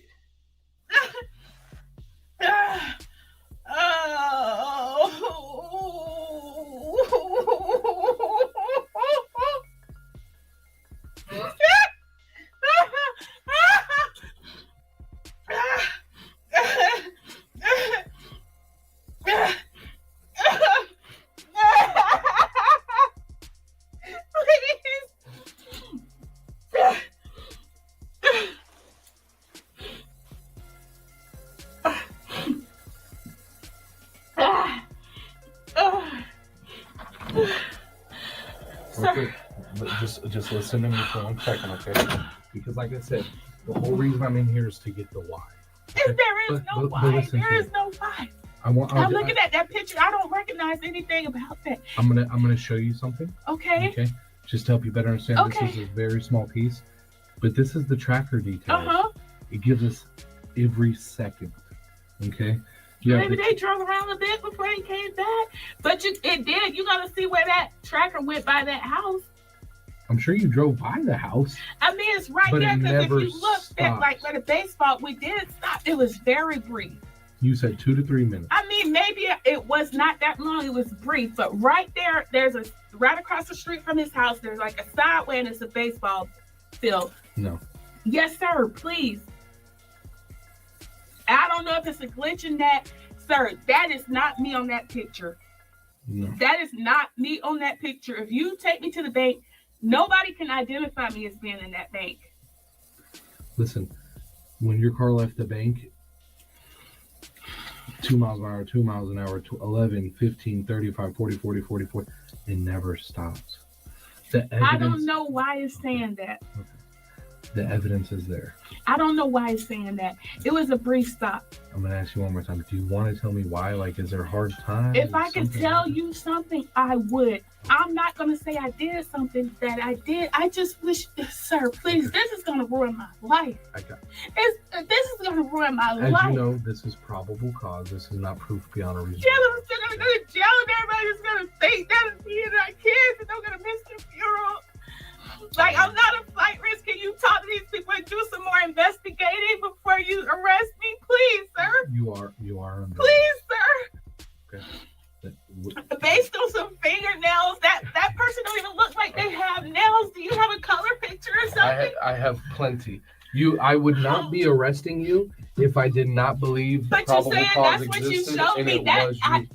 I'm not going to is- show you every bit of evidence I have. Okay. Well, I want to. I got you.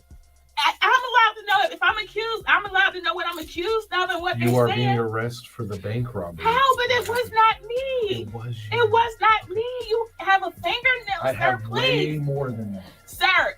The only thing you showed me is a fingernail. Just because that's the only thing I showed Okay, you. but can you tell me what else you have? Oh my Lord. Oh my Lord. Oh my Lord. Oh my Lord. Christina went full-blown crash out. Detectives confirmed her prints were on the robbery note, and they were found on the bank's door. So the jig was up. Don't do this to me. Please don't do this to me. Please don't do this to me. Please don't do this to me. I can't have my kids thinking I'm some kind of bank robber. Woo!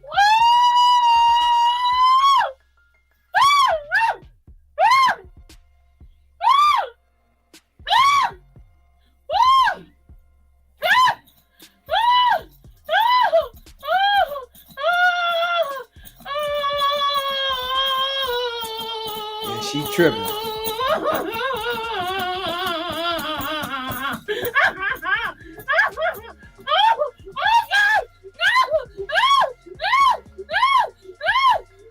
Yeah, she tripping.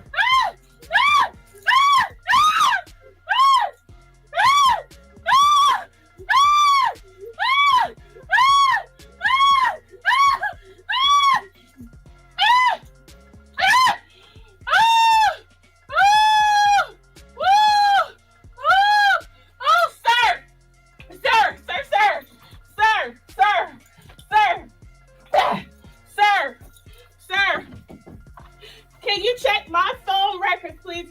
Ping my phone. My phone was nowhere near wherever they was, sir. I swear. Like, this is so serious. It is. So why wouldn't y'all do everything? Like, you can't just take somebody to jail for something this serious with not a more PC. I got stuff that can vindicate me. You can check my phone location. You can ask the lady, do I have this? Am I the same person? You can talk to the suspects. You can maybe even talk to his dad. His dad is telling him he's probably capable of something like this. If I did it and you had all the evidence and stuff, then I would have to eat that up. But I'm upset because I don't do this, and there's so much you can do to prove that I did it. And you gotta ruin my whole life. You gotta ruin my whole life. You want to use the evidence that you think can excuse me, but it's stuff that will exonerate me, and you won't even go look at it. It's not your job just to prove I'm guilty. It's your job to eliminate me as a suspect if I'm not. It doesn't go one way. You can't just say one or two things and it's her when there's about 5 other things that can prove I'm not. I have checked my phones. My phones are not going to ping anywhere near any bank. That lady will not identify me, my voice, or anything like that. Fingerprints mean nothing when the property already belongs to me. I don't know what all they use. I don't even know what all they use. It's a ton of crap in my car. Like, before you're gonna try to verify something, at least check the things that can prove that I'm innocent. Please check the things that can prove that I'm innocent, because once this is out there, and even when I'm found innocent, it's still out there. It's still out there. It's still in the newspaper. It's still out there. Check all the evidence. Cover yourself up. Sir! Cover yourself up. Sir! Cover You yourself are up. using the makes me look bad. Why would you? Deville, come on. Why would you? Get up. Why would We're you? going to the jail. Why won't you use the evidence that can prove I didn't do this? Why won't you let the lady identify me? Why won't you check and see where my phone was? On May 29th, federal prosecutors announced a grand jury indicted Christina for bank robbery. Despite claiming she's innocent again and again and again, she ultimately pled guilty to the charge. She's awaiting sentencing now, staring down a lot of years behind bars. A sentencing date hasn't been set yet, but Christina Thagard is reportedly facing up to 20 years in prison. Thanks for tuning in. Yeah. She was tweaking. Facing up to 20 years. She pled guilty. She knew she did it, but I really think that she was on something. You know, that high gave her some type of courage to go inside the bank. And she didn't get far. You know, it was a dumb decision. And she got to pay for her mistakes, man. You know, sometimes you got to learn the hard way. Crime does not pay. Not in this day and age. Too much technology, man. You know, they paying attention. It's too much technology. Crime does not pay. Yeah. I appreciate all y'all, man. Smash that like button and hit that subscribe button. Yeah. Go check out the merch. sbgbtv.com. If you want us to promote anything for you, email me at sbgbtv@gmail.com. You know, man, I appreciate all y'all that rock with SBGB TV. And I'm gonna let y'all hear this before we get up out of here. One time for the one time. Shout out to all y'all, man. I'll let y'all hear this one time before we get up out of here, man. Luce Cannon's brother on the phone with wack100. Yeah, on the phone with wack100, and Luce Cannon has come to the realization that Charisse is up out of there, you know. But he wants to expose her. But then he said, never mind. He doesn't know what he wants to do. But check this out, though. Hit the subscribe button, man. Smash that like button. So you got some exclusive audio right there. Don't nobody has to fit what you just brought up. Damn. Hello? What? You on the phone? Yo, yeah, I'm here. Okay, hold on. Let me call. I gotta. Hello? Yeah, could you hear me? There you go. Yeah, there you go. That nigga gonna call back in 40 minutes. I know, but nigga, what the fuck do he? First of all, you know what he's talking. What he's saying. He talking about.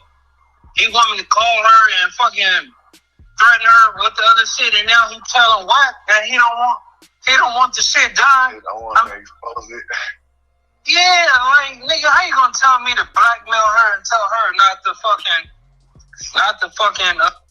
come back around, or nigga I can't tell nigga on what the fuck happened or what's going on, and then I tell this nigga about it, and he's trying to pretend like he don't know what I'm talking about. Yeah, I don't know what. That's why they get confused. Huh? They get confused because you see how that nigga Wax started talking and saying shit, and he heard this, or somebody got a recording and all that crazy shit. That shit, I don't know what the fuck is going on. Yeah, but that nigga's the one talking about nigga extorting niggas. If he don't come back around, nigga, he gonna literally fucking expose the whole little get down. But now, then he tells me to tell her that. I'm like, nigga, we gonna want to have Wack do it, because at the end of the day, Wack gonna blast it all across the internet.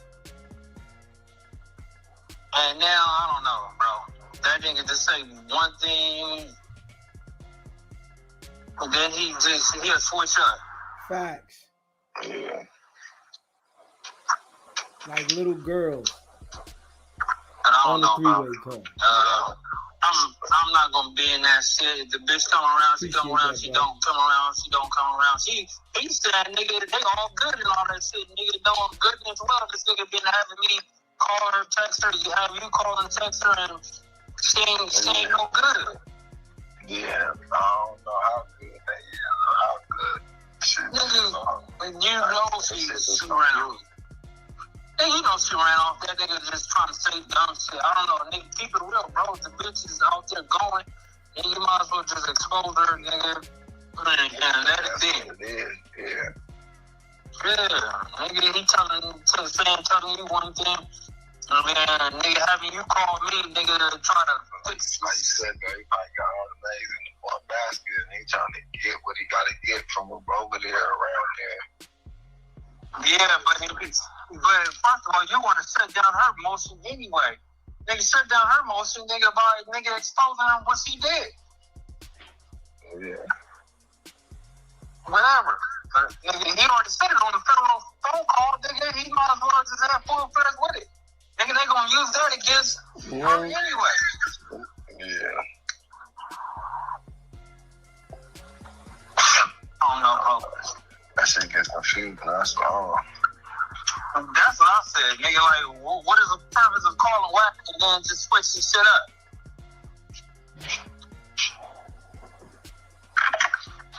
He probably just wanted to see what check whack temperature, see what whack was gonna say first. Nigga, whack ain't telling no lie, nigga. And she's saying that she gone. Nigga, she already shown that she's gone. Like we said earlier, the moves, if the moves are being made like that, yeah. I mean, I have. She locking in what she can, and she trying to go with it. Nah, shit. I mean, I'm not gonna lie to the nigga. I'm gonna tell the nigga the truth, bro. She gone. She already is by her actions, bro. It's not about. I mean, you haven't talked to her in 2 weeks, nigga. So, nigga, you know that's not regular, nigga. If you haven't talked to her in 2 weeks. Nigga, you telling me to call her. Nigga, I don't even like Charisse. So at the end of the day, nigga, it don't matter to me. Like, nigga, I did it for him so he could get his lawyer paid and all that other shit. But other than that, I don't even see eye to eye with Tremaine. You already know the deal. Nigga, I told y'all nigga years ago, bro. That nigga will put y'all in a twist, bro. That nigga be on bad business all the time. I said it in front of that nigga because I already know how he is. Yeah. Yeah, I don't know what to say. Let's see. He said he gonna call back in 40 minutes, so. Yeah, but if he don't have him call me, nigga, if he gonna sit up there and tell me to say something, I'm not with all that blackmail shit, all that other shit, nigga. You had the opportunity to say what you had to say with your chest, nigga, and you didn't say shit. Yeah. If you feel like, nigga, she doing you wrong, nigga, you helped her out, y'all did a play or whatever, nigga, and she gone, nigga, just say it, nigga, expose it. Right. And let the content go. Yeah, that's so it. Now it's gonna put both their names back up on the content. Yeah, but it's gonna make her look bad. It's gonna make her look bad for sure. Like you say, because she leaving with nigga ain't been a year yet. Mm-hmm. No. Nigga, it is what it is, bro. Like, he called back in 20 minutes. Tell that nigga, don't call me, nigga, because I picked up a couple of phone calls, nigga. I tried to help the nigga out. I told her to say exactly what he said, nigga, to her. And, nigga, he trying to backtrack and talking about they all good. Yeah. So, yeah, I don't know. So, see, the plays going on. Nigga, I don't know. That's why I just stay where I stay. Yeah. It get confusing. Not for real. Should be crazy. Oh, yeah. Shit, I tell you, but he said 40 minutes, so I probably call you anyway. All right. All right. Yeah. So from the sounds of the brother, Charisse bailed out. Yeah. You know, we all know they all be lying and they all be running game and shit. But we knew Charisse was gonna move on. She wasn't gonna stick around for this ride with Luce Cannon. So, you know, I guess it's out there now. Everybody can see it. You know, I knew it from the door. I know how the process goes, so I knew it from the door. Yeah. And they contacting Wack, the same exact person that got Luce in there. This how you know these individuals are not that smart. Straight up. They're contacting Wack. Hey, man, I guess it's in the water out there. I don't know. It's in the water. I don't know, man. Yeah, man. Shit. Smash that like button. You know, he said, I heard she got some goofy that be doing those multi-market schemes. That shit is legal Ponzi scheme. She already looked bad for dealing with a dude like Luce. Crazy. Crazy.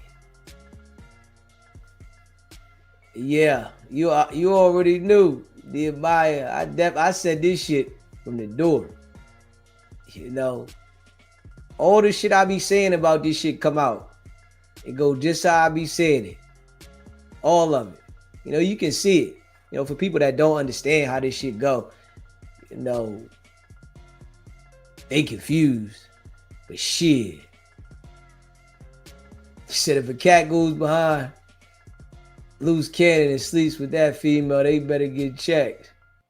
Poncho. Hey, yo, man. Shout out to all y'all that rock with SBGB TV, man. If you're a member of the channel, put a 1 in the chat. And shout out to all y'all that rock with SBGB TV. You know, we appreciate all of y'all. If you haven't subscribed to the channel, go ahead and subscribe. You know, we appreciate all y'all that rock with SBGB TV. And you know what it is, non-stop. Yeah. Miss M. Mel G. You already know.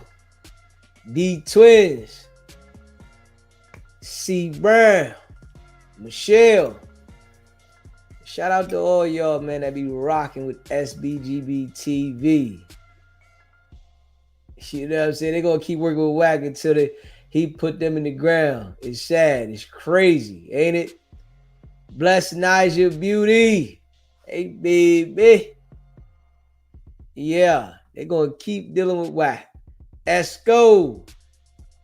You know, you can see Wack ain't no good. I don't know what's wrong with these people. Like, hold up.